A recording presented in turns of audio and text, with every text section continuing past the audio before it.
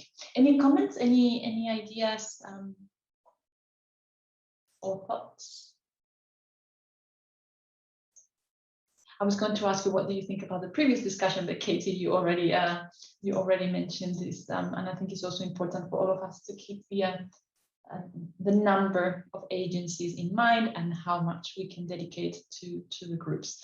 I think we also often want to we are very eager to do things, but then it's really complicated to follow up on things. So, yeah. Katie. Yeah, and I see there is a question in the chat about like the merger of groups. I think we do have pretty clear and defined deliverables that we want to accomplish for this group for 2022. But I think if there's, I mean, I'm not close to that idea of merging because, as I was mentioning, we have a really small workforce, so it can be quite difficult sometimes to push these things forward. We have to put a lot of our own personal investment and energy into anything that we accomplish. But we do think it's really worthwhile because, again, having 194 people at this webinar, you know, when everyone is experiencing online fatigue, and it was so interactive and engaging. So I think, yeah, I mean, I think we see the utility of it, so we definitely want to push through. But I guess those are some of our considerations in terms of merging. Thank you. Yes. I think what could be an option is to see, based on the deliverables, where we can work together on specific outputs.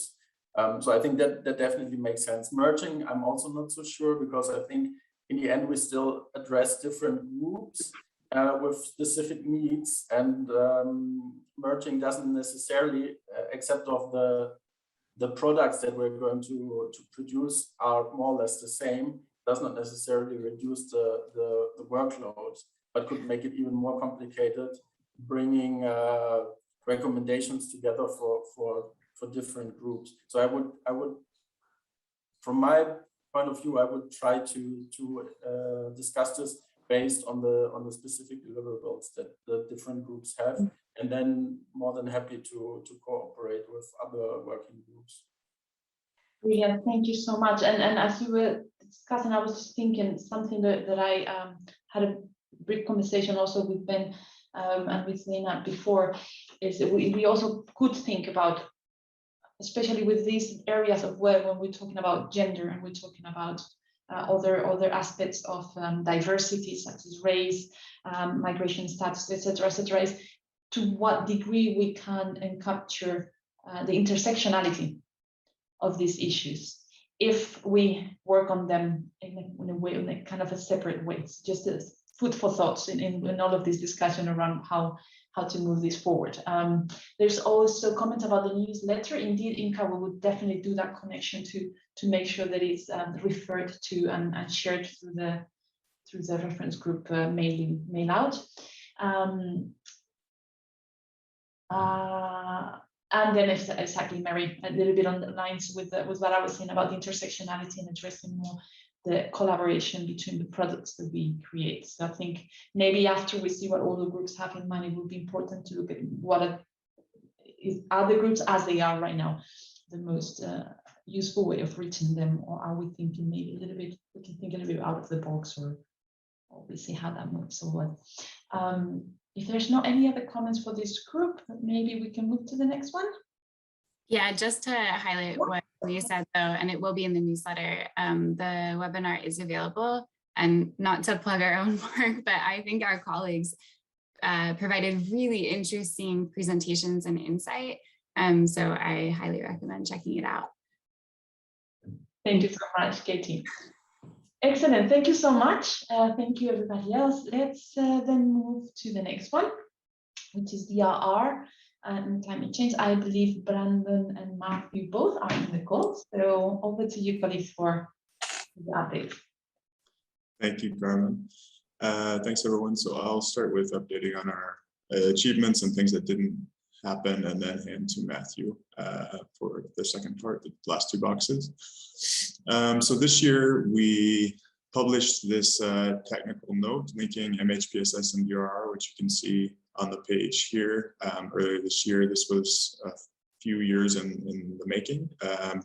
but informed by a lot of the past years of activities of the group, and sort of the first, I think, of its kind, really talking about how the concepts of MHPSS and disaster risk reduction really link together, putting together preparedness ideas within a disaster risk reduction framework, laying out some case studies, having some practical tools.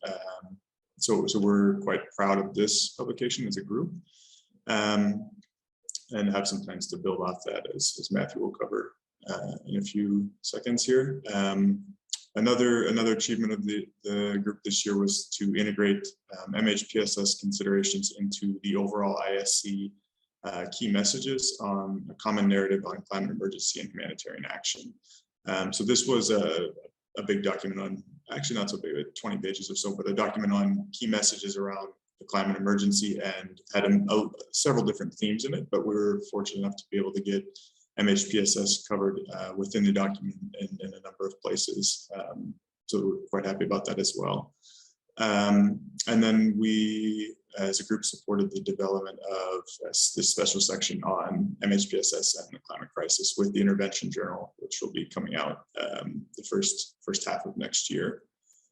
Things that did not happen in 2021. So we had planned to do a mapping exercise of MHPSS and specific to what people are doing about climate change adaptation and mitigation. So a little bit more precise on that climate focus, and this was kind of brought into our minds from last year's discussions around this topic, and how important climate change was for everyone. But we added this deliverable, and we did not complete this deliverable. We've started it. It's being initiated, and so it's sort of underway, but not completed. And then same with the idea of developing some preparedness training materials. That was part of what we're thinking is a next step from this technical note, that are also initiated but not completed. So I'll stop there and I'll hand to you, Matthew. Thank you. Thank you, Brandon, and hello everybody. Good to be with you. So as to question 3, whether to continue or not, we discussed this as a group and came up with a resounding yes, and from the group. And basically the purpose is, going on to question 4, to focus on those 2 planned deliverables that we didn't get to in 2021. So the mapping exercise for MHPSS and climate change, which is being led by the collaborative. You know, I think the purpose there is really, you know, there's so much out there in terms of causes of climate crisis, you know, depression, anxiety, and so on, but there's a lot less on the interventions, what we're actually doing about it. So we really want to understand, explore what's out there and how what can emerge from that. And also then build that into the other key deliverable, the development of the preparedness training materials and packages, which is being led by Margriet Blauw. Really with that purpose, building on the technical notes, making it operational, giving agencies tangible ways to implement preparedness. Doesn't seem to be much out there on this topic. That's probably what the mapping will find out. So we see this as a first of its kind, having something really concrete, especially making those links with the DRR community, and then also building on that and building into it in terms of key messages, advocacy messages, who they would be targeted to in terms of making those links. So they're quite integrated together, those 2, and we're looking forward to those going ahead. So that's the brief updates, and we'd be happy to answer any questions. Thank you so much, Matthew. Thank you, Brandon. Are there any questions or comments for our colleagues from the MHPSS DR and climate crisis? Amin, yes, over to you. I'm biased, of course, because I work closely with Brandon, Matt, and Margriet on this group. But let me share with you important updates that the IASC in the current restructuring, identifying climate change, they use the term crisis instead of climate change. So they use the term climate crisis or climate emergency, and identifying it as one of the IASC priorities. So it would be very important on doing similar activities as planned deliverables in 2022 on providing feedback to other documents, not only the document you included here in key achievement in item number 2, but likely during 2022 there will be requirement of getting IASC reference group members' inputs on number of IASC documents to make sure MHPSS is represented. Second, I think would be really great if the group looked as part of the planned deliverables, and the co-chairs can work with you on this. And I hope also different reference group members who have the link on networking, because this group would need really to have as a member the UN DRR. If this group is talking about DRR, it's like a big gap if we don't have the UN agency on DRR represented within the group and reviewing formally. Currently, it's happening informally, but we need them to review formally all what we do. So any agencies that can help in bridging that gap that we have within DRR would be great to contribute. And finally, I think similar to what the disability group did a while back, looking at terminology. One of the challenges in the field of climate crisis is that terminology on MHPSS is not consistent, and the field start to use terms such as eco and anxiety, terms which are, in my opinion and other people's opinion as well, might be labeling by giving diagnosis of specific mental health conditions to sometimes what is normal reaction, and labeling people experience. And also the term psychosocial, the term mental health sometimes used, but also when we refer to crisis and ecological emergencies, while we need consistency around the term MHPSS. So I think within this field there is a bit of need also in reaching consensus on terminology. So it would be great if the DRR and ecological crisis group can help us collectively on this. Thank you so much, Fahmi, for those comments. We also have a comment from Lean. I agree that, and that's why the name has been expanded. I think that what Fahmi was referring to is to change into crisis and not climate change. But of course, we keep ecological as well in the name. Yes, and to look into those weaponization of the mental health reactions to climate change is very, very important.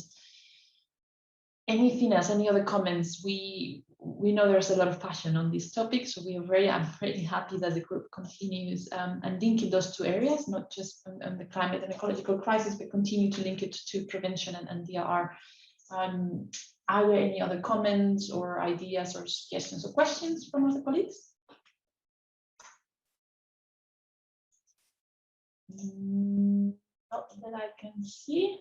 I'm just going to make one comment that Go ahead. mental health. No, I just want to point out that the climate and ecological crisis are cross-cutting issues.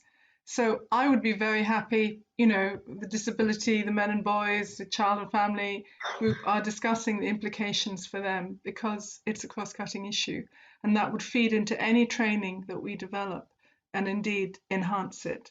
And I've just been thinking about all these things because Margaret interviewed me this morning. But the other thing is, I hope that we can, we are in danger of being pushed into mitigation and response as opposed to prevention.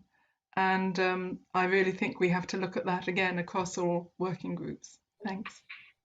Thank you so much, Lean. And actually the point that you were mentioning about cross-cutting, I would like us all to keep that in mind. I think with all of the groups, we have a children and family group that is going to have a lot to say when the People on the Move group works on a package for people on the move, and they need to take a look at the elements of children in there.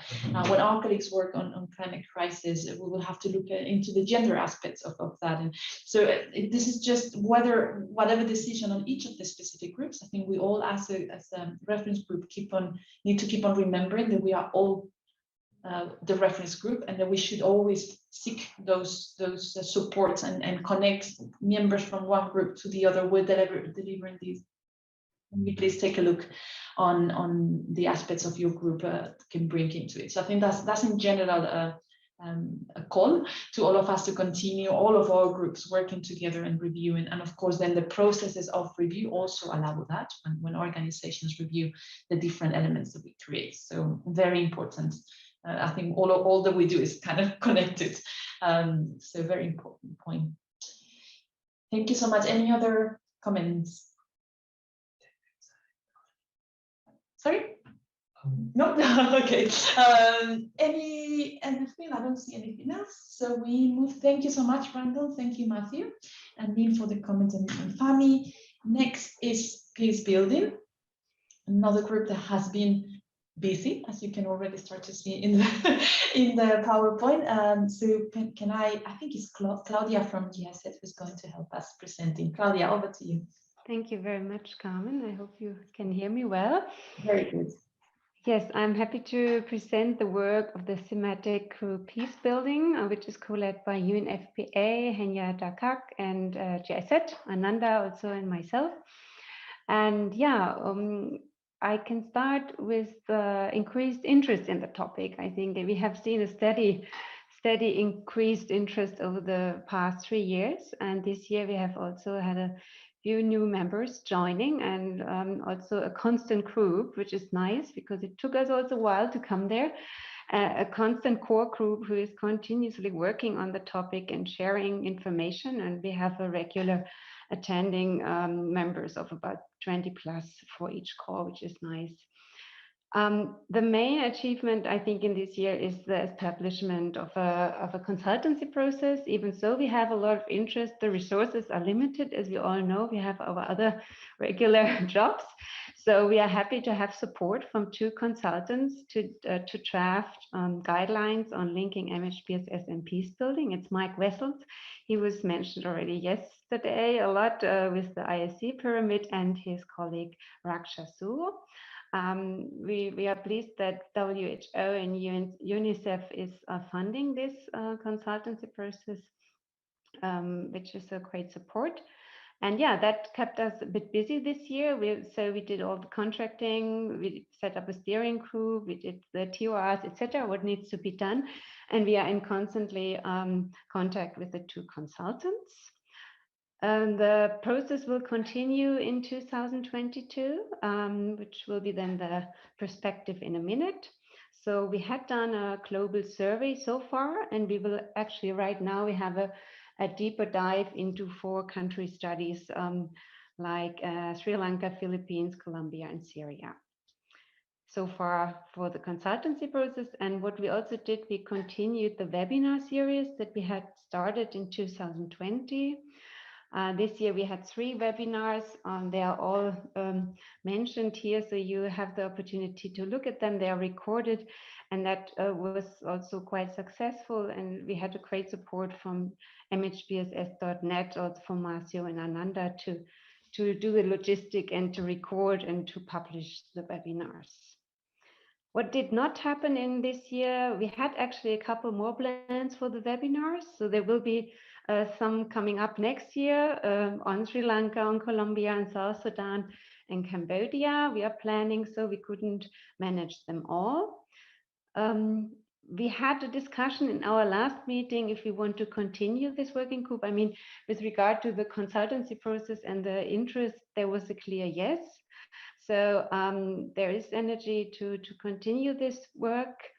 And what we are planning for the next year, I mean, I mentioned already, we're going to finalize the guidelines. There's a lot of work still to do. We will have reviews within the thematic group, but of course within the reference group in general. So we will share it with you.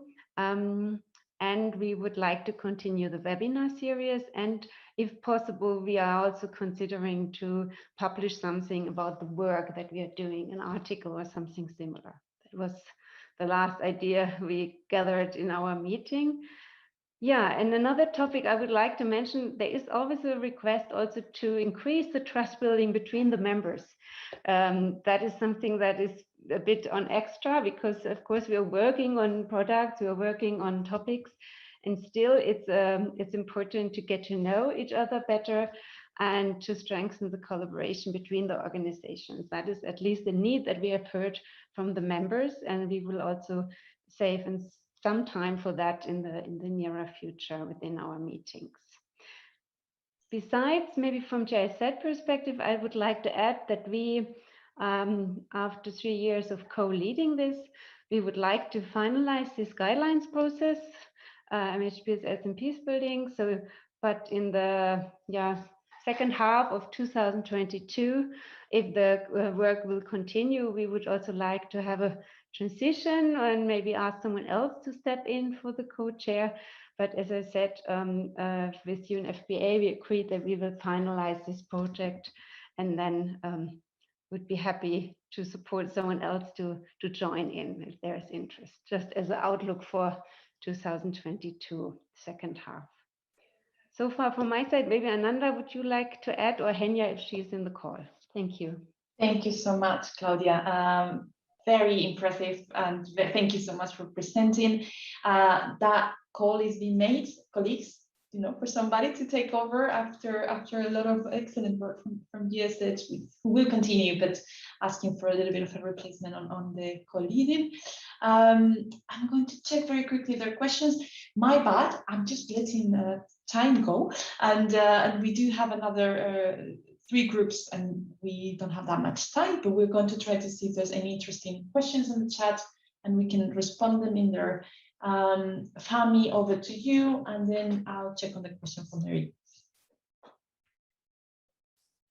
Thanks, Claudia, for the excellent overview and for the peace building group for their work in 2021. I'm intervening because I want also to acknowledge that UNFPA, in addition to WHO and UNICEF, contributed also financial resources to the process of the consultancy, and likely will continue. So UNFPA most recently, for example, supported the translation process of the audio recording of the focus group surveys that Mike and Raksha has contributed to. So want to give the credit to UNFPA colleagues.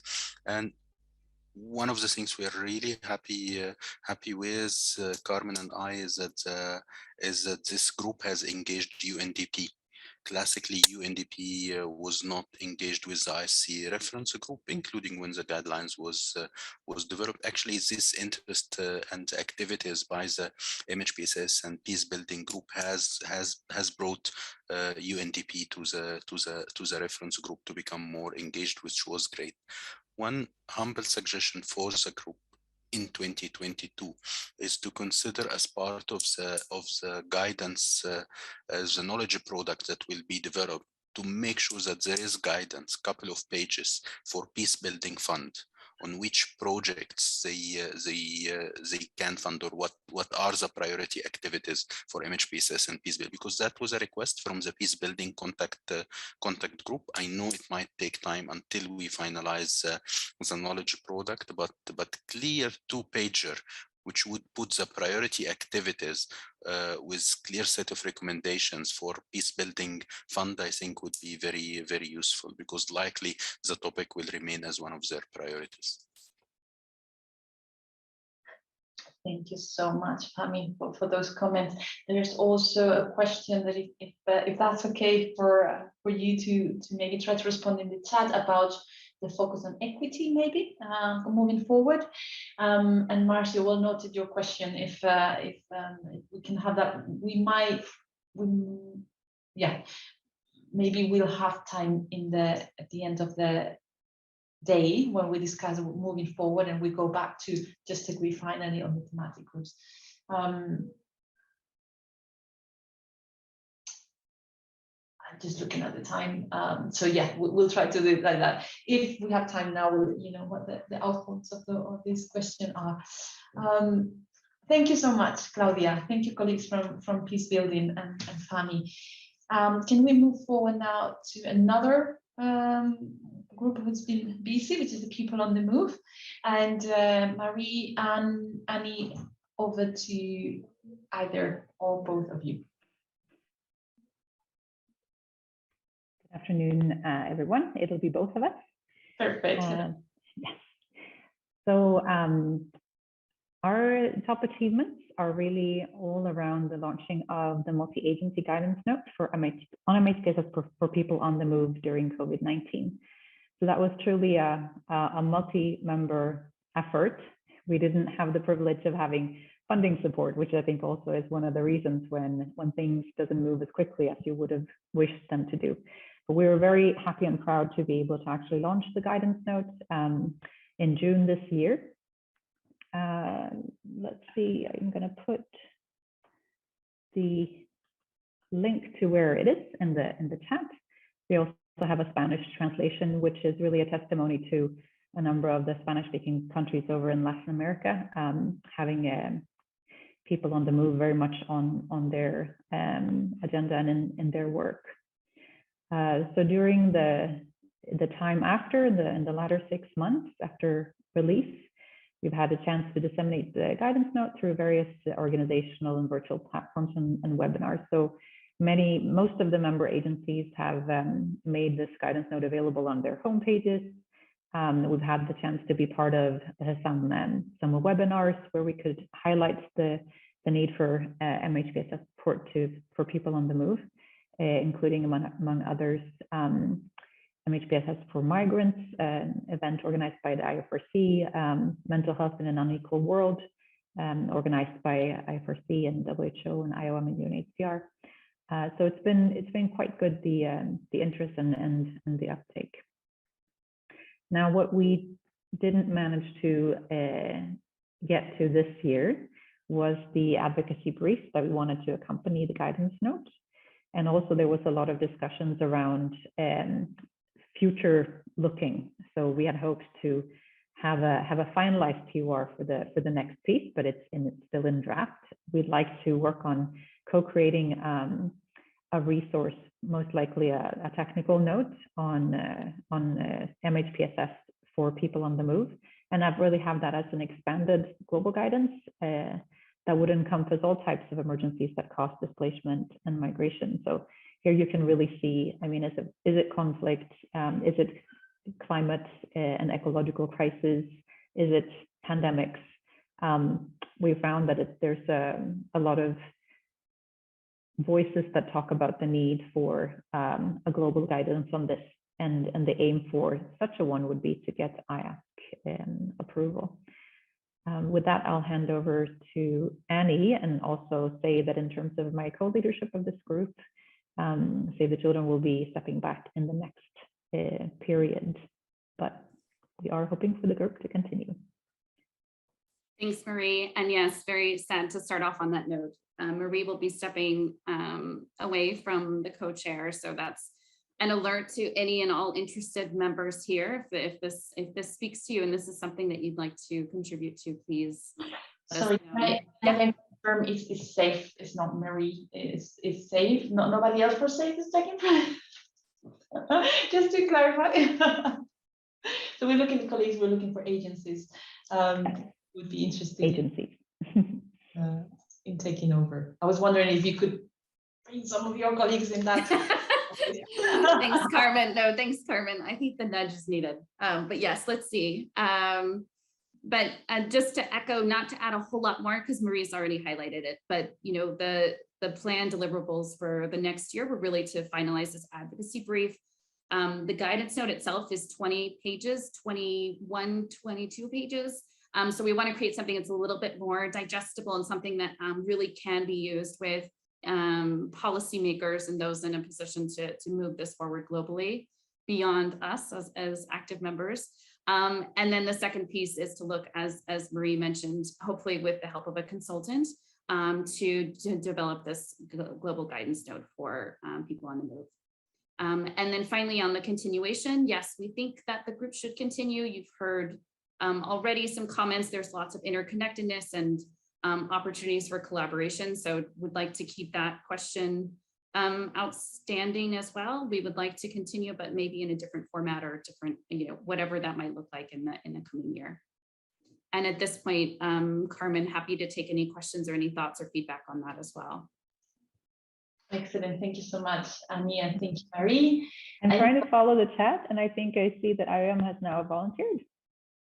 just step in. That would be absolutely I fantastic. think Guli is clarifying that he was referring to the peace building. Oh, it was the peace building one. Ouch. Guli was coming to the IOM has an official position on peace building now. So the request is there. Also the space for questions and comments. I would kindly request at the moment in the chat, if we have a little bit more time at the end, I would like to try to get everybody to participate on time.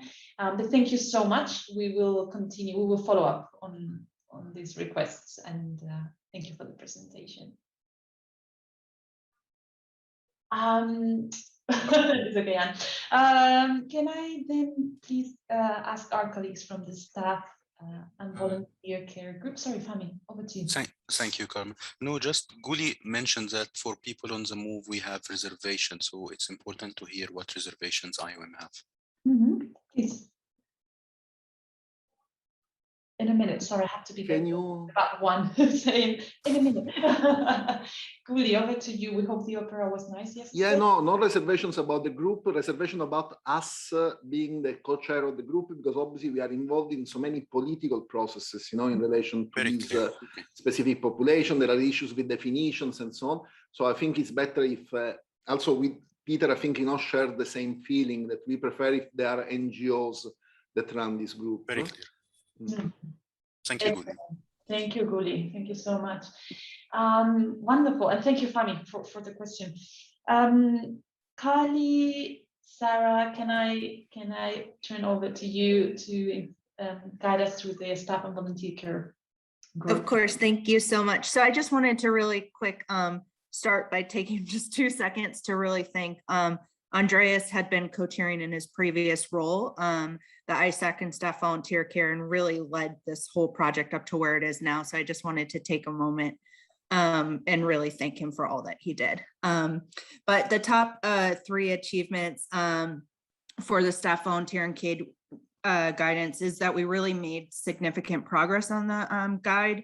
And then that we completed the majority of the case studies. And then the things that didn't happen in 2021 were really the failure of the review of partner organizations. And that was just kind of more on the group and kind of the disinterest of the group that kind of fell off, and then just COVID. And I think a lot of us just being really tied down.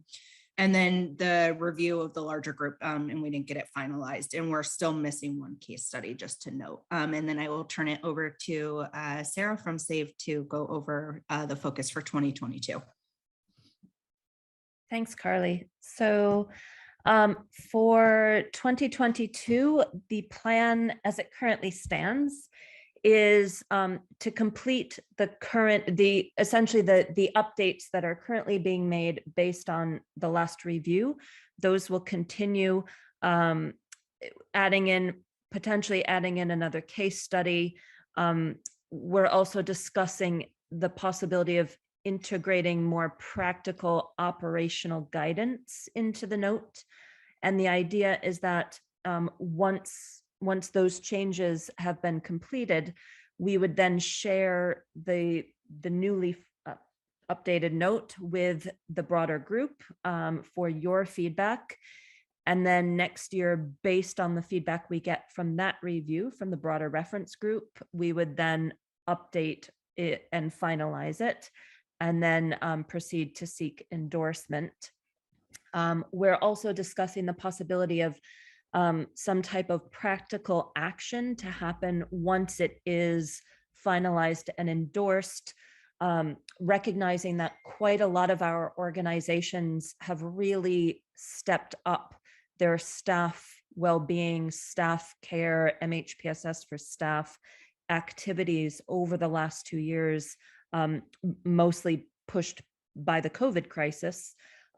We thought that it would be a good moment as we're sort of, finalizing and launching the final guidance note to also have some type of practical consultation where those organizations that have been trying new things, implementing new approaches, piloting new activities could come together for a really practical knowledge sharing, best practices, talking about what's worked and what hasn't worked, and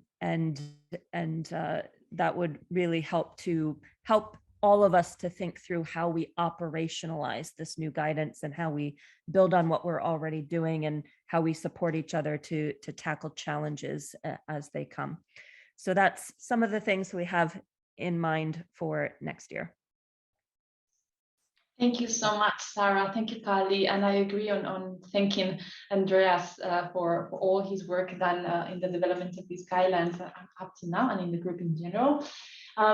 Just to mention from my side that as you, maybe many of you colleagues in the call also know, this is not an easy product. I think there's a big commitment that this is an important product, that we all see the need to provide guidelines and to push this agenda of like staff care and volunteers care.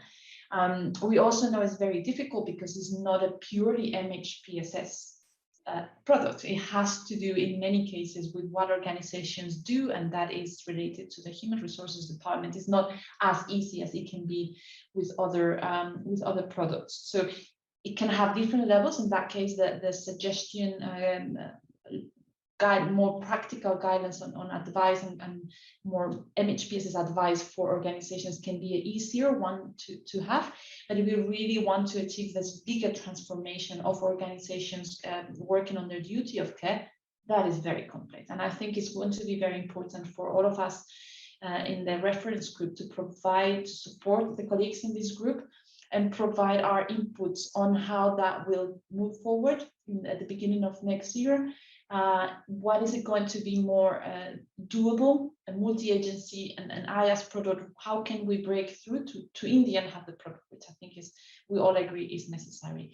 But it's a complex one. So we are going to ask our colleagues and in general on the reference group to support us with the consultations moving forward, with the input and try to get it done in the best and more feasible way possible. Fahmi, thanks, Carmen, and thanks, Carly and Sarah, and also Andreas for the work on this. I just feel that it would be really a challenge for some of the UN agencies to clear this document, to endorse this document, because this is beyond the MHPSS focal point. You need the human resource of different UN agencies to actually endorse this update to the duty of care, and that's such a huge task. We cannot clear documents within the IASC reference group. It needs to be sent to IASC principals and to the IASC OPAG, and the IASC OPAG likely with a document like that will consult extensively with human resource department, because that have new implications for duty of care. So my suggestion, we don't wait for the consultation if we want this document. Actually, we need a wider consultation process, and we cannot go to HR and give them a recommendation. We need to formulate and discuss recommendations with them. And I'm afraid this has not happened in the process of developing the document so far, including HR of some of the larger NGO coalitions. This has not yet happened. I see Mark raised his hand, and I see Guli raising remarks. So Mark Zinguli, please. Yeah, hello everybody. First time I speak in the meeting.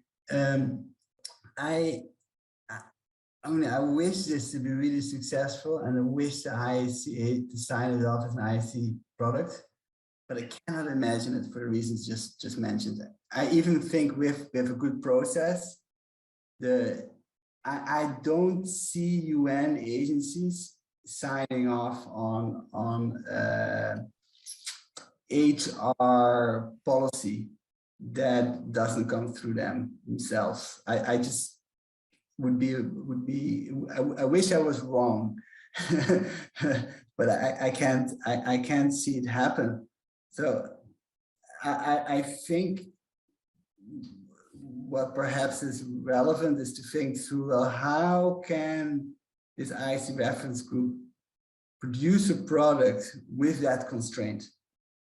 Is it going to be an IASC product, or is it something else that's going to be said, or how? Because it's just it's sometimes the bureaucracy is just working hard and getting through their politics should be strategically smart. But here, I just don't see how to do it.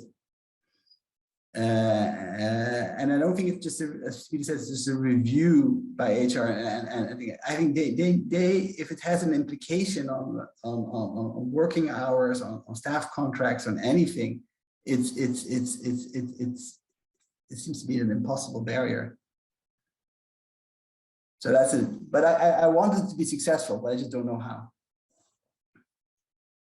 Thank you so much, Mark. Thank you, colleagues. Thank you, Kuli and Peter, and in the chat as well. And of course, that's exactly the difficulty we wanted to bring here. I'm going to pass to Peter before I finish my remark. Peter, over to you. Now, can the co-chairs of the group explain once more? Maybe it was said, but I didn't hear it. Is the focus of the document on all humanitarian workers, or is it? What I want to say is, if it would not be a recommendation from the group to the UN agencies how they should organize their staff care, it is much easier to get through. So if it is focusing on, for example, how local organizations could or should do this, it could be easier. So I just want to know the focus. Is it because otherwise we are, if UN signs off, UNHCR signs off on a document that recommends themselves to do things that they can't do or don't want to do, it will be difficult. No, I think that's a good point, Peter. One, we did originally, I think it was more broader, and then we got together last year, Andreas, myself, and a couple others, and we really tried to focus it more on local NGOs, which I think is critical, and smaller international NGOs, right? And I think we could probably strengthen the language to focus more on that. And I think the document already does recognize especially smaller groups and the difficulties they have with lack of funding and other things to, support and focus on staff and volunteers. Yeah. So I think that will help a lot. And that really was the idea behind the document, and why we're going to look at making it a little more practical is really a document to serve those organizations, both local and smaller, international NGOs that might not have the resources at the ground level to support their staff. So I think that should help, and I think you brought up a great point. No, I think that is helpful. So two things, and one is, I think, focusing on national organizations or smaller organizations could be helpful. And the other thing would be that the document doesn't have the status of a guideline. That is in the UN, at least in UNHCR, it's a very that's a very politically strong thing. A guideline means something we can be audited on and we can be punished, and if we don't do it, which would be good, but we never, I'll tell you, we never get this document into anything like that. So if you would avoid words like, well, guidelines is very problematic for WHO anyway, because you have to do an evidence review, but also words like guidance. So if you could just say tips or tools or something that or how helping national organizations to improve staff welfare. I don't know, you have probably thought about this, but just to make it, I think the impact would be larger if you make it less binding, because then at least you'll probably get somewhere. Thank you so much. Colleagues, we are over the time. We have one more group and we haven't reached. I still think this is a very important discussion to have, and we also want to hear the next group. So, Kuli, I'm going to go to you very quickly and refer our colleagues to the comments in the chat, which are very useful as well. So I think honestly, the problem is not how it is called, but the stamp that it has on. So multi-agency can be, I think, interagency standing committee that has to be approved by the principals, not really, because they cannot approve something that has not been agreed from one side with the HR departments and so on, and on the other with UNDSS that has actually the duty of care for UN staff, in general, also from the psychosocial point of view. This is particularly important also if this is limited to small organizations, because IOM, UNHCR or WHO will never sign on something that regards small organizations that they might fund because then this will create a duty of care whenever they fund these organizations. So I think that probably my suggestion is not having it as an interagency standing committee product, but as a multi-agency, as someone already suggested, where probably UN agency won't sign off. Thank you so much. Precisely what we were discussing about consultations at the beginning of the year, this is exactly what I was referring to bring again our colleagues in one of the reference group calls. We will have a dedicated time. We tried to do before the end of the year, but it was not possible for our colleagues. So we will do that next year so we can bring all of these ideas together and see how we can move it forward despite the challenges. I have my own thoughts about also telling small NGOs how to do something that maybe sometimes they do better than us. Just dropping in there. But I want to thank you so much. As you can see, this is a very important topic, and we will be looking forward to liaise with Carly, with Sarah, and the other colleagues in the group early next year to see how we move it forward. So thank you so much. Can I please ask maybe Inka to guide us very quickly on suicide and self-harm, and how is it looking forward? Hi, actually it's Claire. Oh, is it Claire? I'm going to take us through it. Our other co-chair, Claire, are you there? Yes, hi, I'm here. Yeah. Sorry, Claire. No worries at all. No worries at all. Wonderful to be back with everyone. So we just wanted to give some updates. We've had a really productive year. So we have now developed a comprehensive draft of the guidance document, which we're really pleased to be able to share with you. So this has been building on the literature review that was conducted last year, which Sonali, who's also on this call, had taken a lead on, and a lot of collaborative efforts by thematic group members to contribute to the writing process, sharing of key humanitarian context examples, and also the editing process. And also support as well from an APA fellow who is working with Inka at WHO.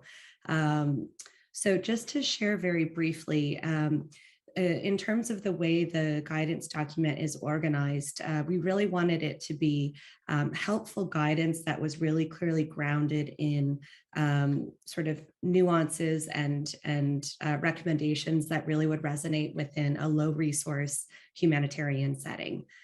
So in terms of the contents, there are sort of core components that should be kind of regarded as the initial first steps and best practices in terms of coordination and collaboration across multiple sectors and stakeholders, and conducting an assessment of the context and the needs and resources regarding suicide and suicide prevention to help guide that programming. And then some ongoing activities in terms of the monitoring and evaluation and well-being and core competencies components. And then we've got a section that has a number of different activities that could be conducted as a part of suicide prevention efforts. So one has to do with awareness raising and advocacy, another around means restriction. And this, of course, took a lot of really kind of adjusting to what would be realistic within a humanitarian context. Another is with regards to ensuring responsible communication and media coverage. Another really substantial component is on capacity building of frontline workers, which again, in a low resource setting is so crucial when we may not have the mental health workforce to really be able to step up. So really looking at the frontline workers, but also all of the kind of gatekeepers within the communities. Another activity is providing mental health care as a part of general health services and how suicide prevention efforts can be included there. And finally, building life skills of young people. As we know, young people are also at an increased risk of suicide. So this is something that we're really excited about. Initially, this was a product that we thought might be 3 to 4 pages. And at this point, with all of the momentum, but also a lot of really key guidance that we wanted to include and also really key examples, it's now at 30 pages. So it really took on a life of its own. And this really has been a tremendous collaborative effort. Now, one thing that we wanted to mention as well is, so within our group, which has expanded a lot, there's been tremendous interest So we've got about 21 members at this point. And something that has really helped this be a great success is not only having membership in terms of kind of core sort of traditional HQ, IASC, MHPSS Reference Group members, but also a lot of really key actors on the ground who have been doing more focused, dedicated suicide prevention efforts in humanitarian settings. And this collaboration has really helped us. It's something that has really generated a lot of positive momentum, but also really, again, making sure we're grounding our guidance in quite practical and feasible ways. Also, another deliverable that we had initially indicated was with regard to developing an assessment tool.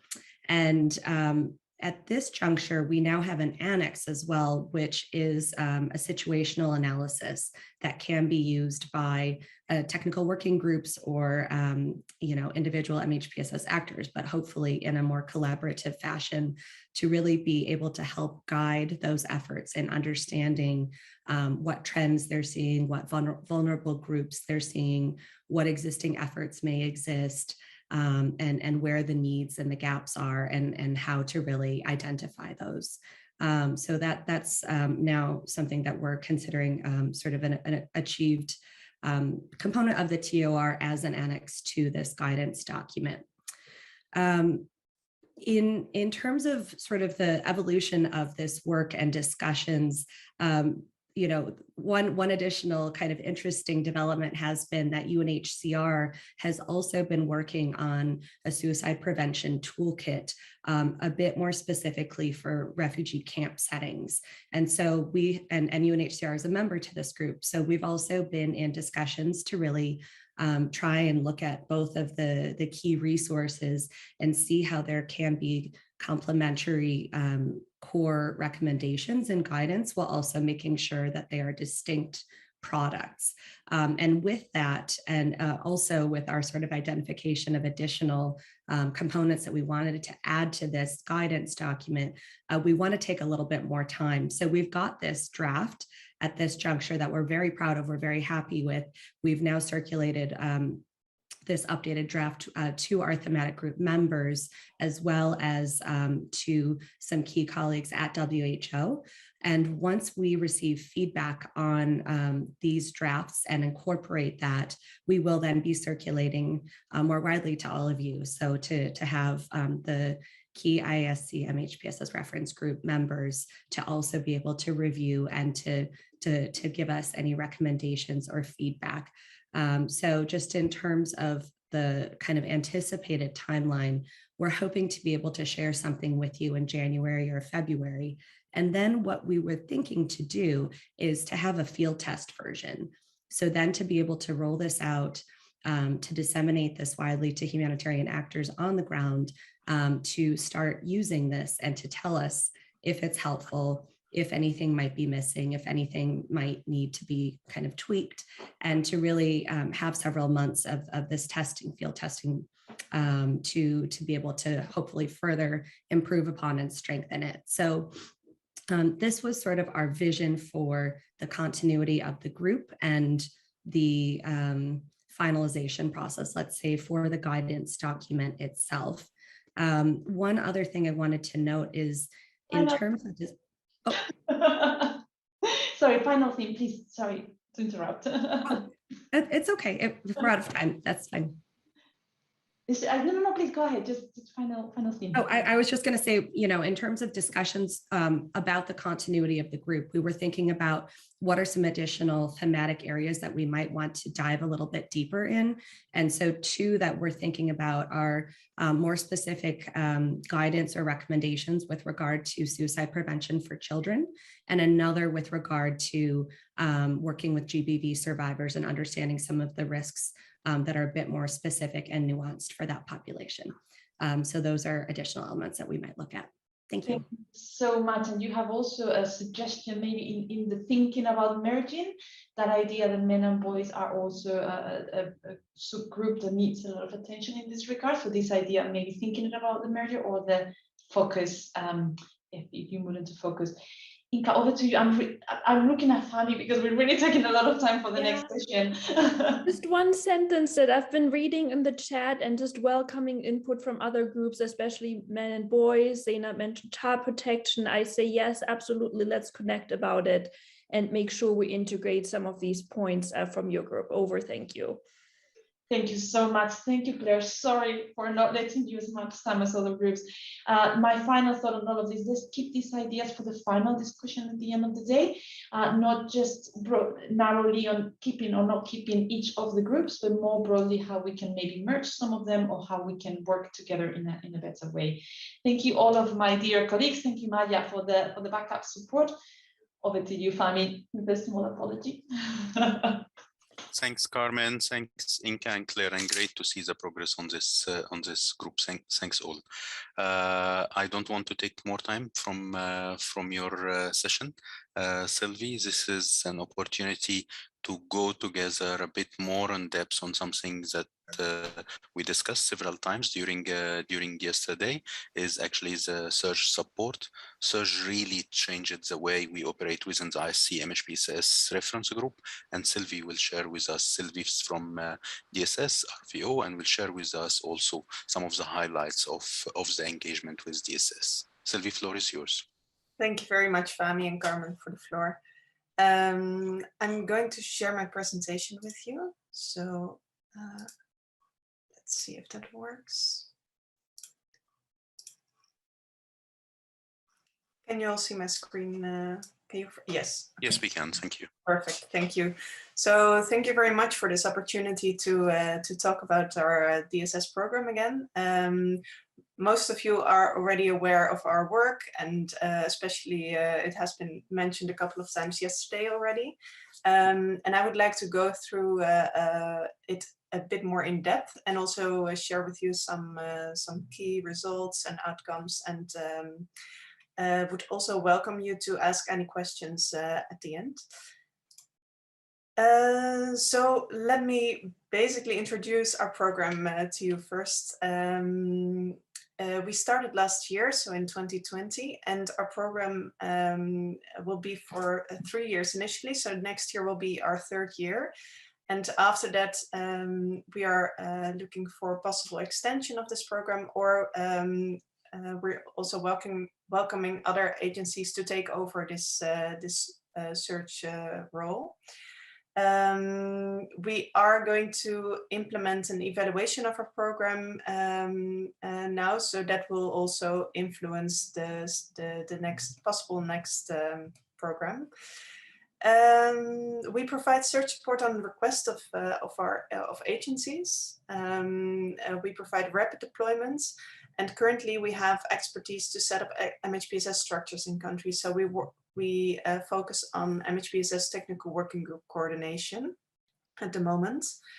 The experts that we deploy are embedded in the organizations, so they are one of their own staff and should be treated as such. And that is very important for us to collaborate with new agencies, which we're always open to. But especially looking at the security of our deployees, this is a very important point. Our program also advocates for the integration of MHPSS support in humanitarian crisis, and we provide capacity building of our experts in the field. This is a basic overview of how we work. So the DSS MHPSS program is implemented by the Netherlands Enterprise Agency. And we have a database of experts, and we work together with the IASC Reference Group on MHPSS for their advice and support during the implementation of this program. And they provide support before, during, and after deployments, and also with the capacity building of our experts. We received a request for support from UN agencies, but also from NGOs. We are currently funded by the Dutch Ministry of Foreign Affairs, and what we do is we deploy and support experts in the field. Let me go through a couple of facts and figures over the last 2 years. So since January last year, we have 29 deployments. And for those who are remembering yesterday's slides on the DSS program, on the search support program, you could remember there was 27 deployments.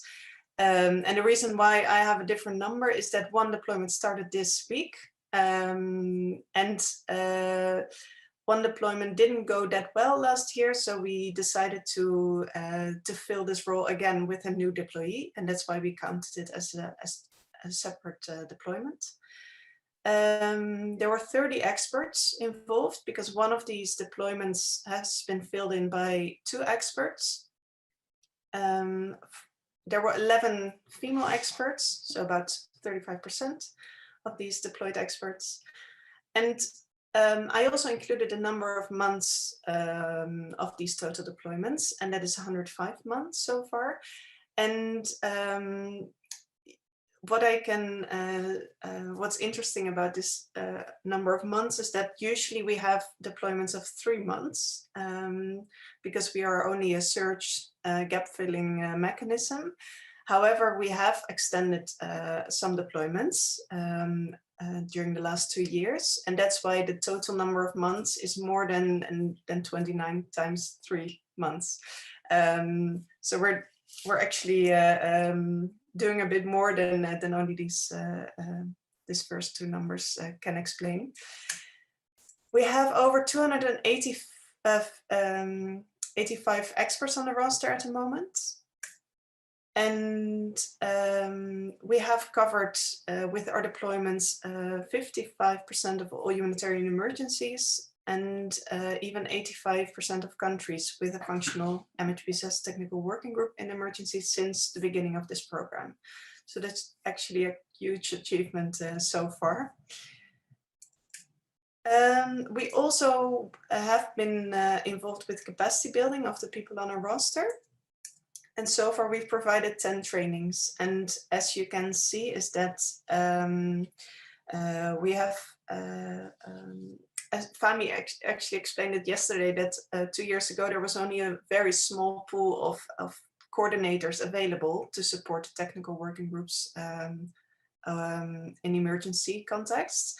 So that's why we've decided to train experts on this specifically, and we've provided 2 trainings last year and this year on MHPSS technical working group coordination specifically, to enlarge this pool of possible coordinators to be deployed in the field. We also find it very important to train to focus on the behavior of deployees in the field when deployed, and that's why we already provided 5 trainings on the code of conduct, and our intention is that everyone on the roster has followed this training. We also have implemented training on effective communication. 2 of our experts have joined the training on child protection in emergencies provided by UNICEF and UNHCR last year. And there's one training that will be implemented this December on mobile data collection during emergencies. We focused, especially in the workshop on MHPSS technical working group coordination, largely on problem solving and case studies, for which we use the experiences of our first year of the deployments. And we use that to train new experts, also to learn from previous mistakes and successes.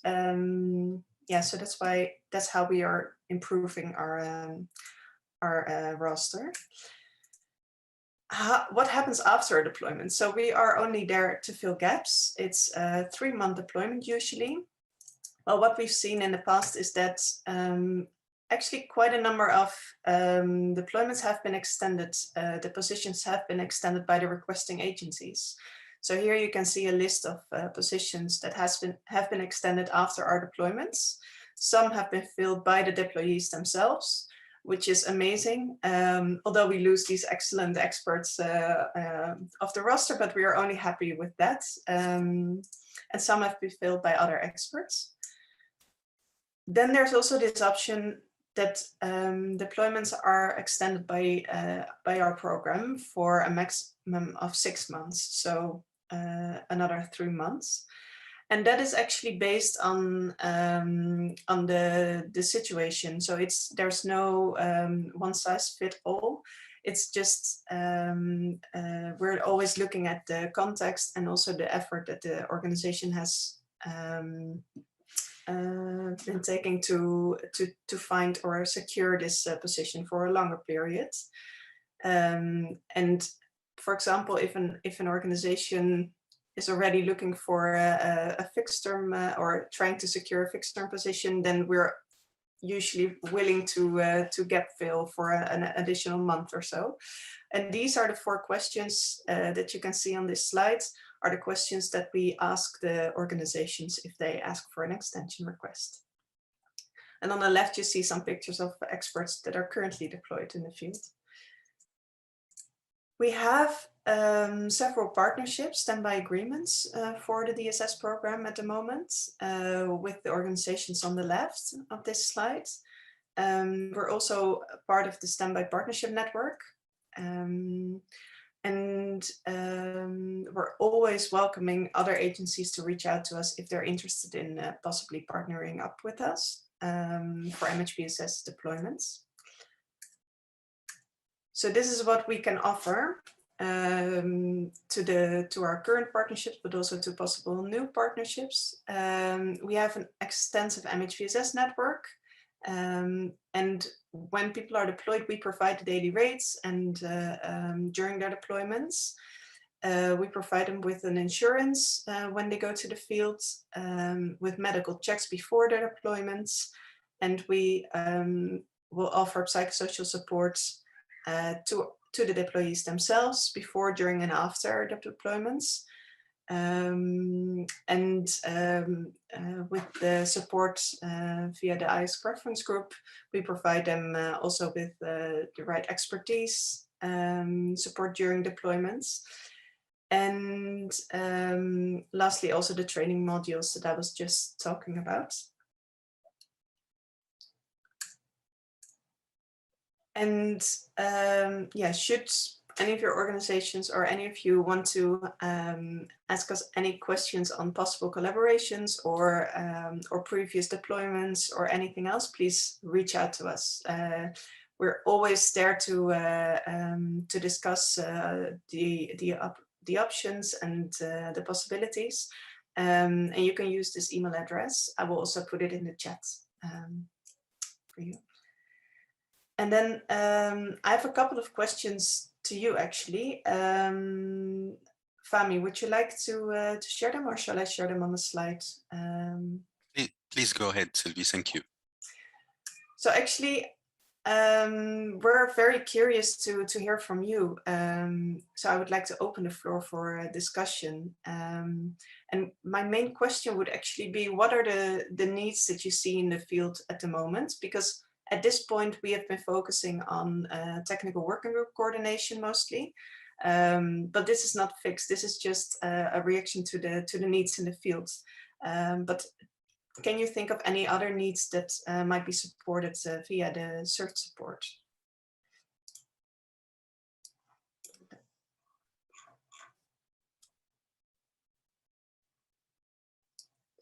Open the chat.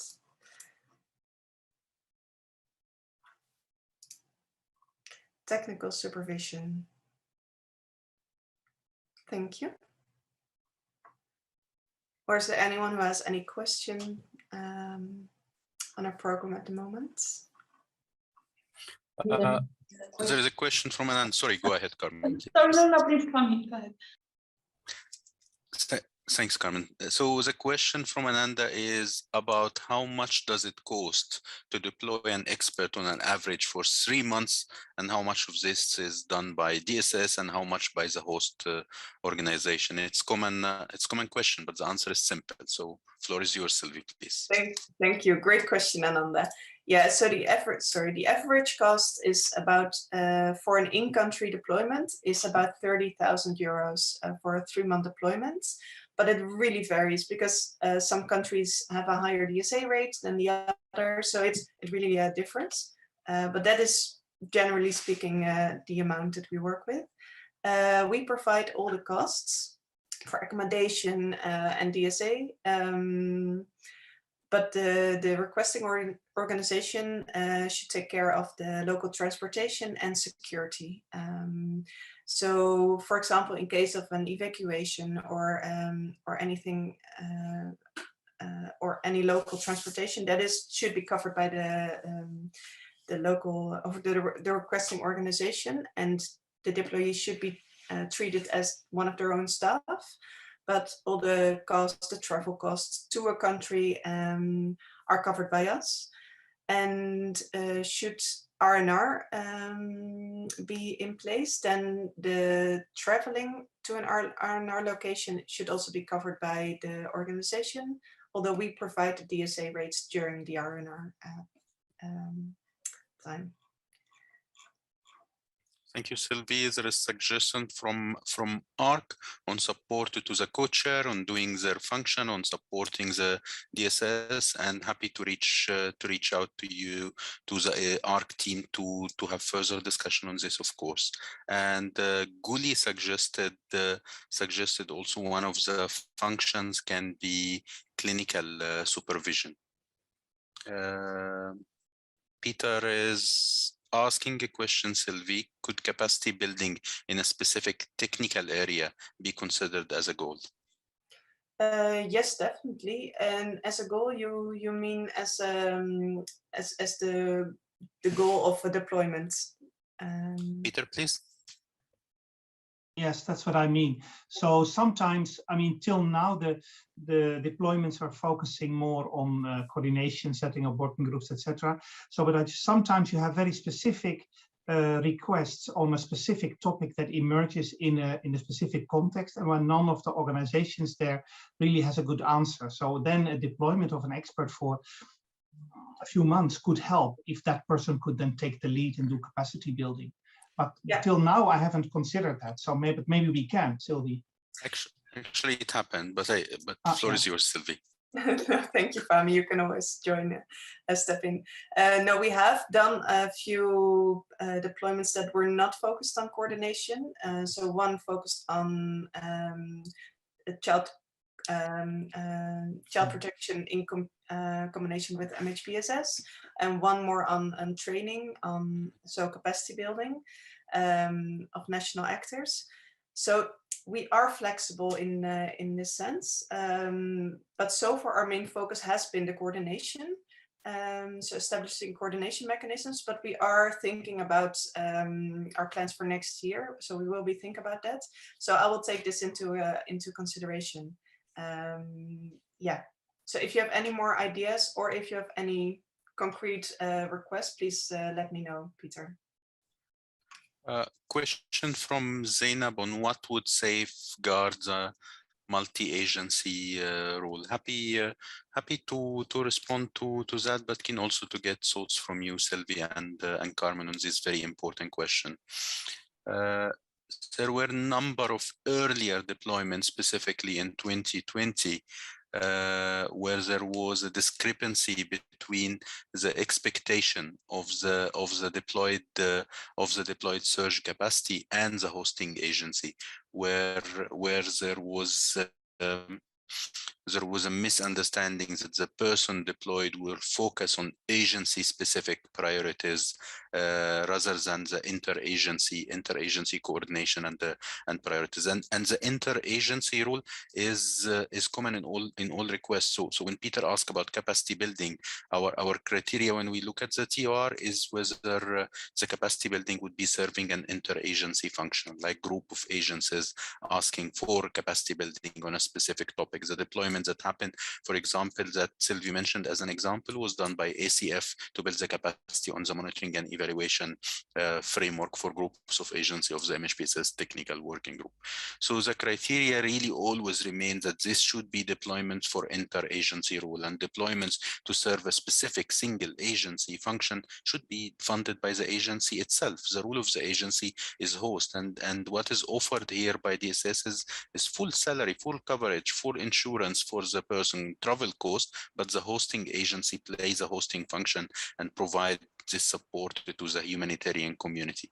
So when we found that a number of deployments, we had this discrepancy, the learned lesson in 2021 was that 100% of the deployments need to have one of the co-chairs at the induction. So we do briefing and attend, either Carmen and I, on behalf of the IASC MHPSS Reference Group, and clarify to the host agency and to the colleague supervisor from the beginning, this is not a deployment to support one agency to support. And actually we start to notice that this is making a difference on clarifying the expectation and help the colleague not to be in a position where they are sometimes turned into confrontational position with their own supervisor. Sylvia and Carmen on this topic, please. I think you're already very clear, Fahmi. Thank you. Carmen, you want to add anything? No, that's absolutely a perfect summary of what I was thinking as well. Yeah. I wanted to respond to Koen's comments on the standard period, because 3 months is short, and I completely agree with that. However, so far we have, it's a balance between the funds that we have and the support that we wanted to give to several countries. So that's why we came up with the 3-month deployment. And we will take this into consideration during the evaluation of our program to see if this is still the right period. So thank you for your comments. Great. And Elise and our colleagues well noted on your comment, and thank you so much, Sylvie, for your great presentation. I want to give the floor to Koen to also talk about a rapid deployment mechanism that do exist with support from Save the Children, focused mainly on child protection, MHPSS aspects, and Save also planning, as we heard from Marie earlier, about scaling this up in the education cluster. So Koen, let us hear from you on your deployments and the surge capacity that Save the Children is supporting, please. Thank you, Fahmi. I think, Maya, I had a little presentation maybe that you can launch. Yeah, you can immediately go to the next slide, actually.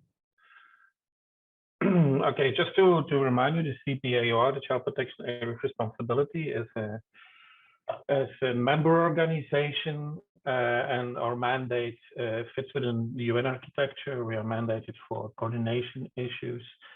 We also do advocacy. What you see here is something of advocacy. We calculate funding gaps, and we go with that to donors as well. We focus a lot on the humanitarian program cycle, on H&O and HRP. Next slide, please. If we talk about deployments, then we have to see basically the deployments and the rapid response team in a wider pack of support that we provide to countries, which is our essential task, right? We have a starter packs for coordination teams. You have help desk, and then we have the deployments. For example, the last 2 months I have been in Ukraine, in Burkina Faso, and in Gaziantep, working for Northwest Syria. And the CPAOR as a whole has been doing 9 deployments to 7 countries, which is not so much, but just due to COVID, normally it's much more, and we're speeding it up now. And also general capacity development actions is something that we do a lot. Next slide. This is a bit about the starter pack. I just mentioned this here quickly because we were discussing also the help desks with the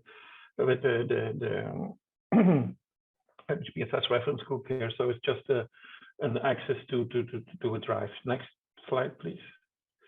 So the help desks that the deployments are linked with are really overloaded with questions. Here you see an overview of how many questions that we receive, and that are linked also to myself as well. When the help desk cannot answer something, it comes to me regarding MHPSS. Next one, please. I wanted to show this slide because basically what countries are a lot searching for is examples, right? They need guidance, but really a lot of examples and formats. Next slide. So what are the top 10 requested topics basically for deployment and for the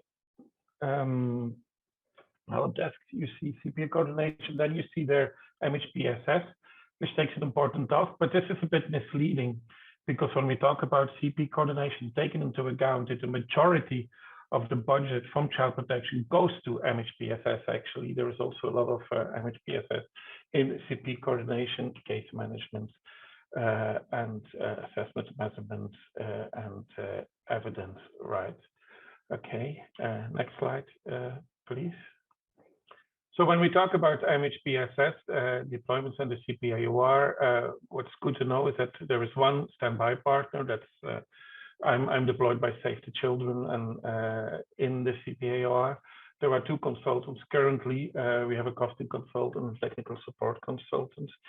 And we also have an intern working specifically on MHPSS, and I get support from a business continuity specialist, which solves all my administrative problems and things like layouts and everything that we need to deal with. And then we have 3 information management specialists, which comes in really very handy, and are great, really. Next slide, please. So when we go on deployment, when I go on deployment with also my colleagues, we try to link in with the other work streams within the CPAOR, as I mentioned, the help desks, but we also have a number of thematic specialists. In total, we have 21 people in the CPAOR. We have a very good localization specialist. We have somebody working on violence against children, child and adolescent survival support, strengthening government leaderships, of course, the humanitarian program cycle. We have 2 people. We also have children on the move linked with DPM from IOM, and we have child helplines. So when we go on deployment, basically we do not only focus on our core tasks, but we also try to link up in every deployment with these work streams as well. Next slide, please. Yeah, so one thing that we actually have been focusing on a lot, also with assistance of Save the Children, is localization. I know we want to focus also with the MHPSS Reference Group more on localization. So we have we help countries develop dashboards, guidance, and toolkits, and we do that through the 4 pillars of country support, from which the RRT is part. Next slide, please. Then there are some special initiatives that we are taking regarding MHPSS, which are currently running. So we have developed, it's now nearly finished, it will be published in a couple of weeks, some guidance for child protection actors for intersectoral cooperation, which is basically just explaining for every sector the keywords that are being used and the key concepts, and then why it is good to work with another sector, and then some guidance that is already curated and how they can do it, right? Many people here in the group actually collaborated in this thing. We're also doing capacity development planning for MHPSS services for child protection actors. And what we do basically is we go to a country, we've been doing that now in the last 2 months, 3 times, go to a country, we sit together with the CPAOR actors, also with representatives of the MHPSS Technical Working Group. We look at what capacities are available, what are the gaps, and then we put priorities, and then the actors with priority of local organizations can give us proposals about how they will fill up the gaps within the priorities identified, and we stimulate really actually South-South cooperation and even exchange of staff among organizations in humanitarian contexts across borders and so on, right? Another initiative is, of course, what we talked about, the cooperation between education in emergencies and child protection. And we also, as we know, that MHPSS can only have the desired protection outcomes if we work on all layers of the MHPSS pyramid. We know that there's a lack of services on specialized services. I cannot say layer 4 anymore, right? So we try to find solutions. We have a TOR, we're trying to recruit a team now of a psychiatrist, a psychologist, and a social worker to look into different countries and to come up with proposals. We have difficulties in recruiting them. We try again next year because so far it didn't work out. And then we also try to, with these 4 pillars of support from which the RRT is part, the rapid response team is part, we try to gradually shift away from doing exclusively PSS activities. We want to give the PSS activities more to other sectors like education and nutrition and so on, so that child protection gradually can focus more on case management and focus on specialized support. That's it. That's good in the time. Thank you so much. And before opening the floor for questions on your deployments through the CPAOR and the mechanism supported by Save the Children, I want to give the floor to Mary Dahl to tell us more about this mechanism and also the future from Save the Children for scaling up this mechanism in education. Thank you, Femi. Just a couple of brief words. In terms of how we've seen MHPSS move within the CPAOR, with the resource seconded to the CPAOR, and seeing also the increased collaboration between child protection and education actors, I think we've just seen the opportunities of strengthening the education side as well. I mean, there's been a lot of movement. ECW we've been mentioning, and then I think a lot of education actors, as Mackenzie shared yesterday, has really put in at least the psychosocial support as a really core component of education actors' work.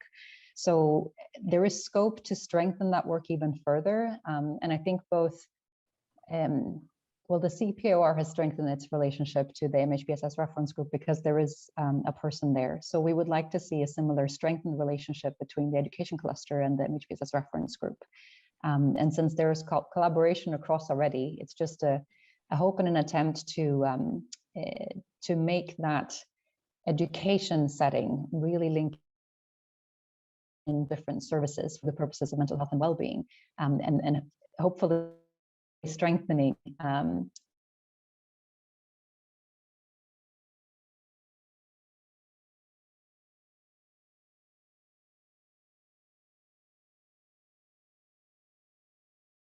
so we really look forward to seeing the collaboration between education protection and the reference group strengthened as one part of course, all the other sectors that are needed for a holistic response.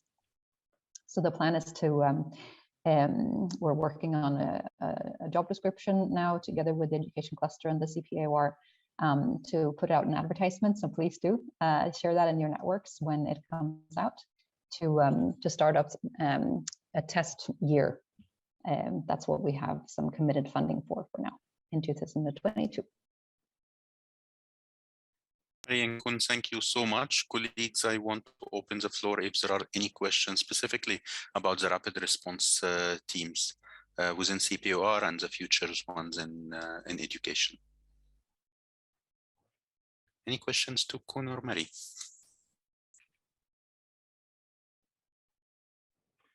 Let me just add that Save the Children has been actually brilliant in facilitating all of this. Save the Children contributes a big part of the salary, but also pays for the deployment, the travel costs, the DSA, visa costs, and other costs as well. So it's quite something, quite an engagement from Save the Children. Yeah. Been a great collaboration.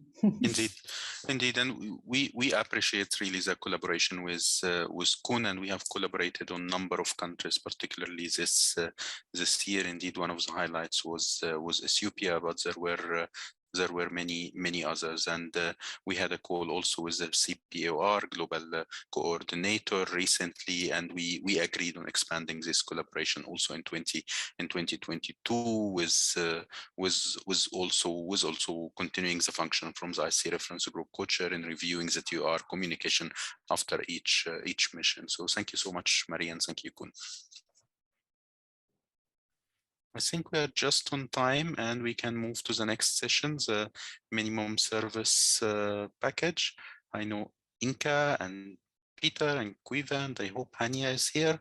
While minimum service package is a project which is led by UNICEF, WHO, UNHCR, and UNFPE, it's not specifically an IASC MHPSS reference group product, but couple of years ago, when the IASC principals had in 5 December 2019 a meeting that was on MHPSS, that was followed afterwards with a joint interagency call for action, there was a specific recommendation from the IASC principals to the 4 agencies to liaise with the IASC members for finalization of the minimum service package. And that's one of the reasons why we have MISP as a standing item on agenda of the reference group to follow this recommendation by the IASC principals. So Inka, take us through the MISP presentation. Let us know how is the progress, please.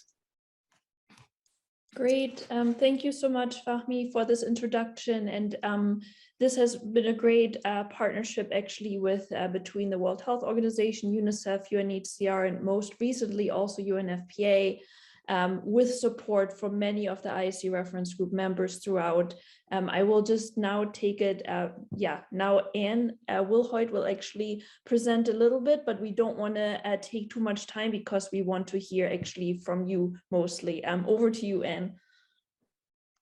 Great, thanks Inka. And yes, sorry, I'm stepping in for Quiva today. So hello everybody. Yes, so as a lot of you know, this is very much a multi-sectoral product. So it originally was health, child protection, and education, and has really grown in scope over time to include now broader protection and GBV. I'm not going to go too much into the details of that, I think, because I think a lot of people are familiar, but we're very lucky to have funding from the Dutch and from FCDO, UNHCR, and Education Cannot Wait. There is a wonderful video that has been put together that I think I will skip straight to so you can see the work that's gone into it, and it explains the whole rationale as well as we will right now. So we'll play that.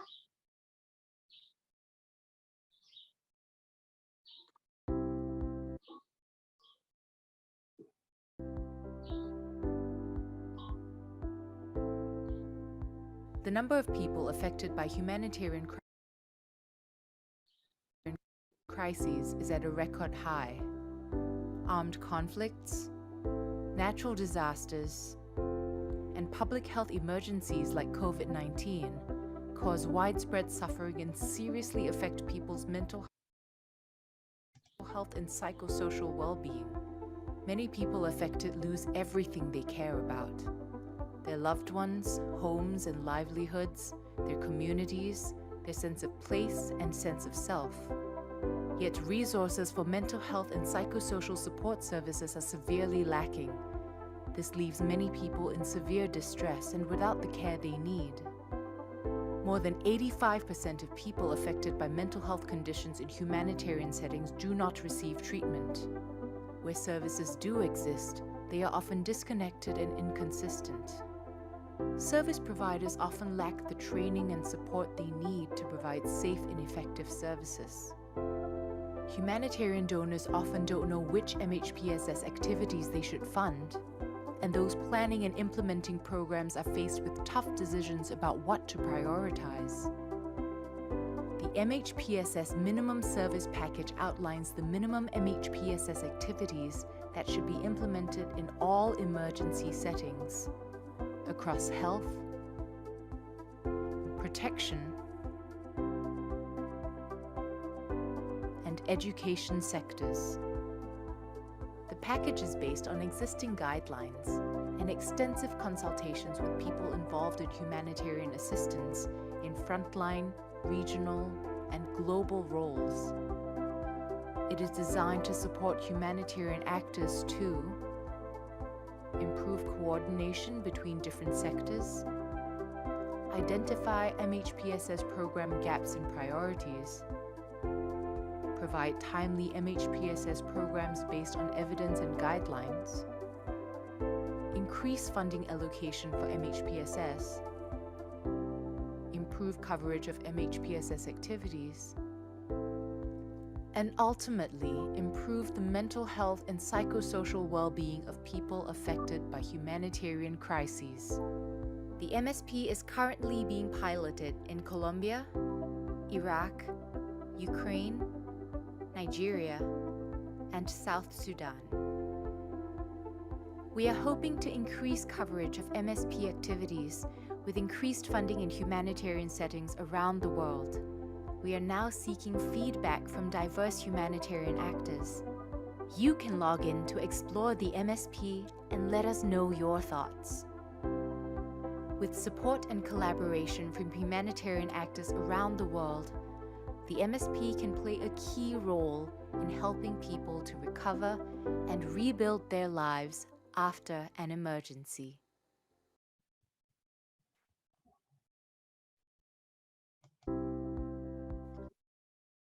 Great.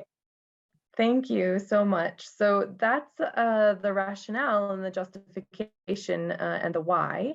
And then we wanted to take you a little bit through what it actually looks like, particularly because so much of this group's input has shaped what the content is and what it looks like.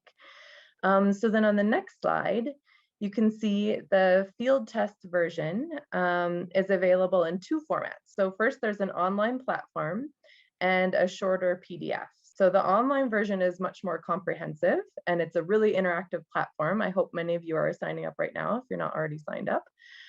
It includes the lists of guidelines, standards, tools that all support the implementation of each of the activities, as well as all of the additional resources like guidance on using the MSP in public health emergencies, and then some other helpful videos like a tour of the platform and an introductory webinar.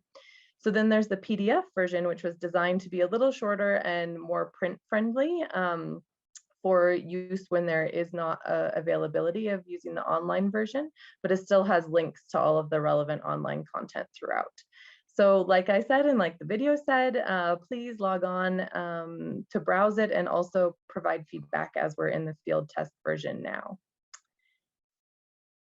So on the next slide then, just to quickly note that there are 22 minimum activities, and each are tagged with a little icon indicating which sectors are typically well placed to deliver each of those activities. Section 1 is on interagency coordination and assessment for the MHPSS response, particularly relevant for the intersectoral and interorganizational work. Then section 2 is the essential components of all MHPSS programs. So any activities that all organizations engaging in any type of MHPSS should be doing, like careful program design, developing MHPSS competencies among staff and supervision mechanisms, like we were talking about in the last session, and developing systems for staff well-being and M&E. So then section 3 is on the specific program activities. So that's where it actually lists all of the different activities that should be done in each sector. It's the main body of the whole MSP and covers activities ranging from community-wide MHPSS messaging and community self-help, all the way to focused support like psychological interventions and care and protection for people in psychiatric hospitals and other institutions. And then lastly, section 4 is activities that are focused on specific settings or circumstances, like infectious disease outbreaks and MHPSS for people deprived of their liberty. And then I'll hand it back to Inka to talk about the gap analysis and costing tools. Great, thank you, Anne. So here you see what we call the gap analysis tool for the MSP, which is available online and where you can basically click and check which MSP activities are being implemented in a specific setting, and then it gives you an output like that, which shows you the gaps. There's also a table as part of the MSP that shows how the MSP maps on the 4 Ws as well, since some of the data you might already have from other assessments. Next slide, please. We also have a costing tool that we're currently finalizing and that will be online shortly, where basically you can enter basic information about the country, the population, and then you get estimates for all the costs of the different MSP activities. And you can also make modifications. For example, maybe you don't need international staff, maybe you need national staff for certain positions, maybe you need more time, less time.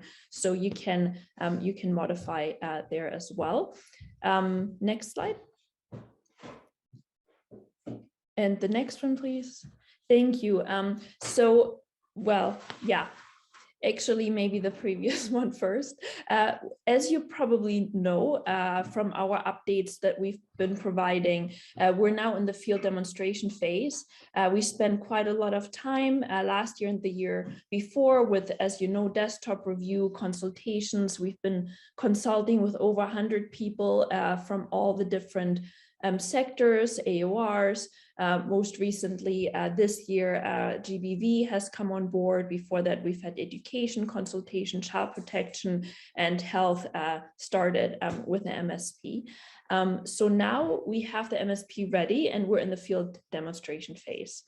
And now we can go to the next slide, please. And this field demonstration phase basically will help us with these different components. So first of all, we want to further develop and field test it. So we're looking for feedback really from everyone, not just from the 5 countries mentioned, but we're really interested in engaging any country, any group. We've just done a webinar for Yemen, for example, through the health cluster on the MSP. We're in touch with Syria. So we're really interested in hearing from you and seeing how different countries may be able to use the MSP or how we can support them. Secondly, there's the MSP evaluation. So we want to hear from you and from your colleagues in the field. How do you find the MSP? Is it what you need? Is it useful for you? What do you think about the content? Does it make sense? Is it feasible? So now is really the time we're collecting this feedback in different ways. When you sign up to the website, you will automatically get a feedback survey about the MSP. We will also have some qualitative interviews with different people and groups. You're also welcome to email Quiva and myself anytime with any feedback. So we're always happy to hear from you. We are also organizing individual consultations for feedback. For example, some organizations have already requested feedback consultations. And so we're happy to schedule that with you as well. If you want to take some more time with colleagues to go through feedback with us, we would welcome that also. And then lastly, we have MSP implementation. Though these 5 countries mentioned will get specific funding for MSP activities, but we don't want to be limited to that. So we're really hoping for wider engagement with a wide variety of countries over the coming year. We can go to the next slide. Yes, so this is the most important one. Because really now is the time to hear from you, and now is the time for you to sign up to the MHPSS MSP website, to give us feedback, to really help us shape the tool to be useful, to be acceptable, to be what people need in the field, because we will have time now over this coming year to finalize it. We hope to launch it next year in November. So until then, we're collecting feedback and input on it. So some initial questions we have for you is, have you used the MSP? How is it going? What's your experience? Any challenges you have experienced? Anything that is missing? Anything that you would like the MSP to address? Also, if you have suggestions for any specific engagement with any groups that you know of that would be interested in providing feedback, please give suggestions or connect us. And then lastly, also a question is whether you think the MSP should remain as a product of the different UN agencies or whether it should be an IASC product. You know, it started as part of the IASC, as part of the thematic working group, also as Fahmi already explained. So this is still an open question for which I know 15 minutes will not be enough, but this is just a kind of temperature taking. If anybody has thoughts on this, they're welcome as well. And now I think I will turn it over to you because the most important part is hearing from all of you. Over.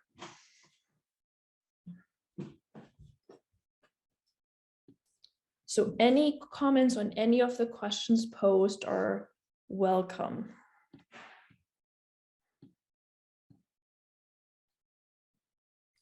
Thanks, Inka, and thanks, Anne. Important questions, and indeed, and looking forward to what member agencies' thoughts are.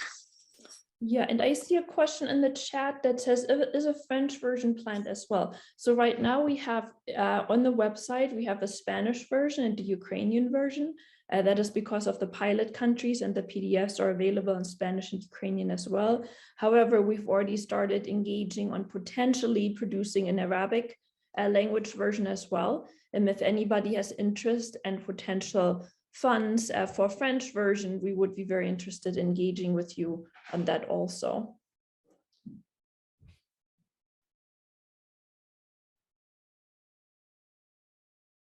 Yes, there's a question from Guli. Yes, so the question is, should the MSP remain as it is now with these selected UN agencies that I named at the beginning, WHO, UNICEF, UNHCR, UNFPA, or should it be an IASC product? Yes. Lynn, I see you have your hand up.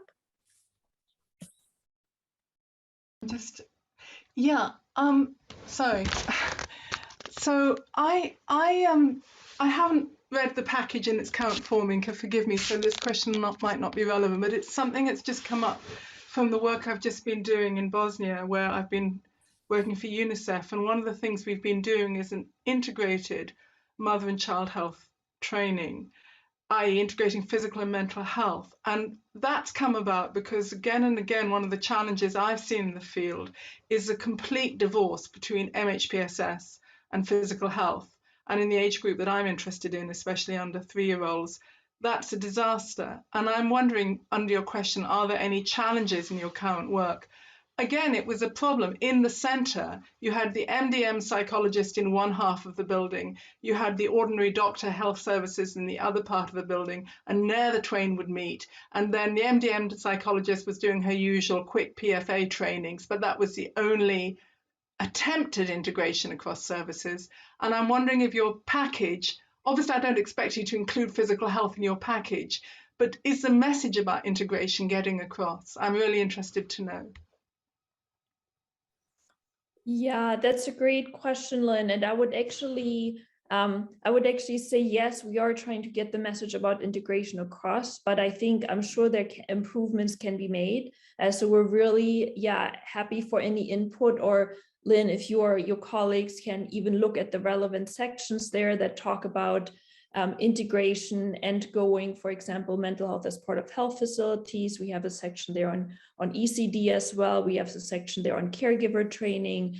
So yeah, if anybody is really welcome, to look at these sections and make suggestions on how we can strengthen that. I'll have a look at the sections. Thanks, Inka. That would be wonderful. Great. And I see now all sorts of comments. Is somebody do you have a sense of what we have, or yes. Let's see. Inka, you have 13 minutes remaining. So I think one of the questions, Lynn, do you mind muting again? Sorry, thanks. Kuhn's asking about if we're getting feedback from government authorities as well.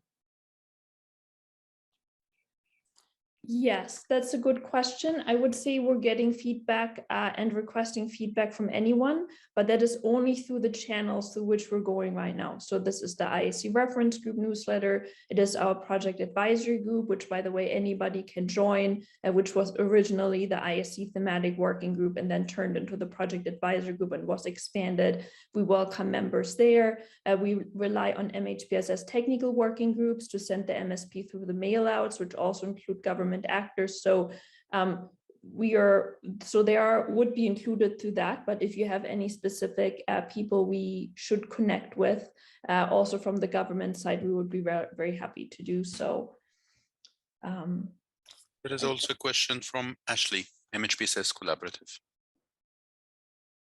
The question is about the value. What is the value of having it as an IASC product versus a multiple UN agencies product? And I think that goes also back to the group. I think that's been a question from some people from the group, and Inka, I'm sure you have thoughts on this as well, so sorry for jumping in, but I almost want to hear as much from the group about what people would see the benefits, the pros and cons kind of either having it as an IASC product or not. Go ahead, Inka. Yes, and I think, what the value would be, would be to basically, one of the points is made to have wider dissemination and endorsement than we have at the moment. Although I think the argument could also make that there's some products like the PFA guide, for example, the WHO UNHCR assessment guide, which are not IASC products, but still are widely disseminated and used. So yeah, I think this is why we also want to hear from you, like how do you feel? Would you feel better about it if it was an IASC product? One disadvantage, of course, is that it would take, of course, longer time to get it to the IASC process. And I think that's one of the reasons why we have released it now with just these select UN agencies, because we just wanted to get it out. We wanted to get through the consultation. We had donor deadlines, but now we're also thinking about the future, and this coming year is critical for us to really make sure we engage the right people and decide about how it will be in the end. And now I will read some comments, unless Fahmi, do you have any we should answer? There is a comment from Guli on IOM preference that it remain as a product of the agencies who developed it as it was a project. But there are no other comments yet. Great. I think I see another comment that says from Save the Children, are you open to feedback until October? Yes, so actually we will be collecting data until September, probably end of August, beginning of September, and then we really have to write up our lessons learned report and finalize the MSP. So we're really hoping to do most of the consultations and engagements in the spring. So we already started now, but actually, yeah, February, March, April is when we hope to get the bulk of the feedback so that we can really make sure to integrate it. Yeah. We have a hand raised from Ananda, but also there is a comment from Terdizom, Leila. What could be helpful indeed is the endorsement, particularly when it comes to quality and costing. So Terdizom prefers the endorsement because it's useful, particularly among donors. Ananda, please. Yeah, so thanks a lot. I mean, it's a very impressive and comprehensive product, and I think the IASC Reference Group and the agencies that have developed it both need to think very seriously about this question of whether it is an IASC product, because as I think that the host of that our panel at the Paris conference, I mean, slightly blithely asked, is this a replacement of the IASC guidelines? I think it has that breadth and that kind of potential. So I think to have it out in the world and not have a relationship with IASC reference group is going to cause tension of some sort.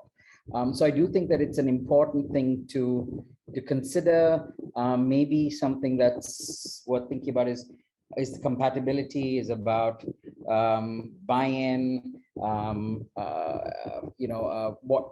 what if any reservations exist. And I think that is a longer process and needs to be, in a sense, a bit of a political process. But I think it is something that neither the MSP agencies right now nor the IASC Reference Group can really ignore. So I'm glad it's come up as a topic. Thank you. Yeah, great, Ananda. And I just want to mention that actually, given that we have such limited time in this session, we were also thinking about just organizing another meeting just to hear from IASC Reference Group members what they feel about this question, because it's quite an important question and quite a big question. And definitely, I get your point, Ananda, about the continuity, that we definitely don't want to replace the IASC guidelines, and the IASC guidelines are, I think, cited in every single MSP activity as an important reference. So that continuity is there, but I think it would probably be stronger if it was an IASC product.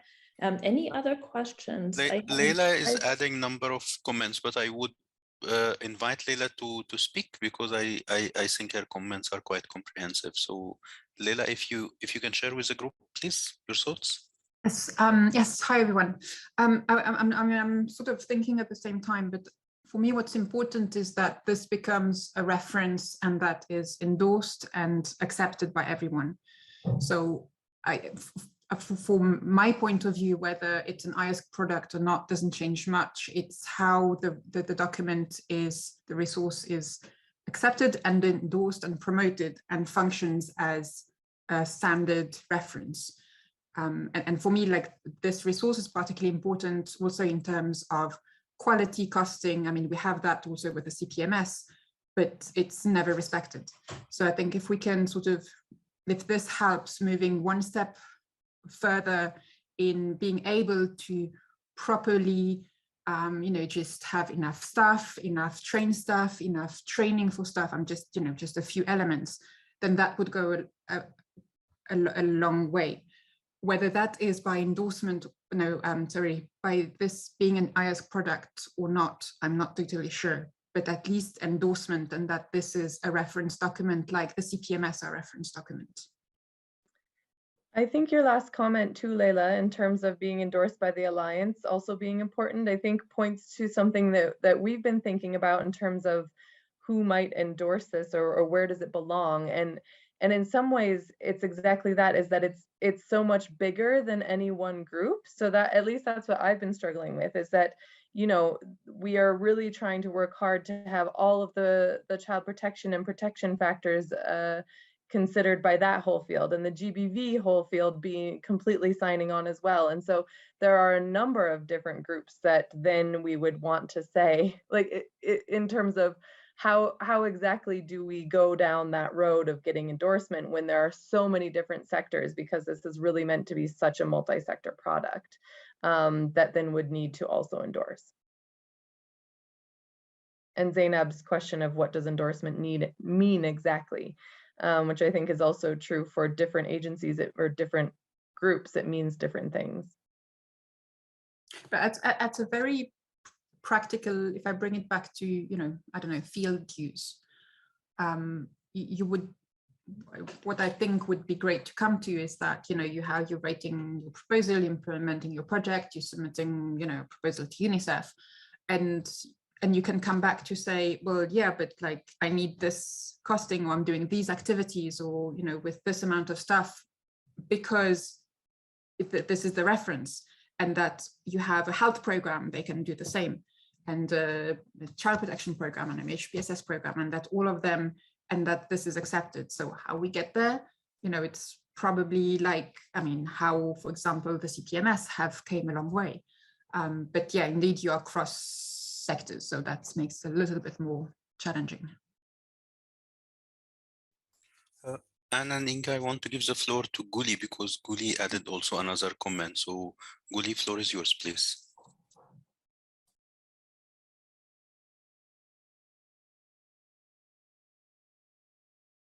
You want me to repeat it in person? Yes, please, and any additional points, because I noticed that you shared a number of remarks in the chat. So no, for me the main point is, as I said, you know, that I think it was developed by some agencies, and it should remain a document of some agencies or some sectors, because also there is an issue of sectors, you know, so it doesn't cover all the sectors.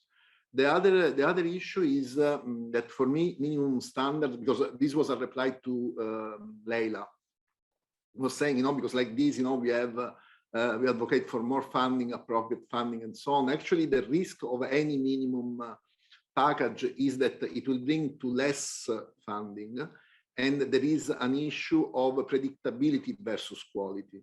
No, because, you know, somehow you are selling the same things everywhere, you know, and you are not sure that they are the appropriate one for that specific context. Guli, thank you for your feedback. Back to you, Anna and Inga. Yeah, I mean, thank you, Guli, for that. I would say that's actually exactly what we're trying to achieve, is more predictability and more quality and more funding. So if you have suggestions on how we can achieve that, we would be really open to that. All the activities have listed actions of what should be done. For example, you know, discussing with key stakeholders or selecting training materials, but it doesn't tell you, for example, which training material. So then you have to go to the resource section and see which one. So it's not kind of a cookie cutter, one size fits all approach. It's not a how-to guide. It's just to say, here are the things you should consider, here are resources that you can access. So it's really with the idea that, yes, we know, for example, we want caregivers to be supported in every humanitarian emergency. Which manual you use, that you will have to still figure out with the resources. So we hope to kind of strike a balance between advocating for what is needed, but not being too prescriptive about how to go about it, because we also want that flexibility. And just to say, yeah, Guli and everybody, we really hope to hear from you. If you feel like that is something that can be strengthened, let's talk about it. Now is the time to talk about how we can make this useful and to make sense and to actually, yeah, improve MHPSS in the field. Inka and Anne, we are just on time. Any final remarks from your side before we close the session? Just to say thank you. I pasted contacts for myself and Quiva, our emails. Please email us. Please get in touch with us. We want to hear from you. Positive thoughts, critical thoughts, challenges, everything is welcome. And the IASC Reference Group for us is absolutely critical, endorsement or not. Either way, your input is absolutely valuable in this process. Thank you.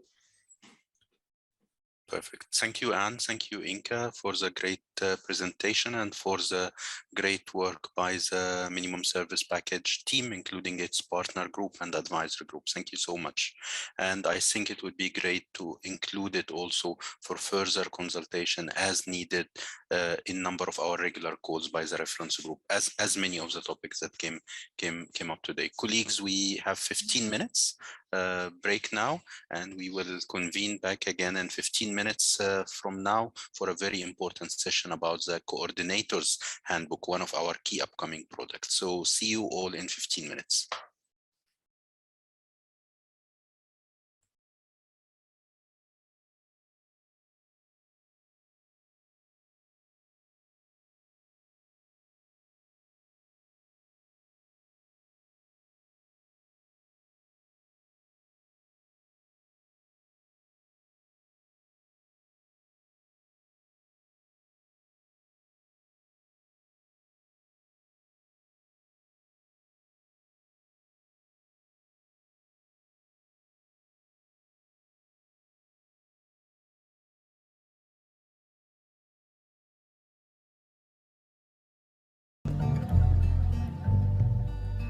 Ona makambo e,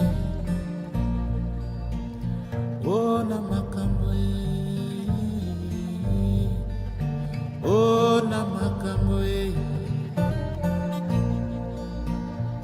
ngai na makambo e, unu para kile ba juli ba lutua,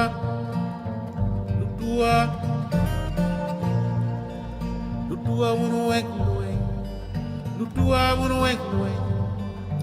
Oh, na makambo e, ngai na makambo e, oh na makambo e, ngai na makambo e, unu para kileba juliba.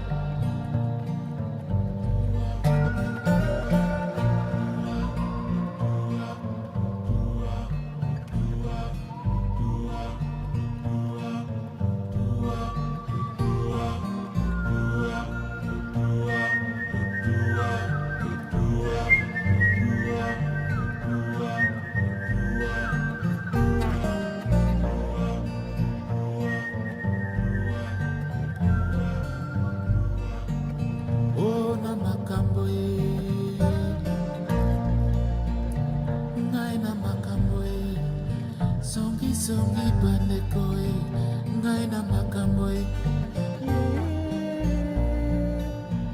ona makambo e, unu para kileba juliba lutua, unu weng, lutua unu weng, ona makambo e, ngai na makambo e.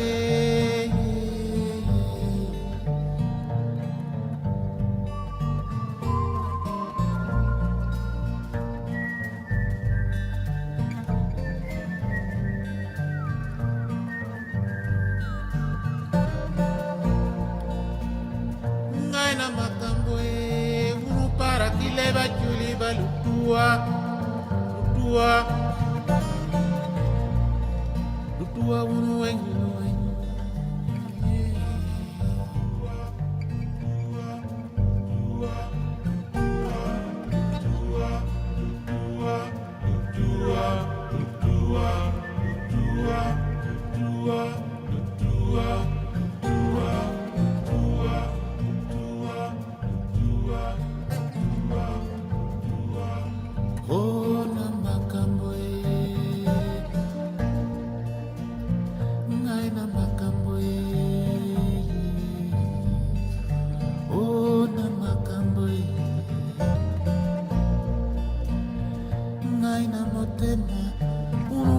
kile munu badu dua unwailuain.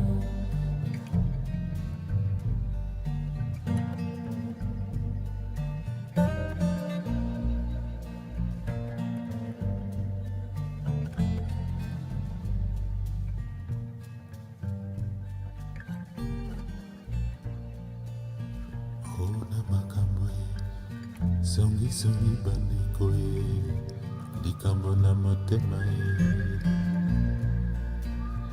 ngai na motema unu parakile baculilo lutua ona makambo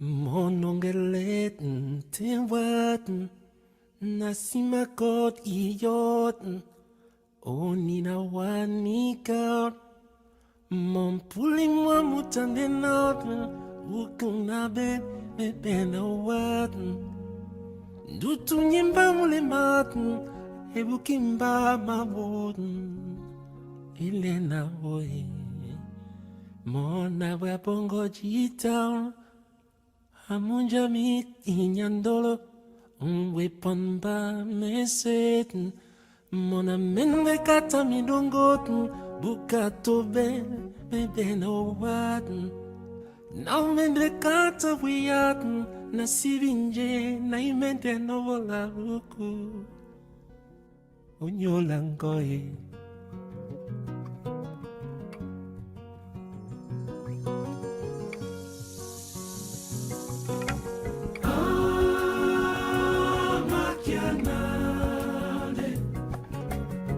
Ilbo sambo we pambo wana dalowina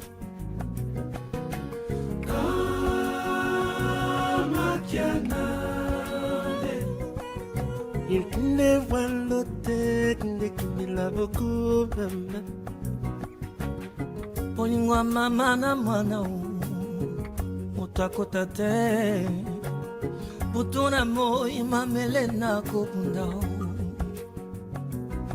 Mobotia zami sisae mwana ndefololo nyuso sala ponangao mamilina bungang mamilina bungang makianade ina masuma pona bobe na dalowina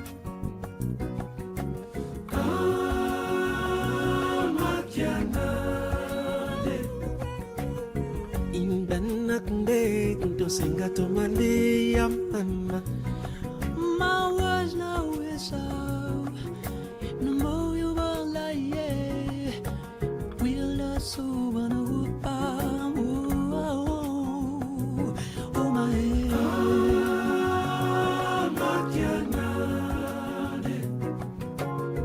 in bosambo boni sisi ana dalowina binyolo mande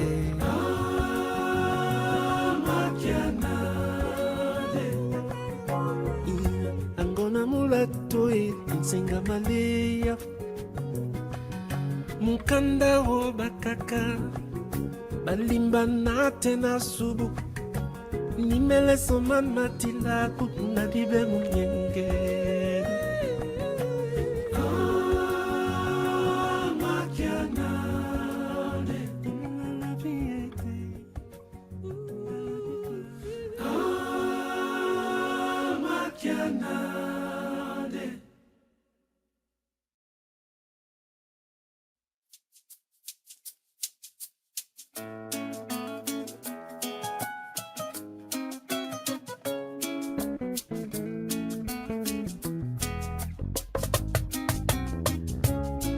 like léegi te jamono jàpp ma ba nga foog ne dama la fàtte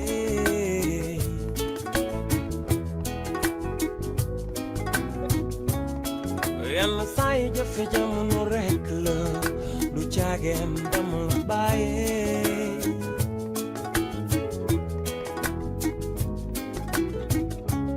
ngir lañu defoon manu ko sul nañu meloo lañu siqoon manu ko sul fañu jaaroo lañu dundoo on nous jamais namanale namanale namanale manu yok yen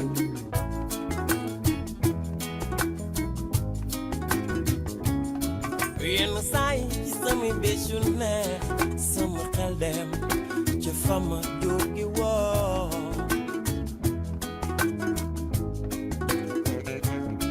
yenn saay sama xel dem ci nit ñu baax ñamu séqaloo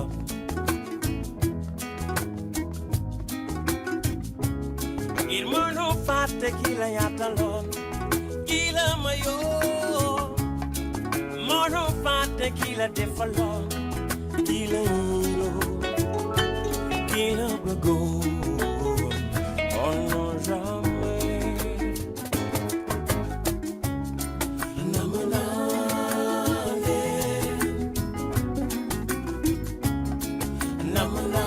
namanale namanale manu yok yen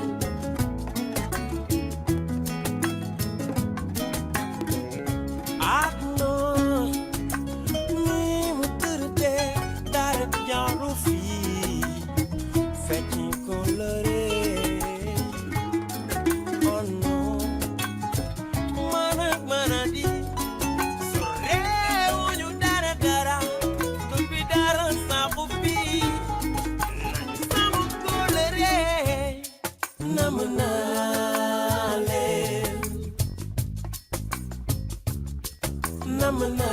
namanale colore gañu si ko manuma ko fàtte namanale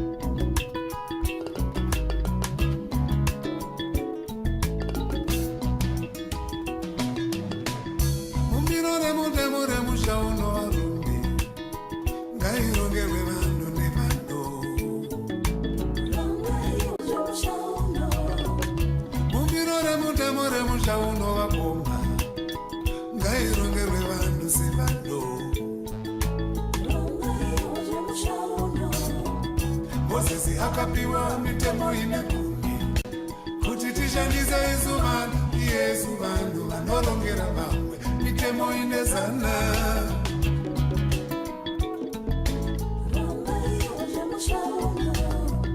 Moses kuti akapiwa mitemo ine gumi kuti tishandise isu vanhu yesu vanhu vanorongera vamwe mitemo ine zana.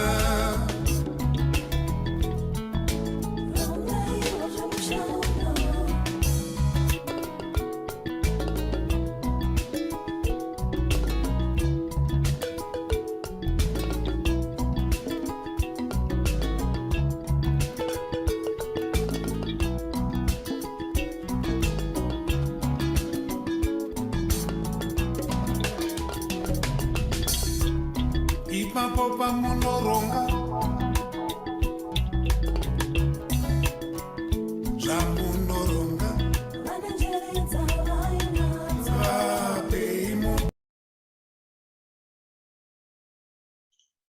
Sorry, colleagues, I know a lot of you were enjoying that music quite a lot. I have to say it's one of my favorite playlists, and it wasn't my discovery, it was actually Ashley Namiro, who was in the call, who shared with me once. So there you go. Thank you so much. Good to see you back. I can see that some of you are actually using the coffee rooms, which is really lovely. And we hope you stood up, move a little bit, stretch your legs, got some more tea or coffee, and we're ready for the next 2 sessions before the next longer break. The first one being on a tool we've been working throughout this year, and we all believe it's going to be really essential for our colleagues at country level. So I'm going to invite our colleagues Marcio and Brandon to guide us in this session on the coordinator's handbook or coordination handbook. We'll see. Over to you. Thank you. Thank you so much, Carmen, and greetings to everyone again.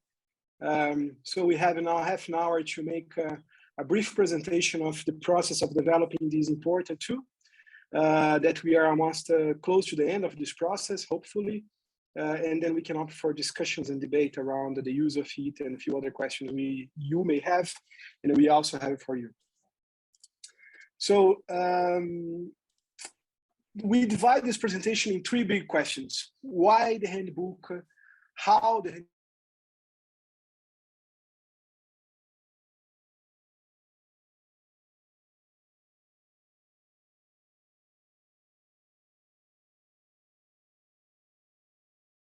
some guiding principles that we use or guiding inspirations. So the big why this handbook has been developed, I think this year, the reference group meeting is so obvious that how much coordination on the ground is happening, how much that has increased over the years, and especially now with the big push from the COVID-19, from the pandemic, not only the clear need is now everywhere, has been acknowledged by different sectors, different policymakers, but also has been, state members have declared that as well. The proof is the 74th World Health Assembly making the call that every country should have a kind of MHPSS work plan, response plan, preparedness plan. Also the proof that the DSS, the Dutch Search Support Mechanism, over 29 country deployments in the last 2 years, which is an impressive achievement, and it's telling us how much the field needs for guidance, for coordination. And also, I would say, new actors in unique settings also coming to work around MHPSS coordination.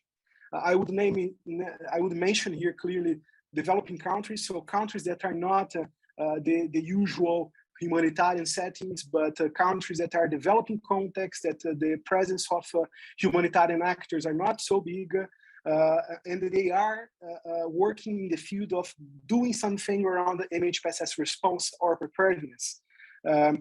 Even international associations, which I don't think that they are new, they have been there for a long time, but they haven't really been bridging with us or us with them. No? So I think this is kind of a few elements of this, the ground overview of why the need of some handbook to provide some lessons and guidance for the work that happens on the ground.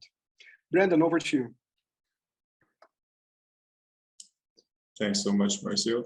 Yeah, so I'm very happy to discuss this. It's been a big project for us, but very, very fun, I think, and interesting to grapple with some of these topics. So I just wanted to quickly tell everyone who's kind of been in our handbook development team.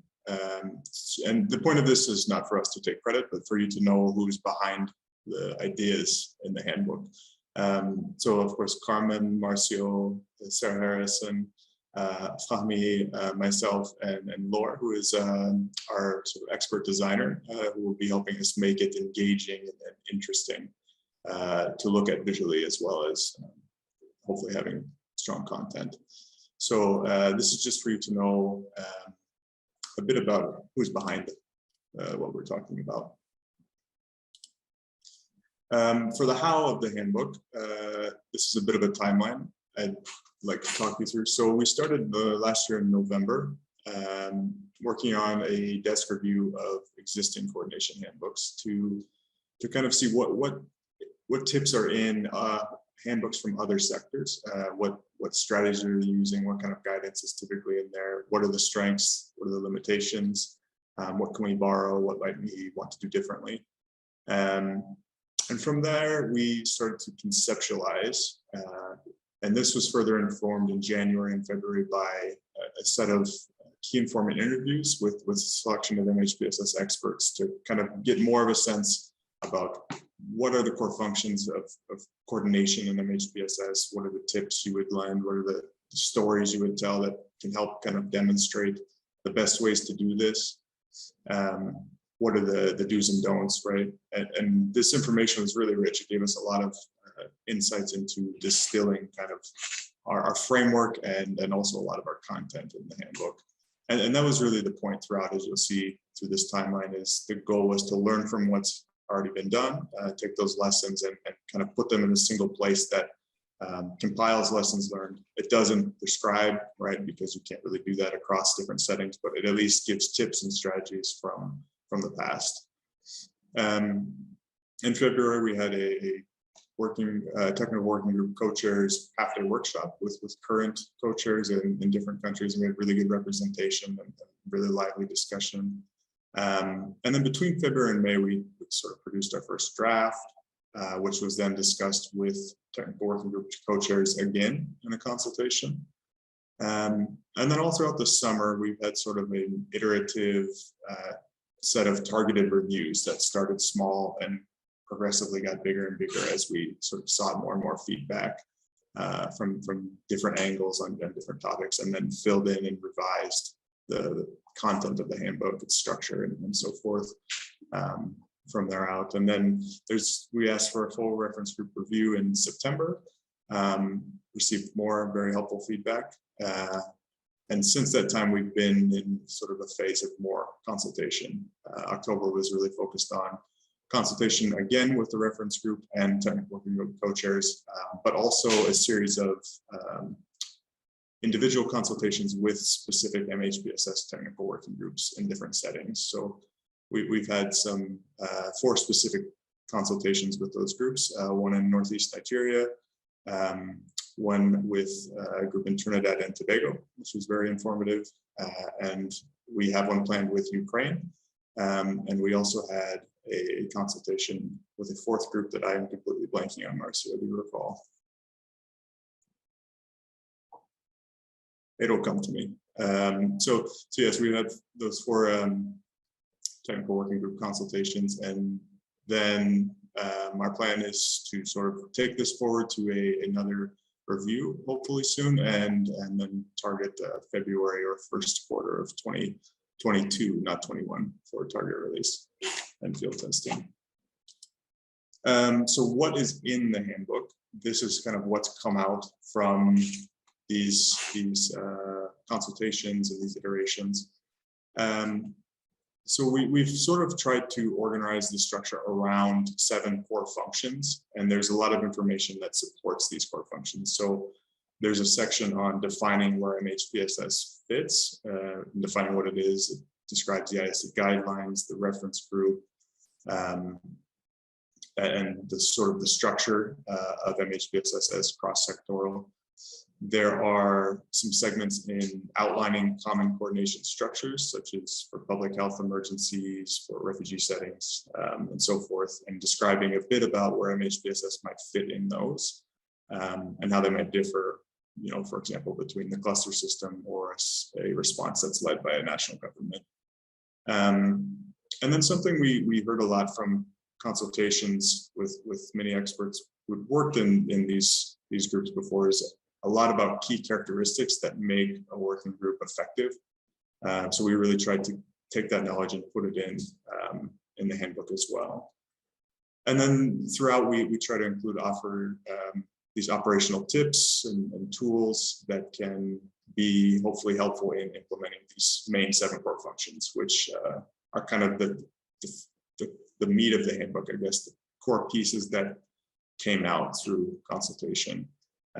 So developing the working group, reactivating it if it's been dormant, information management, which includes assessment, mapping, establishing links across the sectors and partners and stakeholders, capacity building, M&E, ensuring long-term sustainability of MHPSS and feeding into systems, and then advocacy and awareness raising.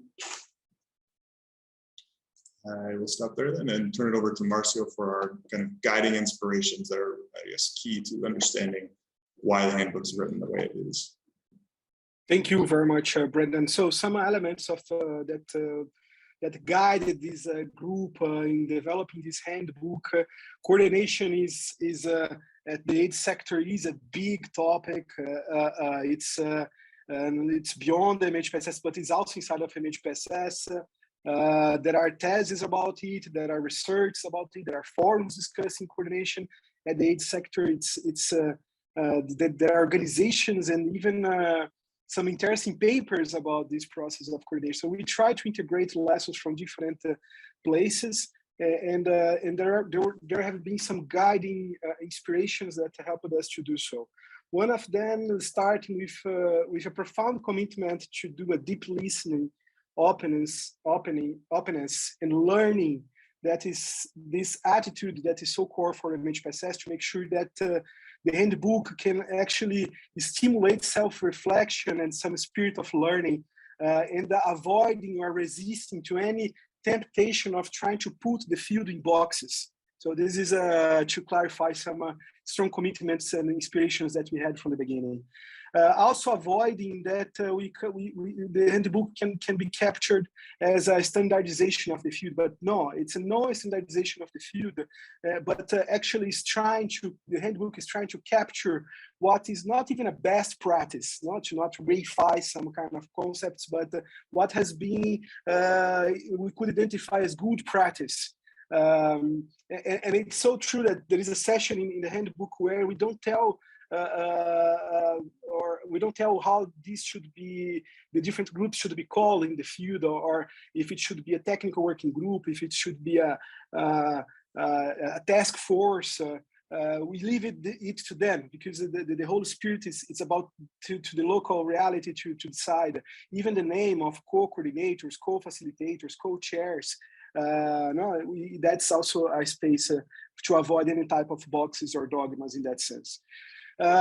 We overall, throughout the handbook or the process, we have been emphasizing the guidelines, the IASC guidelines core principles, human rights-based approach, understanding the local actors as the protagonists for the responses, building from local resources, a big emphasis on localization. And it's interesting that we are now talking a lot about localization. There is guidelines, there's an IASC document about localization, but it has been there in the guidelines for 14 years already. So we come back, and that's why it has been a kind of a process, inspirational process for us. There is one, what they would call a radical decision in terms of the tone of the handbook, which is understanding collaboration as the mainstream of the handbook, the collaboration being the means for reaching a very good coordination mechanisms. And this is actually the reason behind it is one, understanding the power of collaboration and the genuine collaboration, how that can reach important impact on coordination, and also to avoid the following one as a way to mitigate the next point, which is about what we have been from the very beginning aware as well of power dynamics and interests that are part of coordination mechanisms. We did not deny that, we did not ignore that, and we did so to avoid that and even validate some power dynamics because we don't acknowledge them, and therefore we end doing harm. Not only the construct of this handbook, but also putting that as a tone on the ground, acknowledging that coordination is at the center of power dynamics often, and that does create, and is really well documented in terms of how that is the center of several disputes and challenges, and things that are beyond persons. It's also part of the way that aid is structured, or the humanitarian response is structured as well. So that is, let's say, a frank talks around power dynamics and interest in that sense.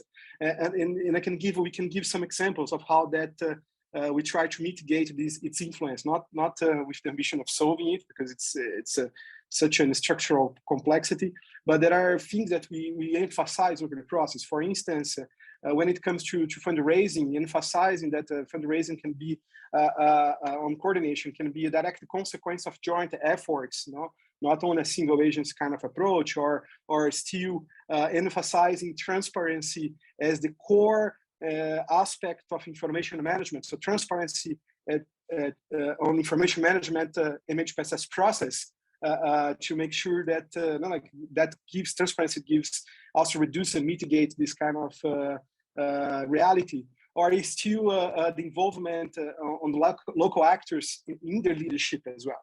No? And the last point is that we also try to see the topics that sometimes we often find in the field that they can be overlooked. From time to time, somehow they are overlooked.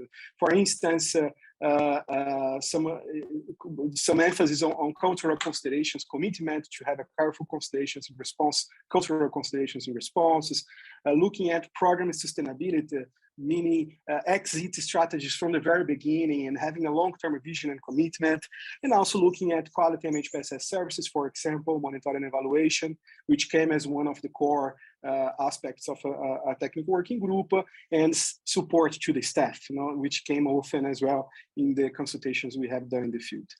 There has been several challenges over this process. I will just mention quickly 3 ones. One is that from the very beginning, we were scared when we were doing the desk review of other coordinations, handbook, protection, coordination handbook, nutrition, health. They are massive. They are 200, 300, 400 pages. I mean, you can spend a year studying them. We wanted exactly to be the opposite of that. And I remember we were discussing about 50 pages document. But this has been a hard task. It's actually a very hard task. It will be a little bit bigger than we expected, especially because with all the design that we want to have it there. Another element is also the difficulties of trying to integrate or accommodate in a global tool as much as possible the individual, the diverse world experience in terms of technical working groups around the world. We did have some direct requests that was so contextualized to that specific place, but we then identified and understood that it would not apply for all the other contexts. Another element that is indeed a challenge, not only because of in the handbook itself, I think just reflecting our field, which is how much it contributes for developing contexts, for developing countries where there is not a really massive presence of humanitarian agencies. Or it's not an acute crisis, and we are talking about countries that they have established the mental health policies under specific sectors or domains, and how much the handbook can contribute for those realities, especially when it comes to preparedness actions, which has been our field has been always in the emergency response or pushed more on that direction.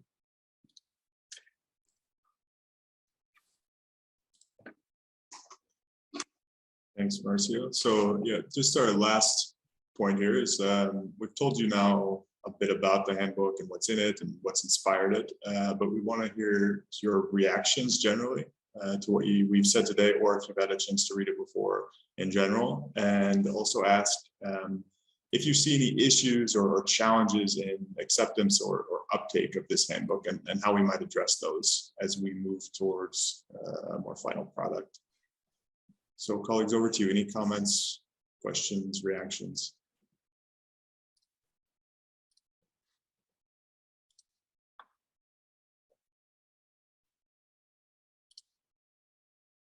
There is, Brandon, a question in the chat. I see. Will there be a consultation with technical worker responding to a quick onset natural disaster? It's an interesting question. We don't have one planned, but that doesn't mean we can't plan one. So I think we could take that into consideration. It's a bit tricky, right? We have to find the right timing, but it's possible. Actually, go ahead, Mercer. Actually, we did have a consultation in a developing country in the Caribbean region, or let's say perhaps, which is a lot of their work is related to social environmental disasters, so that's when we start to realize, you know, like this obvious bridge that it might sound obvious, MHPSS emergency response to preparedness.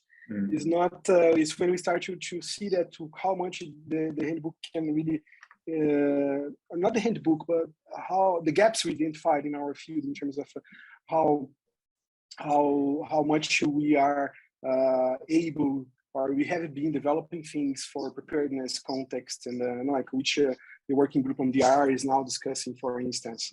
So this has been considered that as well. But if there is any particular technical working group that comes to mind, we would be happy to try to accommodate in a conversation with them as well. So we kind of try to see different settings in different places to do consultation. So we had one thing that is very clear about this handbook process that's taking so long is because of the consultations from the very beginning. So a step-by-step consultation in different levels. Right now we are going to the final end of this product, to the technical working groups themselves, distribute to them and getting feedback to them, which has been one of the best moments ever, because it's when we see reaction that, oh, this doesn't apply to us. Yes, this is very interesting. Oh, this is too missing. So this has been quite an interesting exercise. Yeah. And just to let you know, Jenny, who's the icon, Jenny from the Dutch Ministry of Foreign Affairs, asked about the connection with NSP, and thank you, Inka, so much for providing an initial response. There's also a question from Claire. Yes, so I see Claire asked about the timeline of translations. That's a good question. I don't know the answer to, but hopefully it'd be happy to answer this, Brandon. Based on, we have a standing agreement with Translators Without Borders, so usually they translate any resource we develop from the MHPSS reference groups that get endorsed based on the agreement we have with them into nine different languages, 6 UN languages and 3 different local languages, which were identified based on the larger number of population speaking them. So this process usually takes anywhere between 2 to 3 months after the release of the product. I think we will be submitting it for clearance sometime early next year. The selection of Laure is, we actually selected Laure because she was the one who did some of the successful products we developed. The basic psychosocial skills guide, for example, was designed by her, and she is not like the usual graphic designer. Actually, she come from public health background, and she lead an NGO, and the NGO specialize in developing text into graphical images. So that was one of the tools by engaging her to make sure that it will contain less text, but many of the text will be converted into diagrams. Thank you, Fami. And Claire, to address your second question there about any updates since the last consultation, yes, we're still in the process of making those updates. And one specifically that we're grappling with is how to talk about selection of co-chairs and keeping localization in mind. It's sort of a theme we have throughout the handbook is localization, but specific to co-chairs, we're discussing that a bit in the sustainability sections of the handbook. Brilliant. If I can add a comment on kind of the language side, but also in general, I had the opportunity to use the content, even if it's the handbook is not finalized, but to use some of the contents and ideas that we are pretty reinforced at this moment that will be there in my recent visits to Venezuela. And all throughout the drafting, we've also been careful about the language, not just with the idea that sometimes when you create and then you try to translate some of the words don't translate well, you use a very fun acronym and then it doesn't work well in another language. So I have to say in doing an official translation on my side and using it with the colleagues in Venezuela, it worked out really well and we didn't find any issue language wise. And to share from that kind of test point of view that with a young initial or being established technical working group in a country with very young coordination in humanitarian action, it really helped a lot our colleagues to understand what is the key things they have to be looking into when they discuss coordination, to also understand the size and the many tasks that are involved in coordination. So I think it was really useful if I can give a little feedback from a tiny little implementation this year. I think colleagues with the first access to coordination have found it very useful. Excellent. Any other comments, questions? Nanda, please go ahead.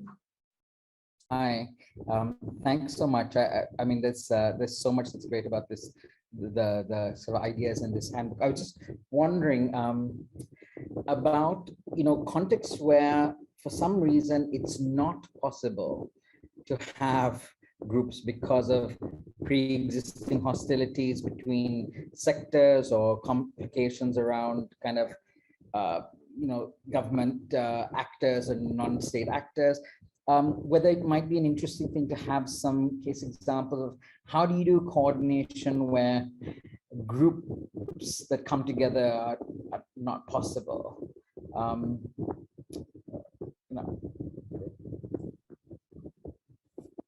Coordination without coordination groups. Nanda is always making trouble in our session. So I think it's a very good point. We can. I mean, let's remember that the handbook is not telling every single place that they should have established or organized in terms of reference at all, especially in terms of reference official group. But it's telling that whatever it's done in MHPSS should be coordinated, should be organized, should be collaborated, and should have a few things addressed there. It's not so explicit in this way that you're mentioning, and I think this is something that we should take further in consideration. And Carmen, she probably has the answer for your question. She always does. Thanks. No, I don't, but I can reflect on it definitely, precisely from that point of view, that the example that I was giving of Venezuela is extremely delicate situation. The existence of a group is still up in the air. It's politically with the government, everything in it makes it difficult. So we're hoping for a technical working group. It is in principle established, but it's sensitive context, like many others, like Claire is mentioning Pakistan as well. And the feedback has been, okay, this is about understanding what is it that we have to do as MHPSS actors to facilitate our work, to know what the others are doing, to have they found it more as a tool to understand what being coordinated implies than about establishing, although the handbook of course has all of this knowledge on how to establish a technical working group. I think it has also those elements on how do we as MHPSS colleagues working together in a context need to operate to function better, if that makes sense. Thanks. No, I mean, I didn't want to detract, but I do think that coordination as an outcome rather than as a set of structures or activities helps people to think when you're in such situations where it's really difficult. At one stage, I think I did invent something called shuttle coordination, where you went between different conflicting groups sharing the same information so that they were coordinated but they didn't know it. Yeah, I'm sure there are great examples like that that could be added. It's a very important. I'm going to pass over to Sarah, and then colleagues, we have 1 more minute in general, but closing. Sarah, over to you.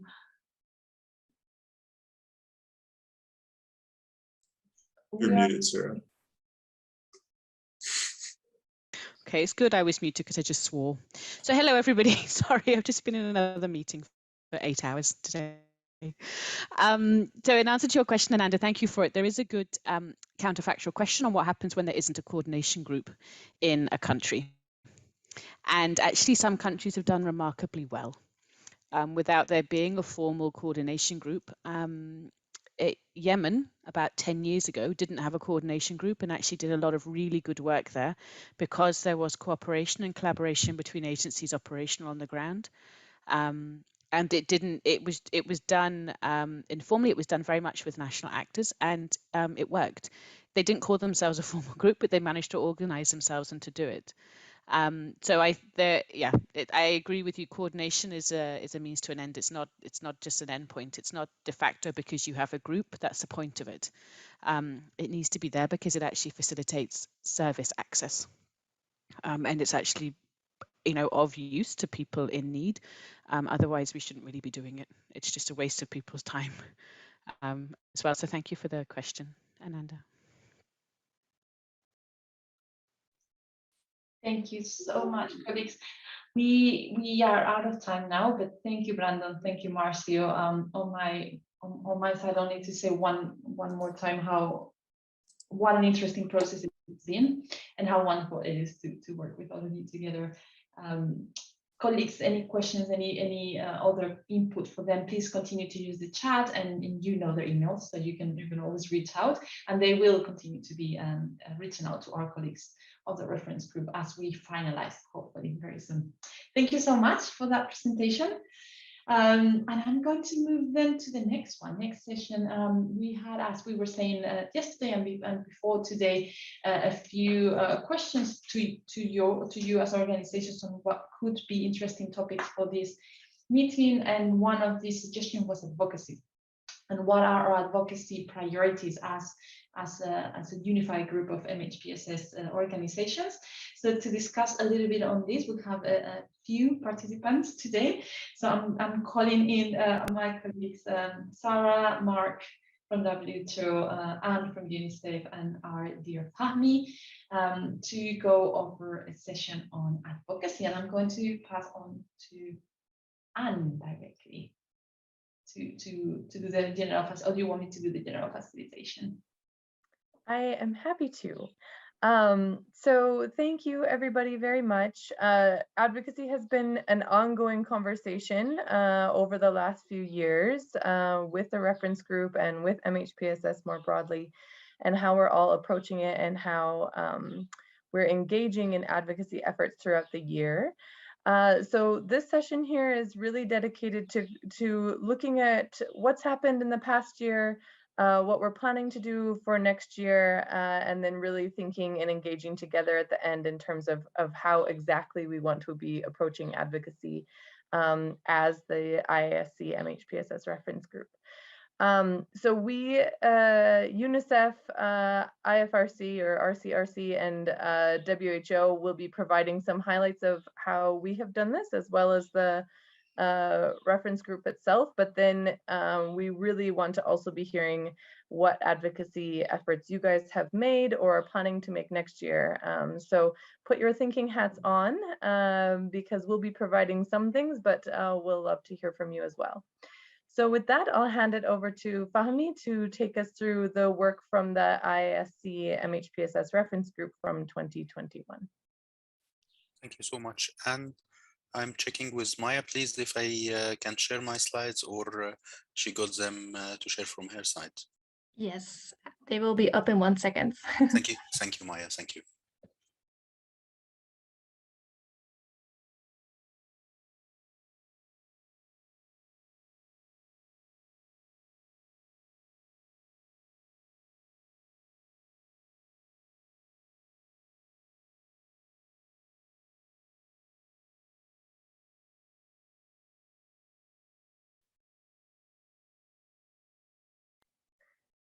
In the meantime, I've had some people commenting on my new pixie haircut. It is not a pixie haircut. I have it tied back here, you see.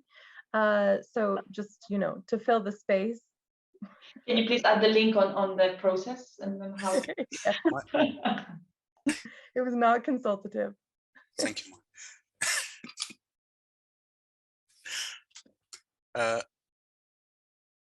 Colleagues, I'll give a quick overview on some of the high-level advocacy events where the IASC MHPSS reference group has been engaged, and you saw these events in yesterday's presentation, but we thought they are very relevant in today's session.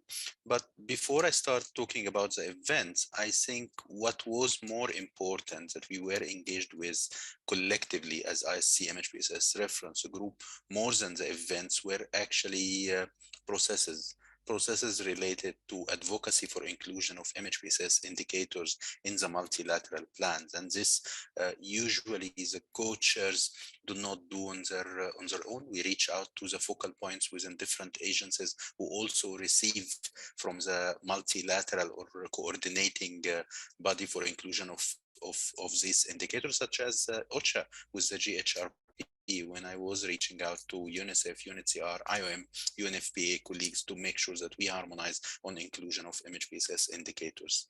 The same happened also with any other multilateral plans. The same happened recently in the IASC restructuring advocacy efforts. The co-chairs do not do this alone. We reach out to NGOs, UN agencies who are represented, whether the OPAG or whether the Deputies Forum. So collectively we can do the advocacy together, whether it's a reform process, whether it's a multilateral plan, another reform process with the peace building architecture reform process for inclusion of MHPSS. So what is really more important than the event that the reference group get engaged with is actually the processes. Another processes that was a result of advocacy of all of you, of all of us, was actually the MHPSS technical working groups increase. That was a direct result of global advocacy and advocacy at every and each country to create this group, such as Carmen's most recent mission to Venezuela to advocate for creation of one with different agencies. So let me take you through the events. The joint interagency call for action was one of the highlights indeed. When heads of UNHCR, WHO, UNICEF, IOM, UNFPA, OCHA, the leaders of the organization came together to sign this joint interagency call for action, where they reaffirmed the IASC principles recommendations on MHPSS. The WHO Executive Board Committee and the World Health Assembly, the governing bodies, where the report from the Director General of WHO include also activities on the IASC MHPSS reference group, which was acknowledged by different governments of the world. Next, please. Thank you, Maya. And the HNPW, where MHPSS now for 2 successive years have remained as a standing item, and different agencies from the reference group were engaged on that. But the 2 slots we had this year were 2 slots for us collectively together as IASC MHPSS reference group. One where we presented on our COVID activities, and the second where we present on search support. Another also standing item we had in the ECOSOC, where collectively we advocated for inclusion in the ECOSOC omnibus or resolution, and also the most recent UNGA General Assembly, but also having an ECOSOC event with support from UNFPA. We have a slot for the IASC reference group. And we have a high-level event with participation of Queen Mathilde of the Belgian and the Deputy Secretary General of the United Nations, where the IASC reference group was a co-host, and we advocated for MHPSS integration into peace building together with other senior speakers from different agencies. Next, please. The advocacy around the World Day, such as Suicide Prevention Day and the World Mental Health Day, but most importantly also the engagement with Paris Summit, where we have a working track or a working scheme specifically where the IASC MHPSS reference group engaged with many of you, including colleagues on the field on MHPSS at the Paris Summit. And next, please. And I'll stop here. There are so many conferences with the IASC Reference Group, including strategic ones, and usually we do this collectively with different member agencies. So, as I said, events, while they are high level, while they're very important, but I don't think they were the most important things we're doing. The processes and advocacy for country level engagement, I think, was very important, and engagement in multilateral plans and recent resolution where we collectively work together. I'll stop here. Thank you.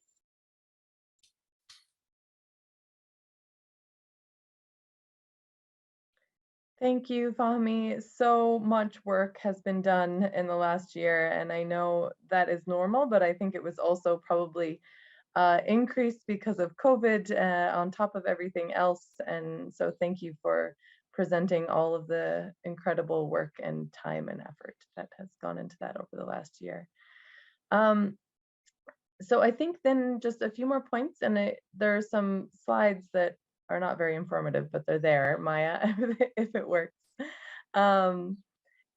So Sarah, I wonder if you might then also take us through some of the things that the RCRC has done in 2021. Yeah, thank you very much, Anna. Thanks, Fahmi, as well. So advocacy within Red Cross Red Crescent language is humanitarian diplomacy. We have a slightly different phrase for it, but it amounts to the same thing. And we're fortunate in the fact that it's an international movement, so it includes all the 193 national societies, but also IFRC and ICRC, in the fact that we have a resolution.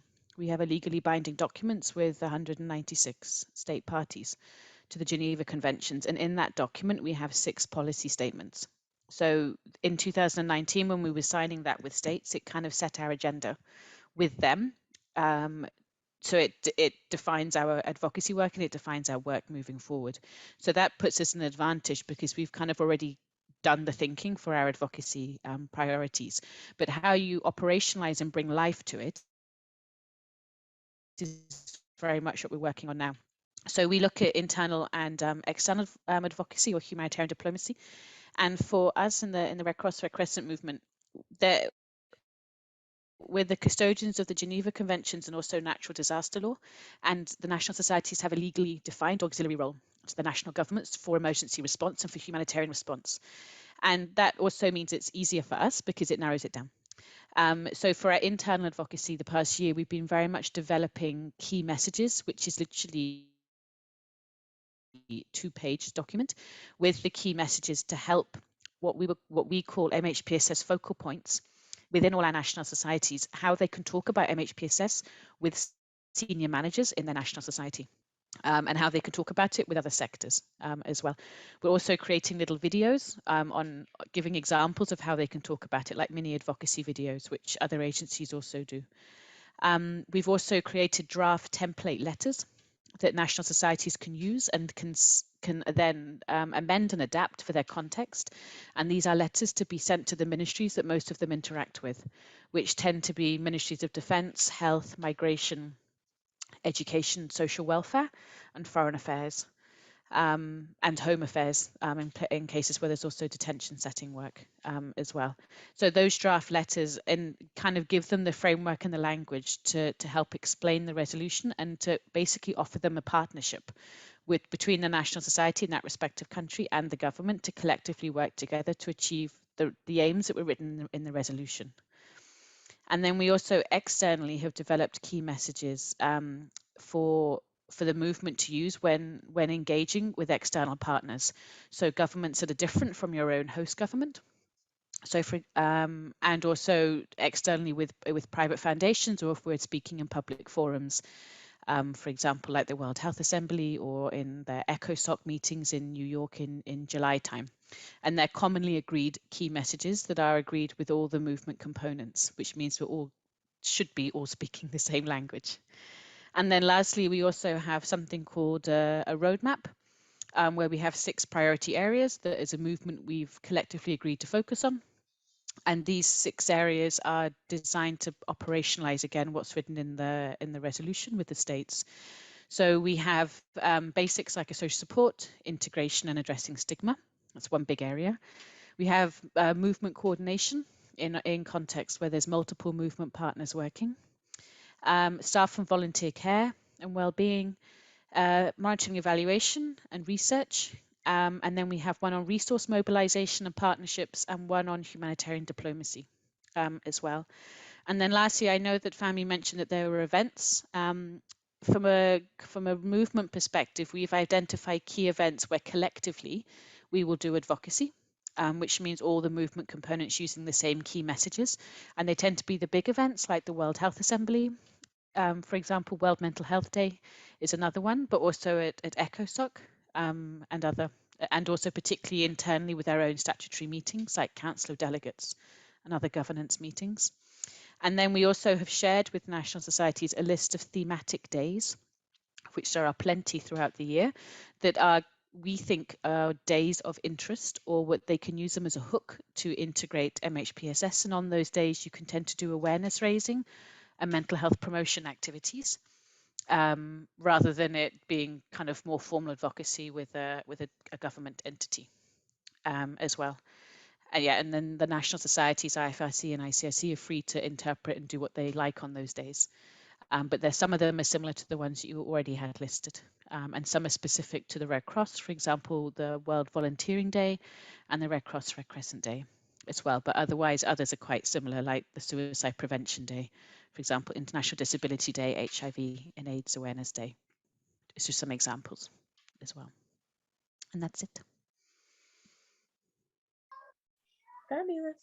Thank you so much. And just watching time, we can move straight to Mark if you have a retrospective from WHO. Only for 2021, right? Okay. Yeah, we'll then call on you again for forward looking. So in 2020, I always find it hard to distinguish between advocacy and technical work. But we do have on our website, WHO website, fact sheets, which are written for the media, so not for a technical audience. And we published this year one on forced displacement, one on depression was updated, one on suicide was updated, and the one on child and adolescent mental health was updated last week. And that usually provides the latest numbers that we have on these conditions. We had this is not our advocacy, but it's the advocacy of member states. They asked for a resolution, for a discussion at our governing bodies, the executive board last January, and there was a resolution on COVID-19 and mental health, which called also on WHO to do more, but also called on themselves to do more for mental health and psychosocial support in emergencies. We had in May a World Health Assembly endorsed the updated comprehensive mental health action plan. You say, well, I already knew that was already endorsed, but it was updated. The annexes were updated, and again, it may sound very bureaucratic, but the annexes actually have a lot of technical work on things that are implementation options of the plan. And it has targets and indicators, and the targets were revised, and there's new indicators. So all these member states have agreed to that. And so there's a new mental health action plan 2013-2030. Again, whether that's advocacy or not, I am not sure, but it's irrelevant for advocacy, because what one can do is one can go, if one works in a country, one can actually go to the, maybe not as a foreigner, but as an NGO, just a local NGO or a local government, certainly can go to the government and say, look, this is what you have agreed to do. Shall we do it? Or shall we help you do it? Or why don't you do it? So that's a very important tool for advocacy. Another tool is often used for advocacy is our mental health atlas, which we update every 2-3 years, and was updated in 2020, and it will tell you how many mental health professionals countries have, and how much budget they spend on mental health, and what they're doing for promotion and prevention. Just going back to the mental health comprehensive mental health action plan, the targets and the indicators, those are actually monitored by the Atlas. And there's now a new indicator in the comprehensive mental health action plan, which touches on emergency preparedness. So we'll be monitoring that over a few coming years, how member states, whether member states are making updated plans on that. We publish also required by our governing bodies a menu of cost-effective interventions, which is usually based on modeling. And intervention that comes out as highly cost effective is the banning of highly hazardous pesticides, which is still, in my view, the most cost effective intervention that can be done in mental health. It's not clinical care, but it's banning highly hazardous pesticides. All of that is described in our Live Life Implementation Guide that was published this year, and is relevant, of course, to the work that the reference group is doing on suicide prevention. And what was published was updated data on suicide in the world, what are the rates of suicide around the world, and those are actually what are probably our most downloaded, most seen website page is the page on suicide rates around the world, I think. We are, so what we are doing, so I shouldn't talk about that. I'm just looking at my notes here. I have quite a bit to say about next year, but I'm finished with what we did. Thank you. Great, thank you. And from the UNICEF side, we have had lots and lots of different engagement points throughout 2021, but the two I wanted to focus on the most are the first one being the launch of the State of the World's Children report last year, which was focused on mental health. As many of you know, it's a report that comes out every year for UNICEF since the 80s. And this year we were lucky enough to have the topic of the entire report be on mental health. And so I encourage you to read it if you haven't. That came out in October and will serve then as a underpinning for our advocacy going forward for the next few years. But then the other exciting thing is that in UNICEF's 4-year advocacy strategy, mental health was named as one of the key priorities. So we have a 4-year now advocacy strategy on mental health. Underpinning that entire advocacy effort is the narrative that the main preventable causes of poor mental health occur in childhood, but they're not inevitable. So the advocacy strategy focuses on 4 key accelerators, which evidence suggests has the biggest impact for children and adolescents' mental health. So those are, number 1, increased investment across MHPSS, across all sectors and settings. Number 2, scaling up parenting support programs to promote nurturing caregiving and support caregiver mental health. Number 3, mental health support services in the school and community. And number 4 is about stigma, changing the public conversation on mental health, which then includes our new communications campaign, which is #OnMyMind. So those are the 2 biggest efforts that we have had in 2021. And then really also we'd like to hear from you. I see Marie's put something in the chat. Do you want to say it, Marie? See if you can hear me. I'm on a train, so I won't put the video on. I just want to be part of the everyone box and just celebrate that we managed to get Save the Children to sign off on a policy statement on MHPSS for the whole agency, and that's the first one ever. So we're just really happy and wanted to celebrate that with you. Yay, big celebration. Thank you for noting that for sure. For everyone. And then Carmen, you mentioned the newsletter. Did you want to say something? No, it's more to continue encouraging that. I think when members of the reference groups share things that are relevant for others to know, the efforts that are happening, campaigns and so on, we're always super happy to echo those efforts and to include them in the newsletter, and of course all of our joint efforts as well. So just to encourage everybody to keep on using this tool as well. Very good point, and also very far-reaching. Guli. It takes me always some time, to get back online. So just to say that, quite interestingly, during 2021, we have been invited to a series of fora that are more related with development, related with migration, but where the pyramid, at least, of the Interagency Standing Committee is somehow the informing logic, of these meetings. I want to name just a few. DG Home, the DG, the Director General of Justice and Home Affairs of the European Union, just launched last week a first forum on mental health. There were 2 agencies of the Interagency invited, that was us and WHO. EASO, that is the European Asylum System, did the same a few weeks ago, and also they invited a number of actors. We were invited by the European, and this is all European related for the most part, by the European Union Humanitarian Affairs Sector, by the presidency of Croatia in January 2021, to present about MHPSS in emergencies. We did it at the time, obviously, presenting mostly the general framework, of the interagency. And finally, probably Anne, this was already mentioned.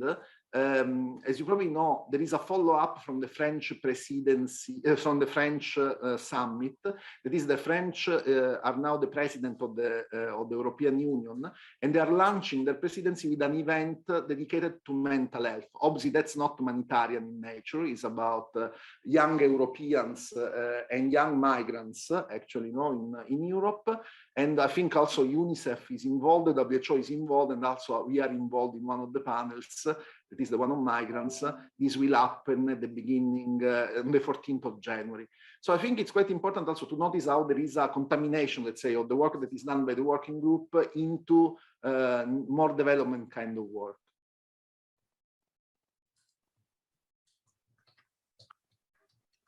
Thank you, Guli. Really relevant things, and I think maybe a good segue into the forward-looking things. Is there anything else do I see any other hands? Feel free to interrupt or type in the chat box as we go. But so then forward-looking for 2021 and upcoming advocacy opportunities and goals. Carmen or Fahmi, did you want to talk at all about that, or will that be more part of the discussion? I think we have 5 more minutes, so maybe we can go straight into the discussion, and through that we can all share ideas. I agree. Thank you. Perfect. So then, Sarah or Mark, I don't know if you want to add anything then now for forward looking, and then we'll. I do, and I will have things, but I will not highlight. I will just highlight what I think is most crucial. One of them is this World Mental Health Day. Every year, WHO is asked what could be the theme. So we are not the ones who make the theme, but we are asked, and we could perhaps propose something related to humanitarian mental health, which I don't think that has been there in recent years. World Mental Health Day on October 10 on humanitarian. Secondly, is we are publishing a World Mental Health Report in May 2022, which is our biggest report in 20 years, just like the UNICEF report. This came out a month ago.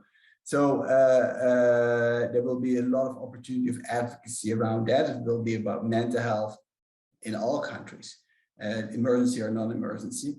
But I think it's a relevant moment. Let me see, the other things are less urgent, and I don't want to take time away from others to speak. I'll leave it like that. Thank you.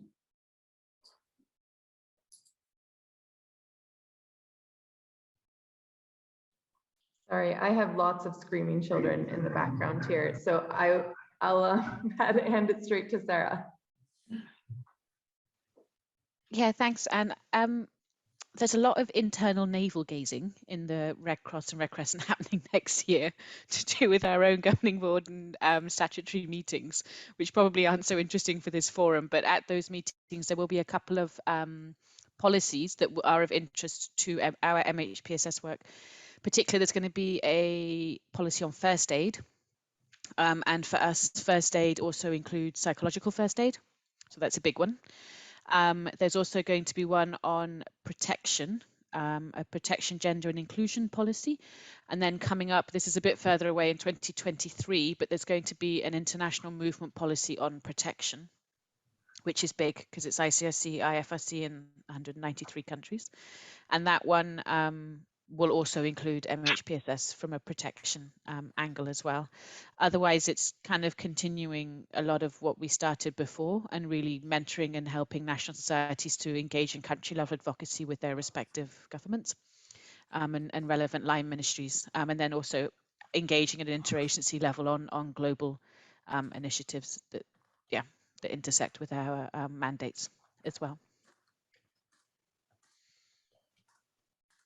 Awesome, thanks, Sarah. And so then from our side, building on the advocacy strategy that I mentioned before, we've actually already started adapting this to a country level advocacy strategy, but I'm mentioning it in the future looking because we're hoping to expand that to 25 countries by 2025, where 25 countries have a country level advocacy strategy, focusing on those 4 accelerators that I mentioned of increased investment, caregiver mental health, school and community mental health, and addressing stigma. So we have 8 underway now and advancing to 25.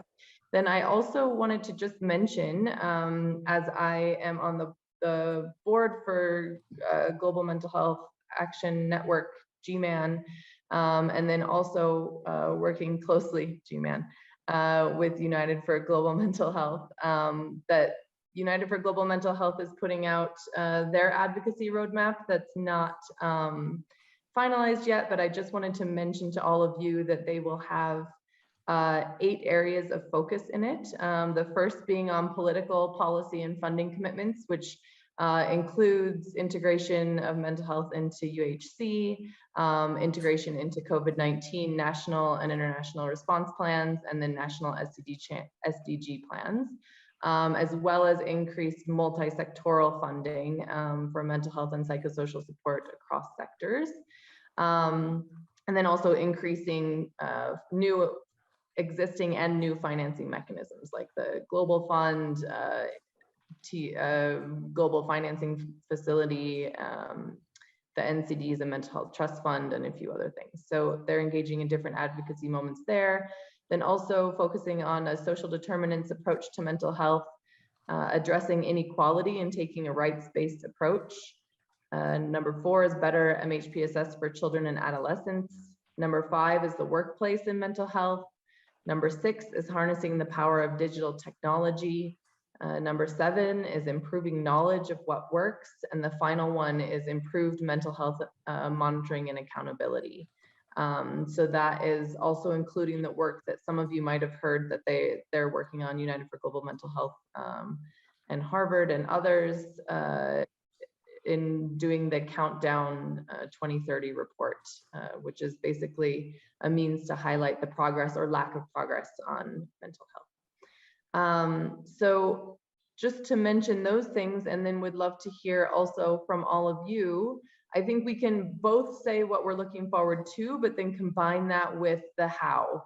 How do we want to do this? So far, the last few years, we've done things somewhat separately, getting involved in key events as works for each individual organization and not necessarily collectively. But is there a wish to do something that is a bit more collective or not? There was an advocacy working group about, like maybe 7 years ago now, 6 years ago maybe. But that has not been the preferred mode in recent years, but just think it's worth revisiting that question in terms of how people want to engage going forward, and also perhaps on what, if that's a part.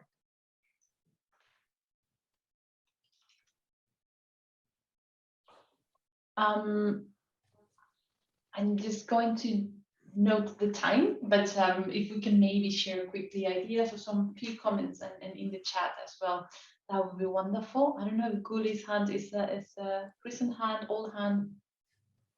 And to quickly respond to Sarah, I had also made the same comment. I think we have a good opportunity on the summit, on the RON summit next year, to maybe start an early engagement on try to identify what the content is going to be, and if we can bring it close to home and to give it either the theme to be connected to our work, or whichever theme it is, to make sure that there's still an MHPSS lens in it.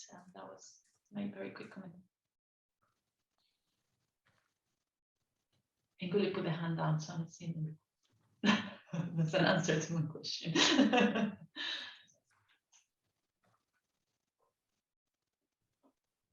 So the questions to the group are, how do we want to do it going forward? And also the question on the summit for next year.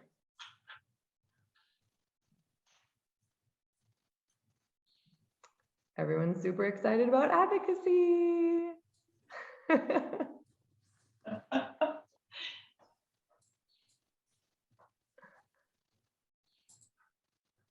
I mean, I guess that's a good answer to the question then, in terms of. I think, Anne, that many of us don't think of advocacy as a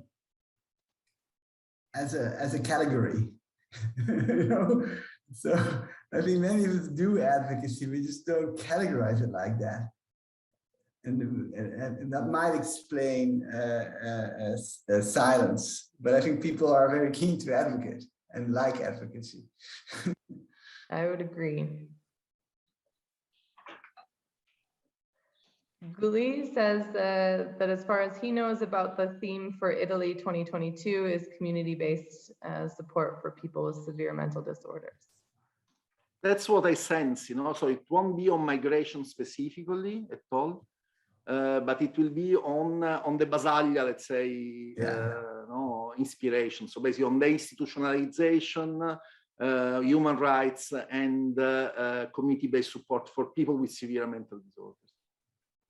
Guli, hi, this is Zainab. Just curious, because from my understanding is that this was a suggestion that was made by the Queen of Belgium, but that essentially consultations are ongoing with UN agencies and other partners around the theme and what it might look like. But it seems that there, from what you're saying, is that there is a tentative topic. Yeah. See, this was there from the very beginning. So basically, when Italy took it on, that's what they had in mind. I mean, Italy has a very proud history of community mental health services. The only country in the world that doesn't do ECT, the only country in the world that doesn't build mental hospitals. So they have something to show. Exactly. It makes a lot of sense.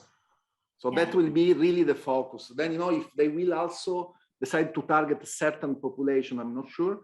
I don't think they will go very humanitarian. I don't think that's, you know, what they have in mind. Is more really the, you know, the Basaglia legacy.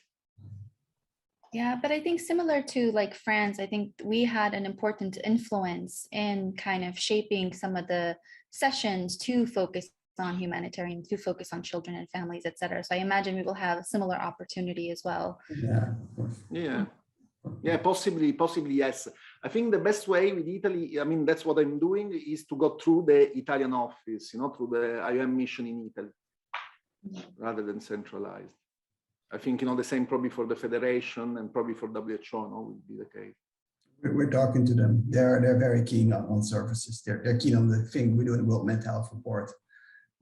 Services for people with severe mental illness, and they will be interested in how COVID-19 has affected people with severe mental illness, and they will be interested how people with psychosis and severe mental illness live through an emergency, and that's I'm of course enthusiastic about that, but that they're doing this, but I don't think it will be a summit. I think that's what the focus will be. Yeah, and probably the humanitarian angle in that could be, as Mark was saying, let's say the promotion of community-based models of care and the institutionalization, you know, and in developing countries. That's or building back better with a community-based approach. You know, that's what I sense could be something that we could sell to them, but really more related to level 3, to level 4 of intervention.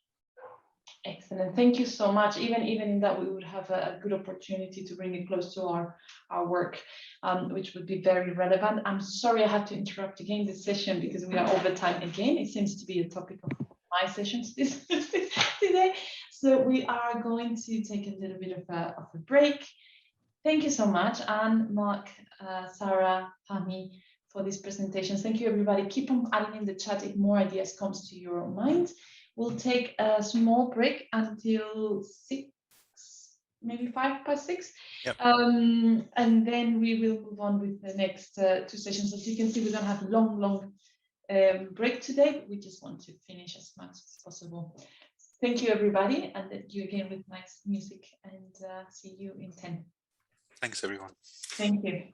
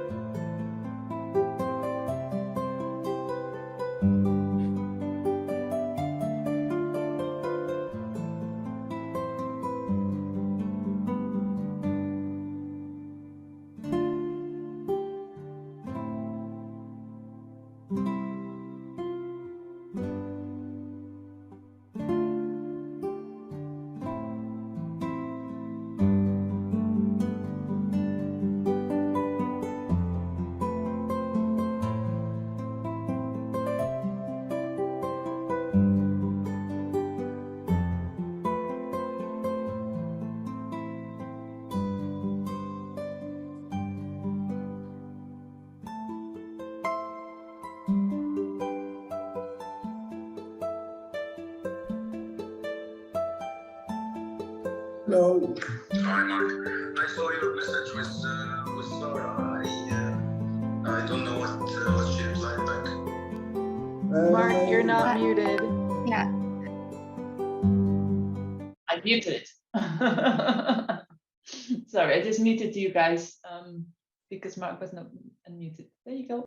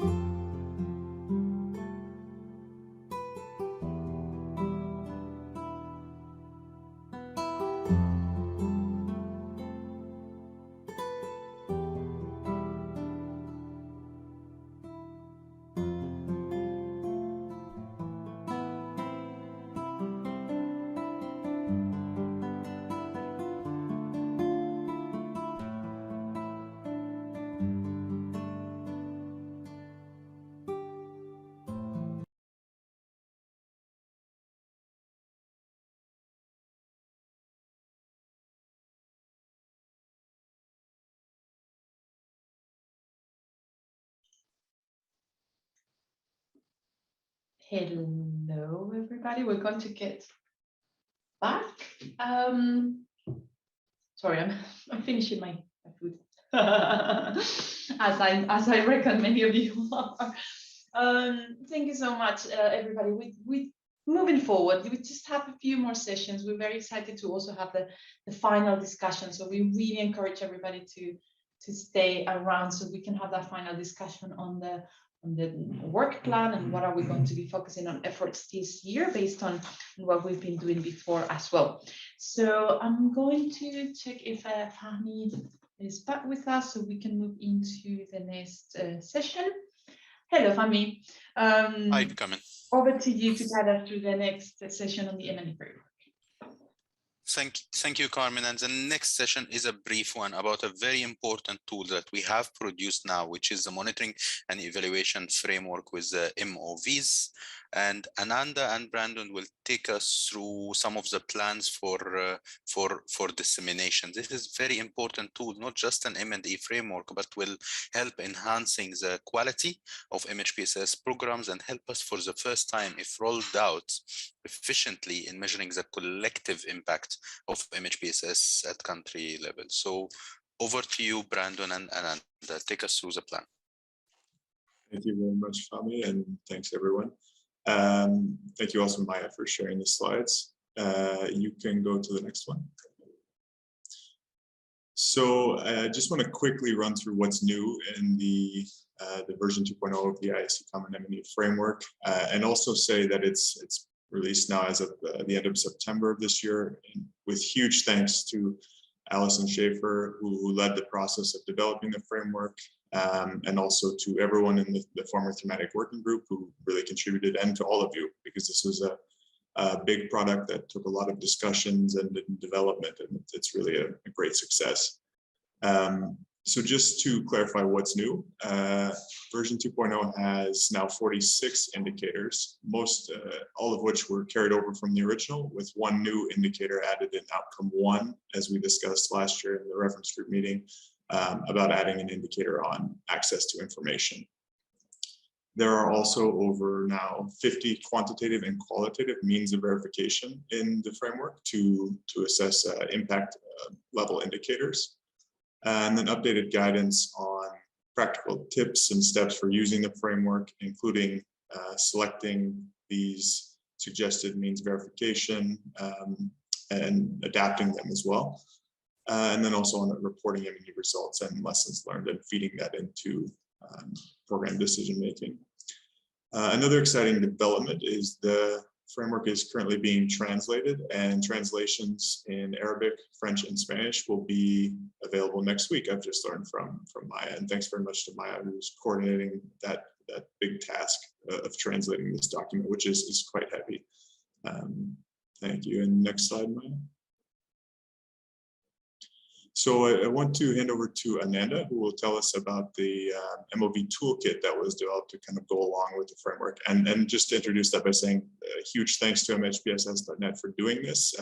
I had a very primitive idea in mind for what this toolkit might look like, and they took that idea and really made it something very impressive and useful. So thank you to Ananda, and over to you.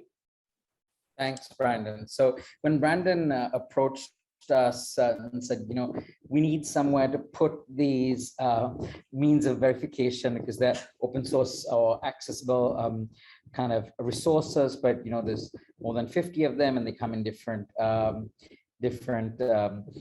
translations and different versions. I think there's something like 180 or more different documents actually within that. We try to figure out how best to kind of present this, and luckily we just done another toolkit which had left us slightly inspired about the prospects. So we sort of quickly tried to adapt that to this, which you can find at the address online. So when you use the new version 2 of the framework, when you click on a particular MOV, it'll take you to this site. It'll actually take you to the specific tool you're seeking. But if you come to MHPSS.net and visit the toolkit, you can also navigate and explore the different tools. You browse the toolkit by area of by domain. So for example, if you wanted functionality, you'd click on functioning there, and could I have the next slide, please? And you'd see something that looks like this.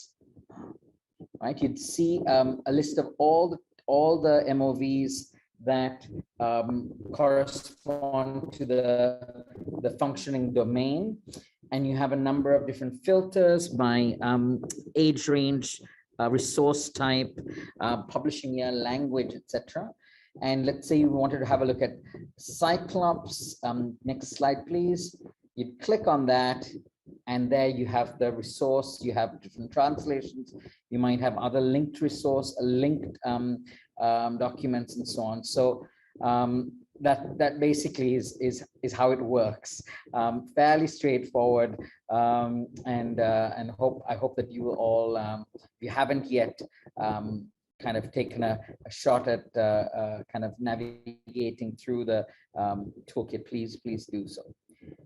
Could we have the next slide, please? So I just want to talk about the fact that, now that we've got the guidance, we've got the MOVs online, we were trying to figure out how best to take this to the world, as it were, right? So we had these two broad objectives. One was that these are really quite significant. This is quite a significant resource that really can, as Fahmi said, increase the quality of MHPSS programs, and also support measurement that demonstrates collective impact. So we wanted to showcase this and show high-level endorsement of this framework. But we also recognize that not everyone feels comfortable with M&E. It can be quite daunting for many people. And we wanted to show that this is also a practical tool that you can use. And we wanted to show people how that is possible. Right? So what we've done is we've conceptualized this, well, 3-stage process. But to start off with, we wanted to have an event, perhaps with that features important people from within the UN system, from within other humanitarian structures, who would give the tool, the framework, the kind of visibility that it deserves, recognizing that that is quite an important thing to do. But we also recognize that we didn't want to just have high-level people speaking about it. We also wanted to get down and demonstrate to people what the framework was and how it could be used. So we decided to have a short endorsement event immediately followed by a second phase, which involves much more small group demonstrations of how the framework can be used, using a practical real-world example of a project that needs to have a M&E strategy developed for it. And we're hoping that this will be done involving perhaps some of yourselves. In January, we've tentatively said the 18th of January. And we hope that this will, engage practitioners as well as people in policy and kind of high-level programming. We recognize that this may be the first time people actually engage with the framework. So what we wanted to do was also think about introducing it, perhaps taking questions in the weeks following it. And then around 4 weeks later, to follow up with a kind of a roundtable kind of clinic or discussion that takes those kind of frequently asked or kind of common questions from the first event and from what we presume will be a kind of a survey in the intervening weeks, and have a group of researchers and practitioners respond to that in terms of how the framework can be used and practically applied.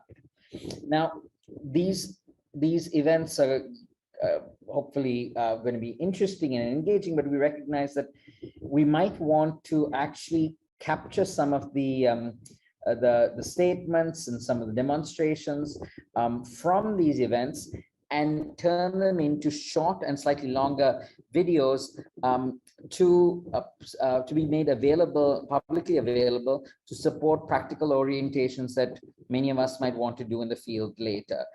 So that's where we're at. Over to you, Brandon. Thank you so much, Ananda, for that nice overview. And I hope many of us are able to make it to this event, and we'll be sharing it, save the date and so forth soon. Maya, if you could go to the next slide. Thank you. So some other plans for dissemination, like Ananda just mentioned, we would use some videos in the short term from this event to have sort of an orientation playlist, if you will. But in the longer term, we also plan to be working on an e-learning course that can take someone through the framework and iteratively build on the concepts and hopefully get to a standpoint of being able to develop a log frame and a plan for monitoring evaluation for specific programs. And linked to that would be this idea of a help desk function that we're still conceptualizing, but would be a similar sort of approach of helping to further disseminate and provide some technical support on using this framework, which can be, M&E itself can be quite intimidating. So navigating through the framework with these other dissemination ideas in mind. Maya, if you could go to the next slide. Thank you. So the last thing is we just wanted to ask your thoughts on disseminating the framework and ask specifically for any advice you'd give on these ideas for e-learning, this help desk idea, and other ideas on how to take the tool that is a very nice collection of really strong expertise and get it out there and disseminate it and make it implementable. So I'll stop there. And happy to hear any thoughts or reactions on that.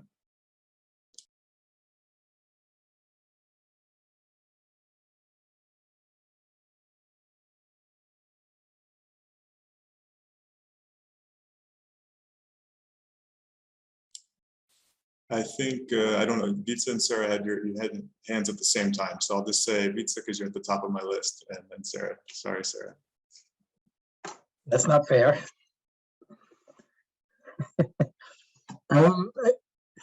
Yeah, I'm wondering if we can lobby at all with people who fund MHPSS programs to not recommend that they use the toolkit as part of concept notes or proposal submissions, but at least name that this is an option for the development of M&E strategies. That might be helpful. I really like that idea. Thank you. Sarah, and then Marie. Yeah, thank you. Yeah, I've put in the chat how it's been rolled out in the past kind of 8 months. I know it just came out recently, but there were little kind of inception rollouts that were done in some countries, the Caribbean and Afghanistan in particular, but also I can say from my own agency perspective, a big task that I'm sitting with is trying to integrate the indicators from the M&E toolkit, the interagency one, into our M&E systems that we have within the Red Cross Red Crescent movement. And it means aligning or changing some of our own indicators or tightening them up to make them better align with the common M&E framework. It's a big piece of work. I'm not saying this is easy to do, but I think as technical advisors and as a technical portfolio holders within our agencies, I think that's also one way of getting it quite quickly into our own systems as well. And I know that it's not the best way to do M&E, but a lot of our national societies are just going to look down a list and are going to pluck an indicator out and then look for a means of verification to try and measure it. And it's so making it as simple and as easy for them to do that means that there's a greater uptake of its use ultimately. Thanks. And hopefully these things like an e-learning course and orientation videos can help with that. Thank you, Sarah. Marie, please go ahead. Yeah, thank you. I was just wondering whether in terms of the progress of the events that you listed in your presentation, if 4 weeks between the first one and the last one, is that maybe a bit short? Just as a thought on feedback, if you want for people to have the time to kind of, those who haven't then kind of engaged with it before, to actually have a little bit more time to engage with it before then coming back and getting some more feedback. That was just a process thought.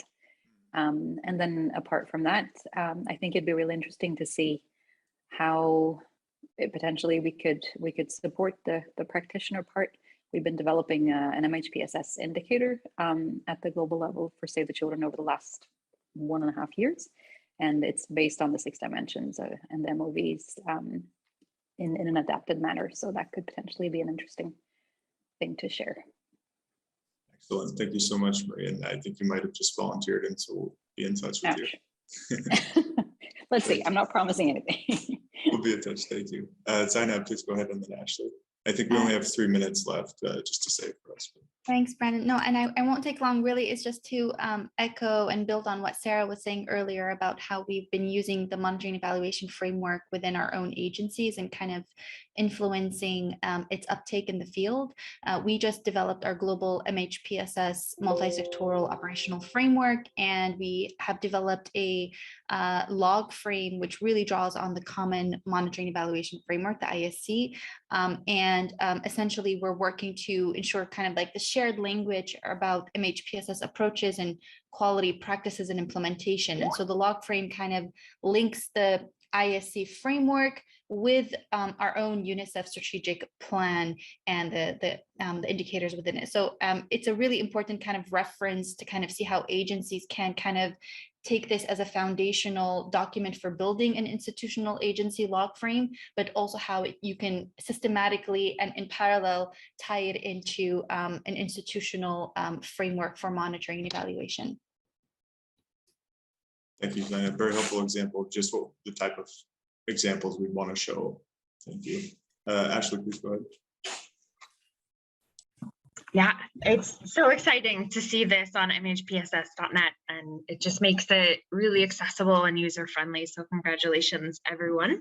And just an idea, food for thought, is we've been talking about help desks for the last 2 days, and I'm curious how we can take all these initiatives and maybe combine them, have different help desks maybe sitting within different agencies based on expertise, because I imagine there's so much that goes into M&E, and there's a lot of questions on how we measure this at country level. So just food for thought is thinking through these help desk functions and maybe combining them in a way. Thank you, Ashley. Yes, very good food for thought. I think it's a good point about there'd be a lot of overlap and there might be questions to different help desks about M&E if they were separate. So linking makes a lot of sense. Thank you. I think we're out of time, so I will stop there. Thank you everyone for your comments and feedback. And I see there's a lot in the chat I missed, so I'll read those and save those as well. And looking forward to next steps and talking about this further with you. Thank you. Brandon and Alan, thank you so much. And I know we are running short of time, but I think this topic can be an item in one of our regular calls. We talk every two weeks, and many decisions are taken in these bi-weekly calls. And I invite you and Ananda to share this in one of our regular calls. Another idea to consider, in addition to consultation on help desk, is actually using the interagency MHPSS search. It was used once for an interagency M&E training, and you can build the capacity for a roster who would go also to countries supported by the interagency MHPSS for M&E. I think M&E is a game changer for our field if rolled out in full. So thanks, colleagues, and handing over to Carmen, please. Thank you so much. Thank you, everybody, for that great discussion. I'm just going to assume that Marie, Zainab, and Ashley are having all hands, and I'm going to move to a very interesting discussion now on, as you know, we've been engaged on the past few years. No, it's okay, Zainab, just to make sure. Over the past couple of years, there's been a big effort to try to identify what are the research priorities on MHPSS that has been led or funded by ELRA, and the MHPSS2 projects has been achieving a lot of interesting results. So I'm going to invite Anne from ELRA, Bitze from Copenhagen University, and again Sarah, to guide us in this session on the research priorities, where we are with this effort, and what are the next steps. So over to you, colleagues, and welcome, and thank you. Thank you. I think I'm sharing the screen, right, Vitsi and PT? Okay, just a second. This one, I hope I have the right presentation. Can you see it now? Yes, we can see it. Yeah. Is it full screen for you? Now it's full screen. Yeah, now it is. Thank you. Now Sarah. it's full screen. Okay. Yeah. So I hope most of you know, but if you don't, there was a research priority setting exercise that was done actually a decade ago, and this is an update of that. In a but using a slightly different methodology, and the overall aim of this was under the IASC Reference Group. It was actually in our work plan for 2020 and 2021, and actually along with the getting the M&E framework finalized and this particular research initiative, they were like my last two big tasks of the co-chair position before I hand it over to Carmen. So it's great to see this coming full circle now. So this presentation, there'll be three of us presenting on it, and then there'll hopefully be time for questions and your inputs at the end. So we're going to provide an overview of the approach taken, the methodology, and also the results, which is kind of the interesting bit, I think, for most of you online here. So the objectives of the study overall is that research can actually be helpful to MHPSS implementation, and there is a need for practitioners, academics, and policymakers to converge a little bit more and to come together, particularly because funding is limited for our area of work, and we still need to continue to build the evidence base for it. So there are still major knowledge gaps and disagreements on priorities for research areas, disagreements both across different profiles of people, so practitioners, policymakers and academics, but also even within those groups as well.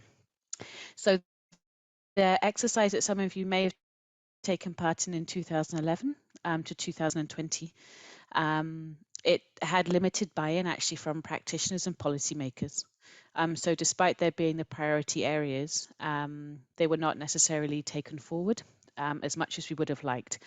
So how the research was designed for this particular exercise was slightly different, partly to address that issue that we found. And the overall goal of it, again, it's under the auspices of the IASC Reference Group on MHPSS, is to build consensus on the research priorities for mental health and psychosocial support for the next 10 years. So we're looking through until 2030, and also to see if we can align the knowledge needs of the practitioners and again, the interests of researchers, and also to ensure that we have the buy-in from policymakers as well. So the initiative was kindly funded by ELRA under the Research for Health and Humanitarian Crises, which I've just seen have recently launched or just publicised the new grantees for their recent round of funding. So congratulations to those agencies that received the funding. And actually Anne Harmer from ELRA is in the meeting. So if you have specific questions for her, you could put them in the chat, or we can also come back to them at the end of the presentation as well. So the R2HC programme is funded by the UK government, what used to be called DFID, and the Wellcome Trust and the UK National Institute for Health Research as well.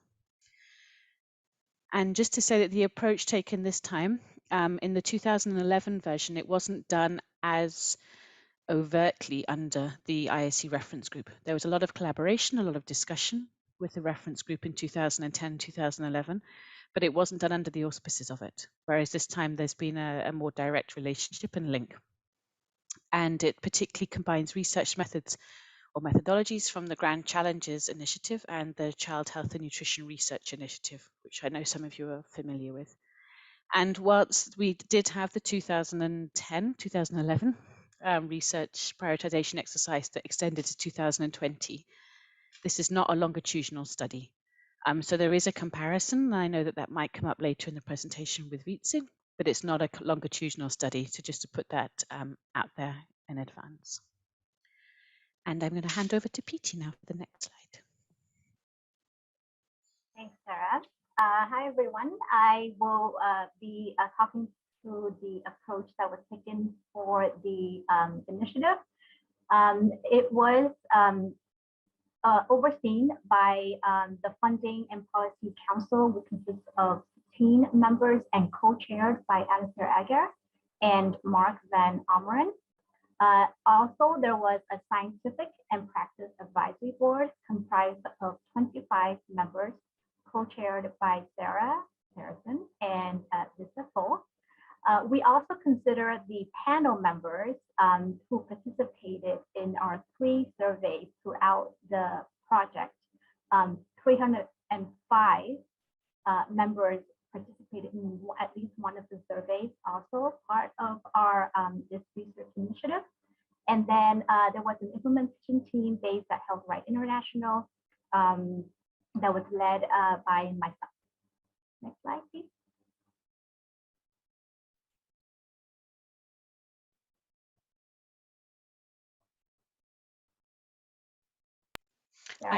I am pressing the button, PT, I promise you, but it's not moving.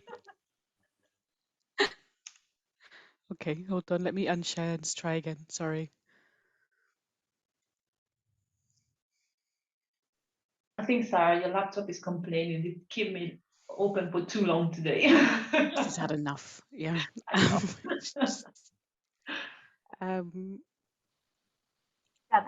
Let's try this slide. Oh, okay. Yeah. Is that the right one? Oh, the next one. What?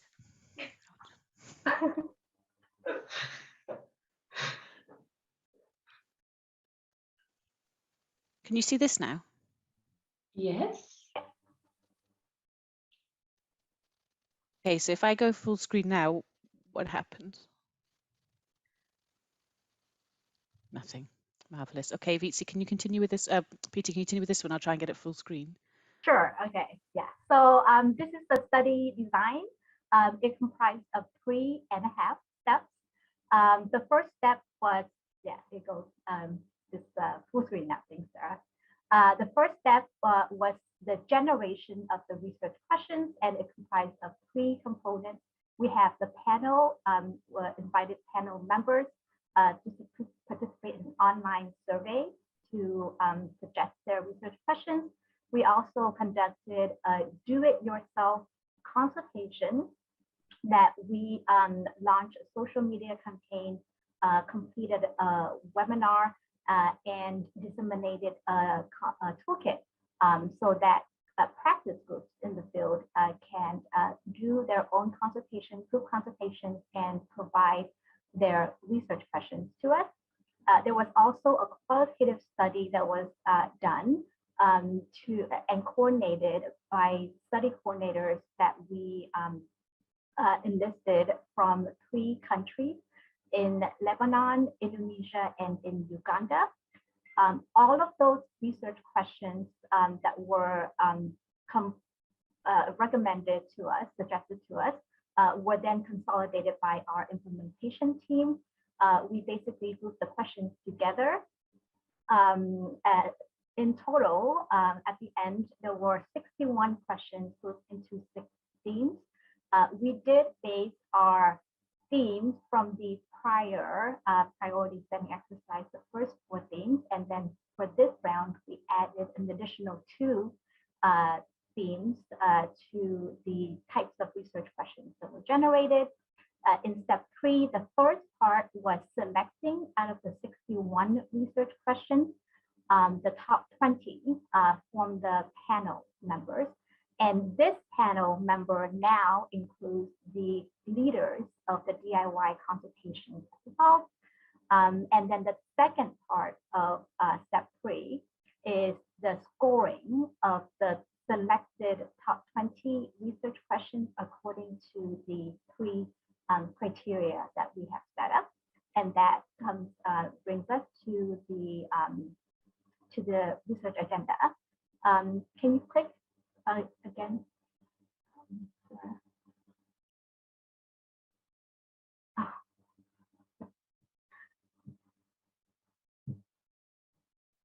Doesn't want to show. Okay. Maybe can you go back to, yeah. What happens if you click next? Okay. All right, so that is just to show the number of participants at the end, as well as the number of research question entries that were generated for each of the components in step 1. All right, here's a breakdown of the in-depth interviews and the focus group discussions that we conducted in the qualitative study. As you can see, we involve service users, implementers, and also policy makers. And this is the result of the top 20 research questions that were selected and scored, and they are grouped, they are ordered by the average score based on the 3 criteria that we asked the panel members to score on, yes or no, on answerability, applicability, and significance of each of the research questions. The colors there do generate, the colors of the questions indicate the themes that they are in. And if you're interested, we can certainly share the full list of the research questions and the themes that were that we put them in.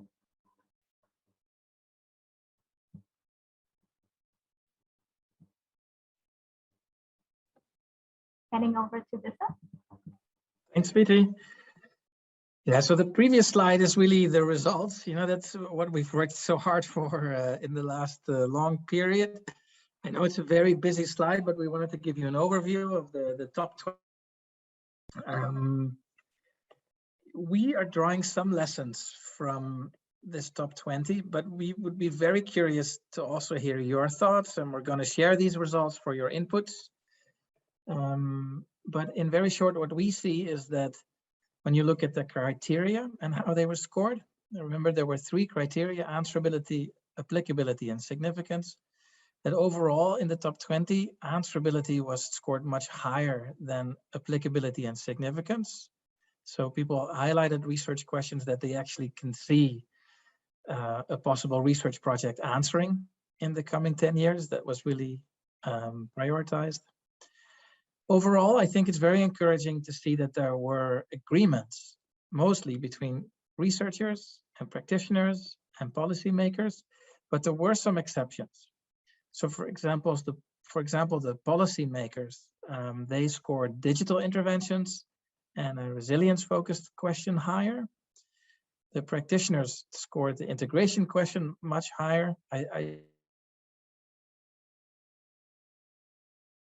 don't think that featured even for the policymakers, but BT is more grounded in the data than I am. The researchers scored stakeholder participation very high and sustainability very high. But with these exceptions, overall, we saw very high levels of agreement in how these research questions were prioritized. Views from affected populations. We asked the panel members to indicate if they were a member of an affected population. And when people indicated that, their research priorities overlapped with the overall research priorities. I know this is an imperfect way to look at the views from affected populations, but from that we can see that there is, at least in that group, some overlap. I want to press on my computer, but I cannot. So Sarah, thank you. If we compare these results with the results from 10 years ago, I think they're strong. There's really a comparison in terms of it's the similarity that this is very clearly still a practice-focused research agenda.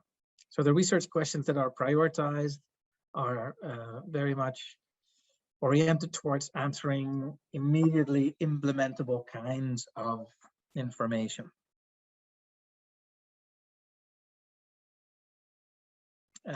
Last time around, problem analysis questions were prioritized super highly. Is that a hint, Sarah? Thank you. The top 2 questions, I think, or at least the number 1 question at that time was a problem analysis question. Problem analysis questions are still prioritized quite highly, but not as highly. So yeah, I'd like to go back and forth to the top 20, but that's going to be challenging. I don't want to give Sarah's laptop some kind of implosion. And MHPSS intervention research still also features very strongly, but we can see that what was prioritized as the number 1, 2, 3, 5 questions in 10 years ago don't even feature in the top 20 anymore. So there are changes. I think a big change is that whereas we previously had quite a few questions on effectiveness, right now the questions are not so much focused on is intervention X effective for Y, but the questions focus more on how do we integrate interventions? How do we train the workforce? How do we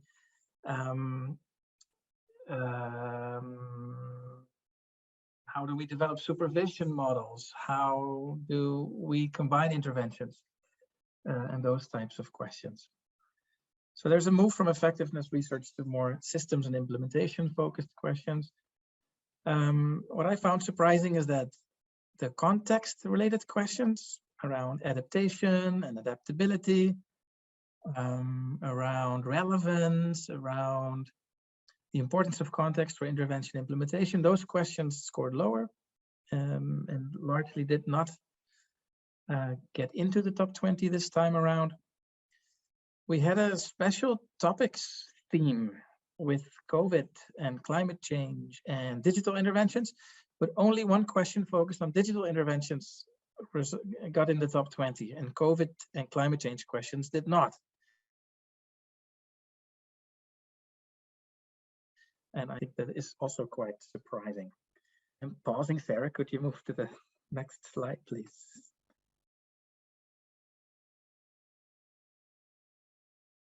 So in terms of next steps, we will circulate a briefing note.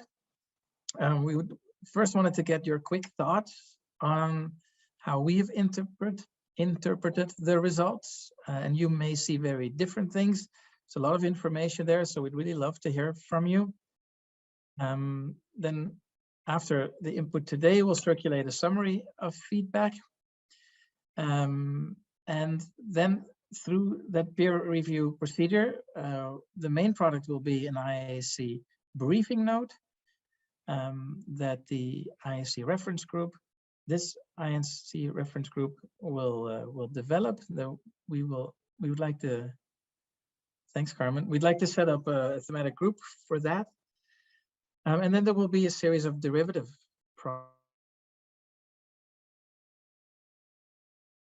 briefs for specific populations.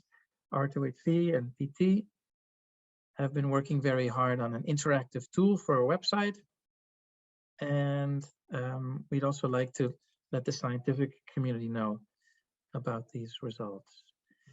But Sarah, maybe you can scroll back to the results slide with the 20.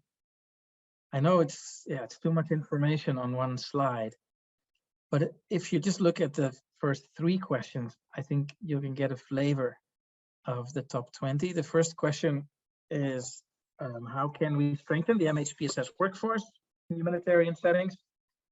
So that's the red color is the theme of implementation and organization of MHPSS interventions theme. The second question is, what are the appropriate methods to assess the outcomes and impact, short-term and long-term benefits of MHPSS interventions and approaches? So that links, I think, very well with the M&E toolkit that was just presented. That question is from the theme of research and information management. The third question is also from that theme. The third question is, how can we effectively develop MHPSS monitoring, evaluation, and research systems in humanitarian settings? Yeah, feel free. How many more minutes do we have, Carmen? In reality, 1, but we also a little bit late, so we can. Thanks, Kuli, for the question. The numbers close to the items are the original numbers, how they were presented to panel members when they scored them. So they don't mean so much, except to check that not everybody scored the first couple of questions very highly and then was bored towards the end.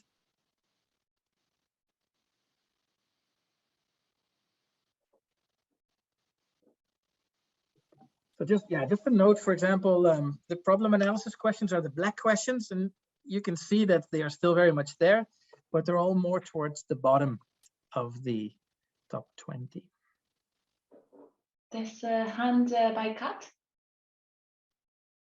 Thanks. I know we're out of time. I just want to jump in and say thanks. This process actually for us at IRC really stirred and opened communication with our research and innovation team. We've been really looking to build that connection stronger with the technical units implementing MHPSS and our research and innovation team. And so because of the way you set this up with the DIYs, we actually co-led that.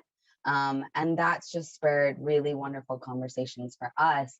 And as we look towards these results, we're really looking to continue those conversations so that we can identify where we as IRC, but also our research and innovation team can really scale up their work in that MHPSS space. So just the way you created this process was really supportive to us internally. And I think created a really wonderful opening for increased collaboration. So thank you for that and for your work on this, and we look towards continuing that internally and externally.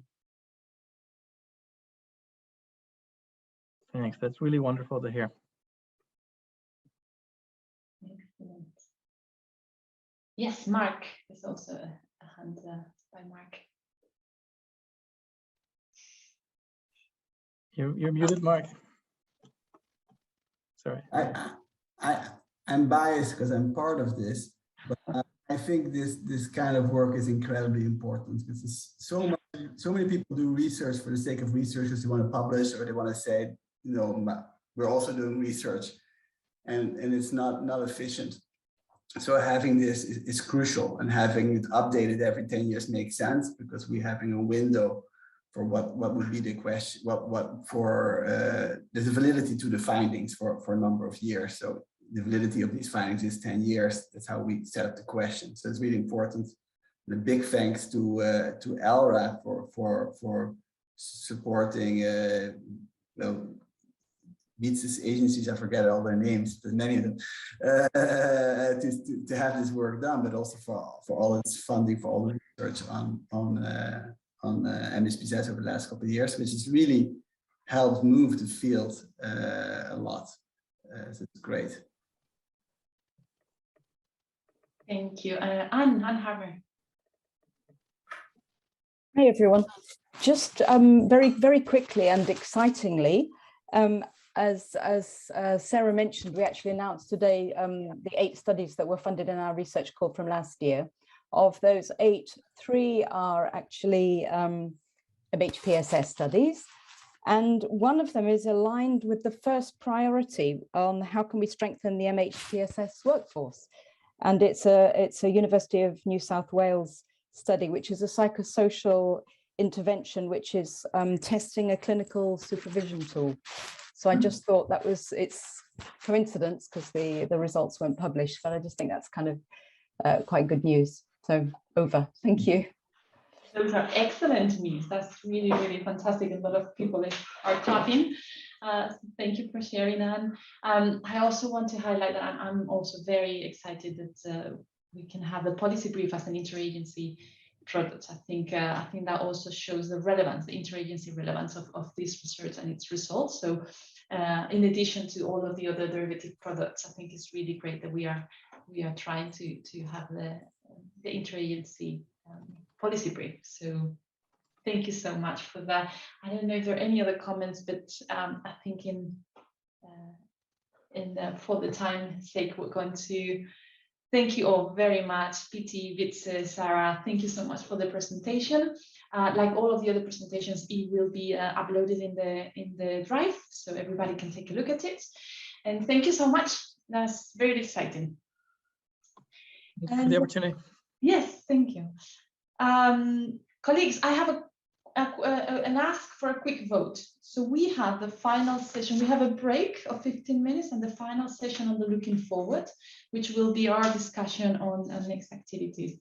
Fahmi, are you okay with the 15 minutes? Do we want to take a quick vote on maybe continuing and finishing or taking a quick break?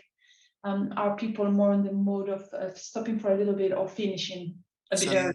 The next session would be really a working session. I think it would be good if we take a 10 minutes break. Excellent. Then that will be... If that's okay with everyone, unless colleagues would prefer to continue.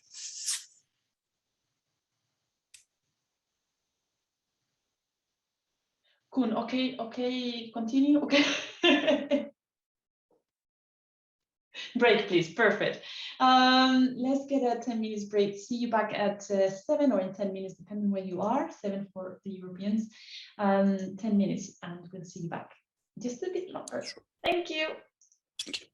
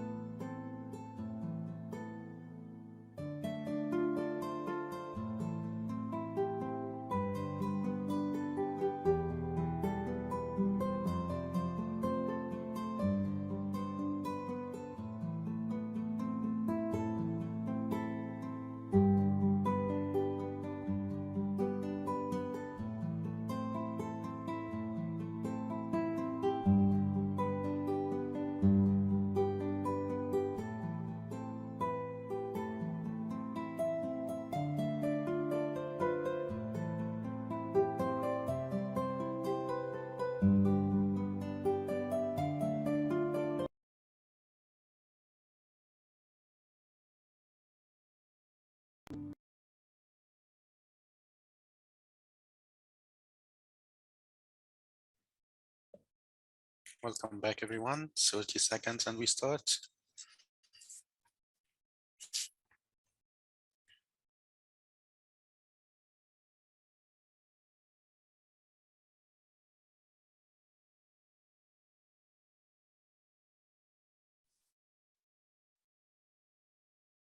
Thanks all colleagues for being on time. We could start again.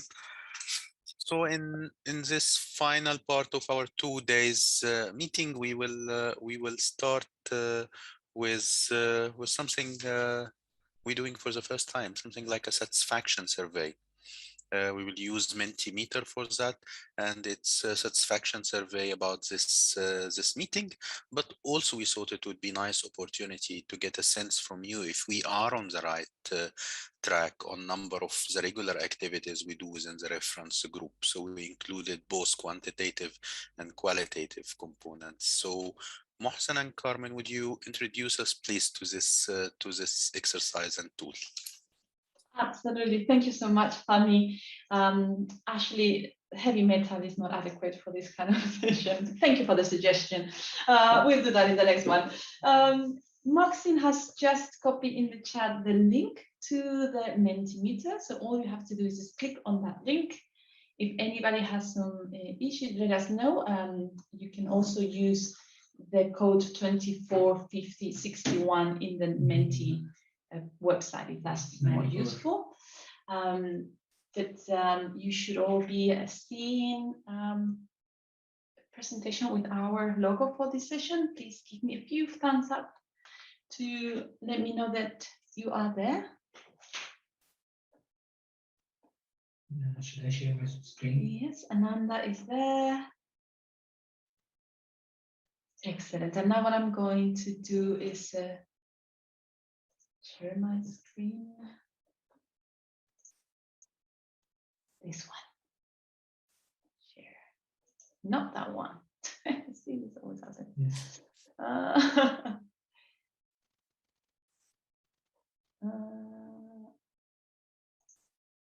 This one.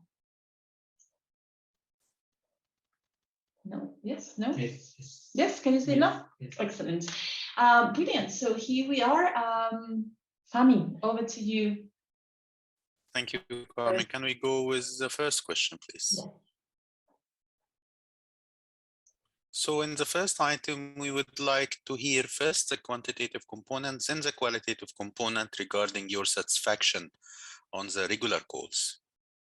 This includes the regular bi-weekly calls, but also the ad hoc calls we do when there is an emergency.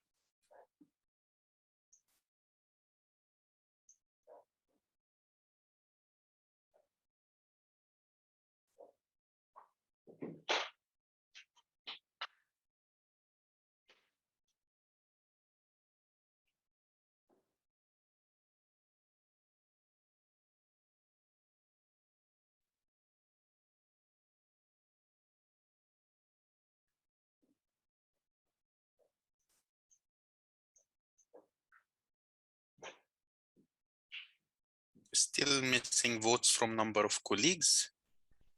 This is almost half of those who are present who are voting, so we encourage you to vote so we can learn your opinion. And as you can see, it's anonymous, so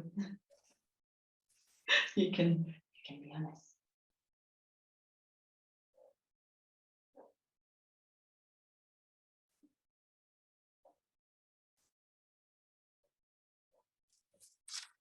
Let us know, please, if you have any technical difficulty and not able to open the site.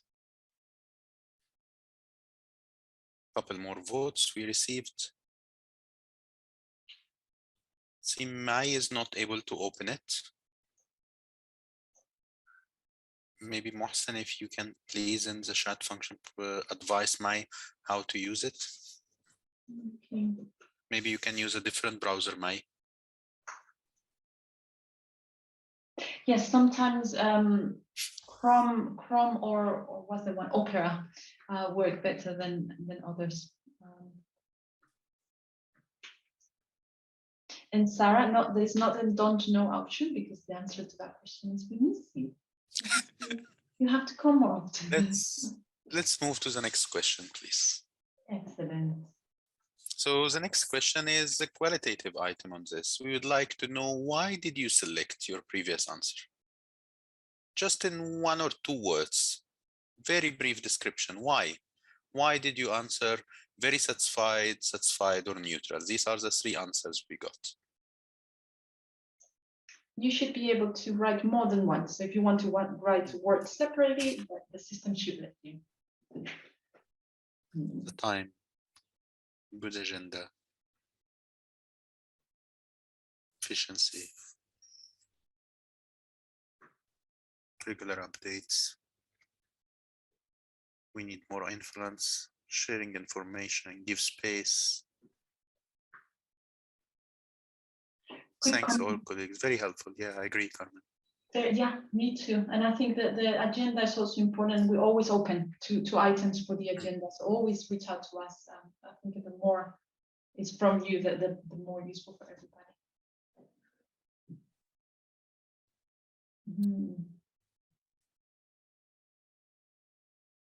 I think in 2020, 2021, the reference group had the largest number of calls. So this is one of the disadvantages, but also advantages of doing everything remotely.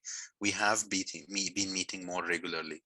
Previously, in past years, the annual meeting have been our most important meeting, but I think many of our regular calls are still very important, where important decisions are taken.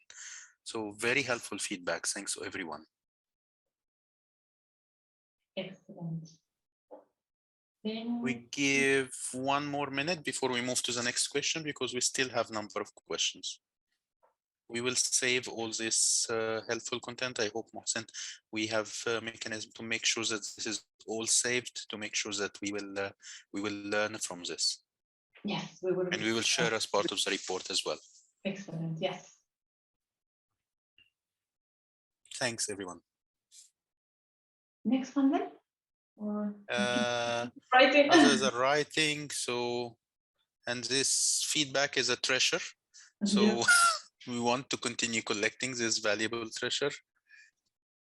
Let's move to the next, so we can hear from you on the other questions as well.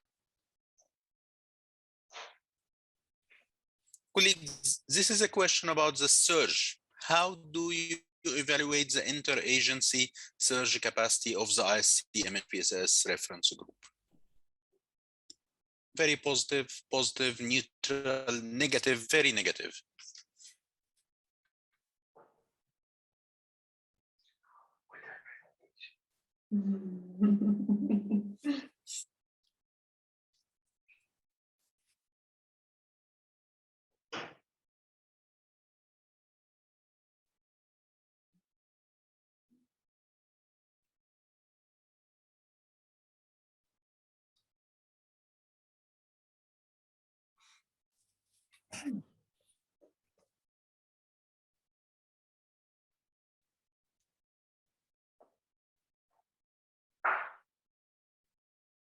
Twenty-seven answers so far. Mm-hmm.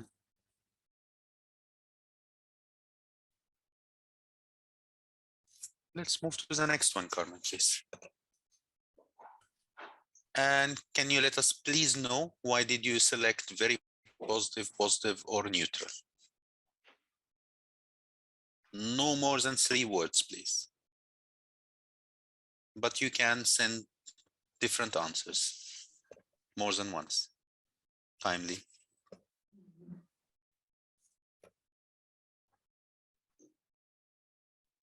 Critical, feels the important need.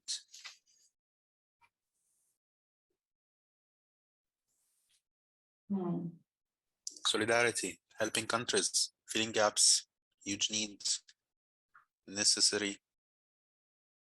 More to add, yeah.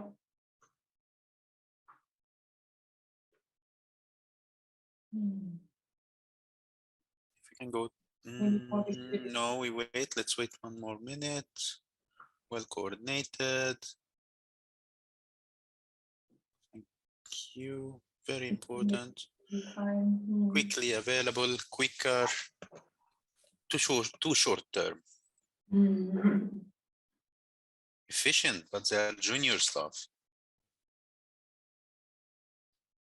Yeah, as we all were. Negative, hosting agency use the surge capacity for benefiting single agency. Useful.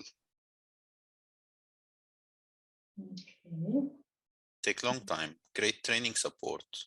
I think we're now in the loop. Let's move to the next. Thank you all, colleagues. Colleagues, how would you evaluate the collective MHPSS response by the IASC Reference Group to the COVID-19 pandemic?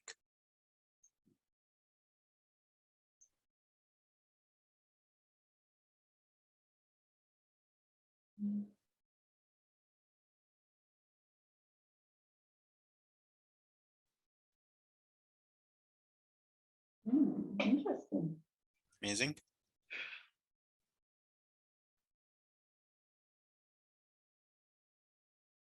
Cool.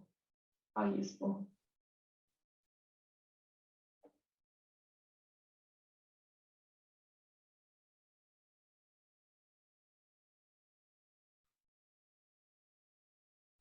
I think we reached the saturation. Let's go to the next one. And why? So I think there is the why is missing on that question. No, it's this one is just in terms of highlighting activities. Okay. In your opinion, what was the highlight activities or products that the IASC MHPSS Reference Group developed for the COVID-19? BPS keep coming up, which is amazing. I think I need BPS again. line to Jen and Leslie. Yeah. It was fantastic to work with them. And to you, Carmen, indeed. The ops guidance, the children's storybook. My hero is you. My hero is you, and it's amazing reach. I agree, amazing reach. BPS for sure. BPS, my hero is you, the operational, the briefing note. Briefing, living with the times coming up.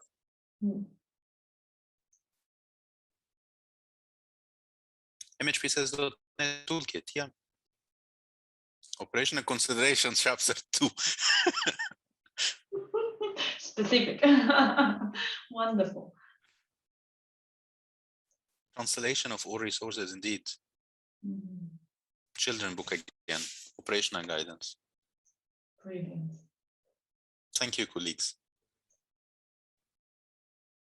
Over to you, Carmen, for the next questions, please. Thank you so much. So we continue getting a bit more on your impact. In this case, on the newsletter. What is your opinion about the newsletter, from very positive to very negative? And of course, you'll have the opportunity to tell us a bit more in the next question.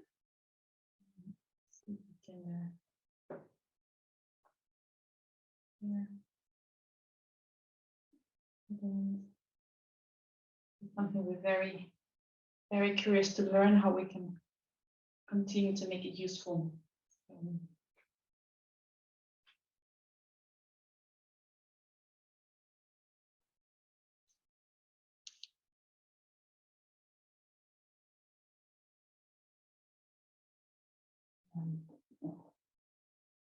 Excellent. I think that seemed to be it. So thank you so much. And in terms of very positive or neutral, what is your feedback? What feedback can you give us, either in the format, in the content, in the regularity? Any ideas? Again, short messages that we can receive from you.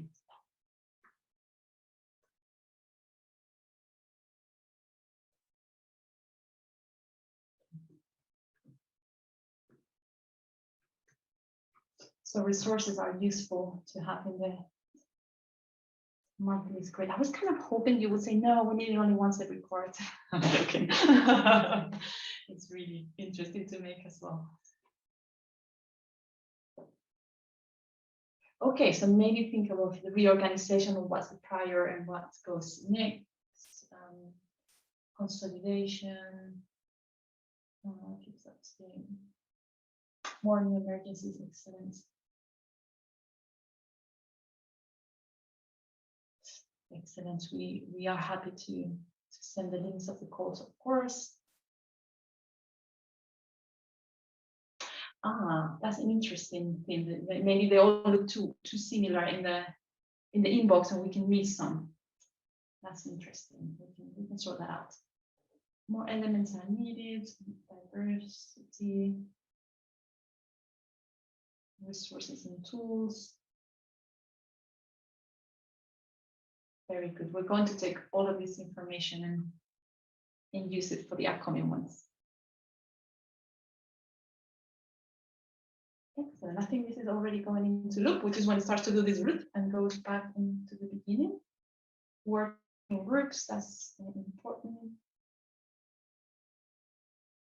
The meeting notes, that's something that we keep on going back and forward about the calls and the notes about them. So we definitely need a bit more discussion on that. Excellent. So the next question is, the last one is, how would you evaluate this one, this annual meeting that we are about to finish? And of course, you're going to give us a bit more detail in the next one. So let us know how this is going today and yesterday.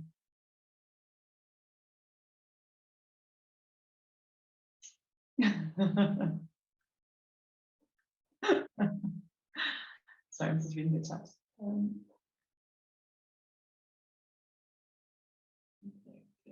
Two more answers.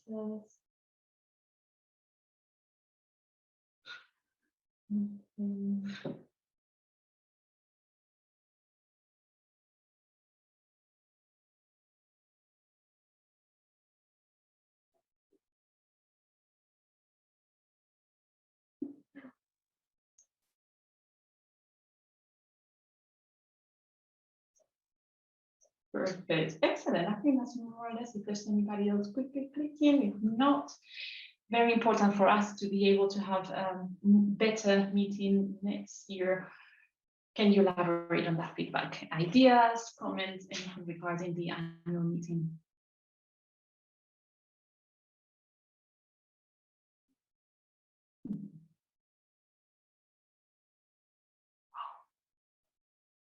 I know, I want to be in person too. Not enough discussion, thank you. Interesting, more days, but a bit shorter. Could be an option. We miss you guys. Yes, we need to sort out this so many of us speaking too much and some others in Shire. This is an issue.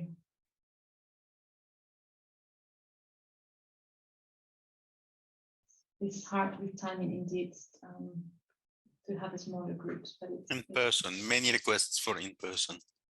Yeah. Okay, so colleagues in WHO, you have to do something about this pandemic situation, so we can do this. This is your mission. Hopefully, we can do this. So, okay. Perfect. Next more interaction with the reference group. As you know, we have the technical working group meeting next week, so it will be interesting to create more synergies indeed.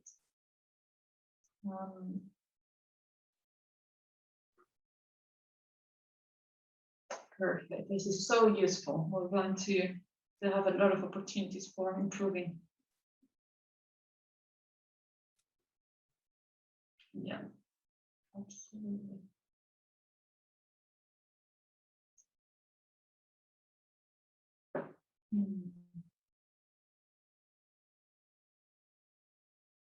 This is very, very useful. We will continue to encourage everybody to be more outspoken, and hopefully we'll find ways of making it happen. Regional gatherings would be interesting.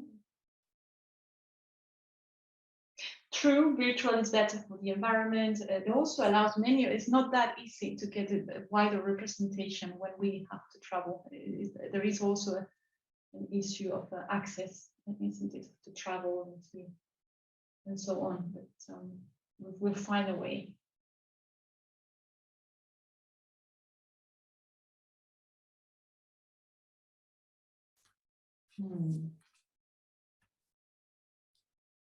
Interesting. We definitely need more representatives of the organizations from different countries.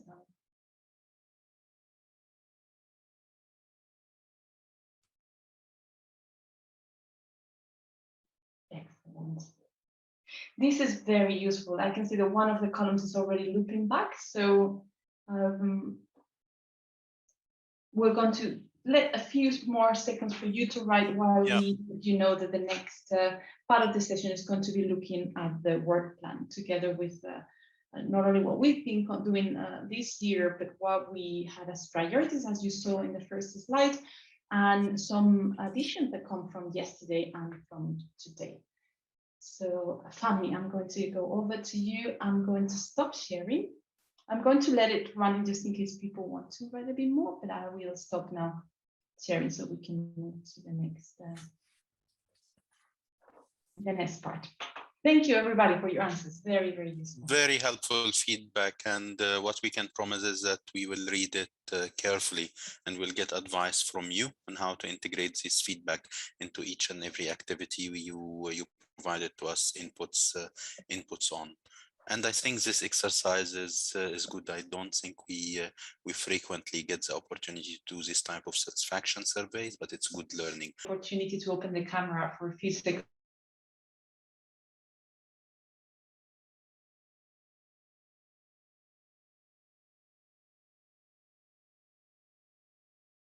Sarah, only to echo the congrats, being so grateful to the support from EHA, the support from the Netherlands, and to everybody, because the reference group is everybody in this call, and all of your colleagues in your agencies, and what we achieve as a group is really stunning. Oh, that's how I feel. Oh, hello, we have even younger audience.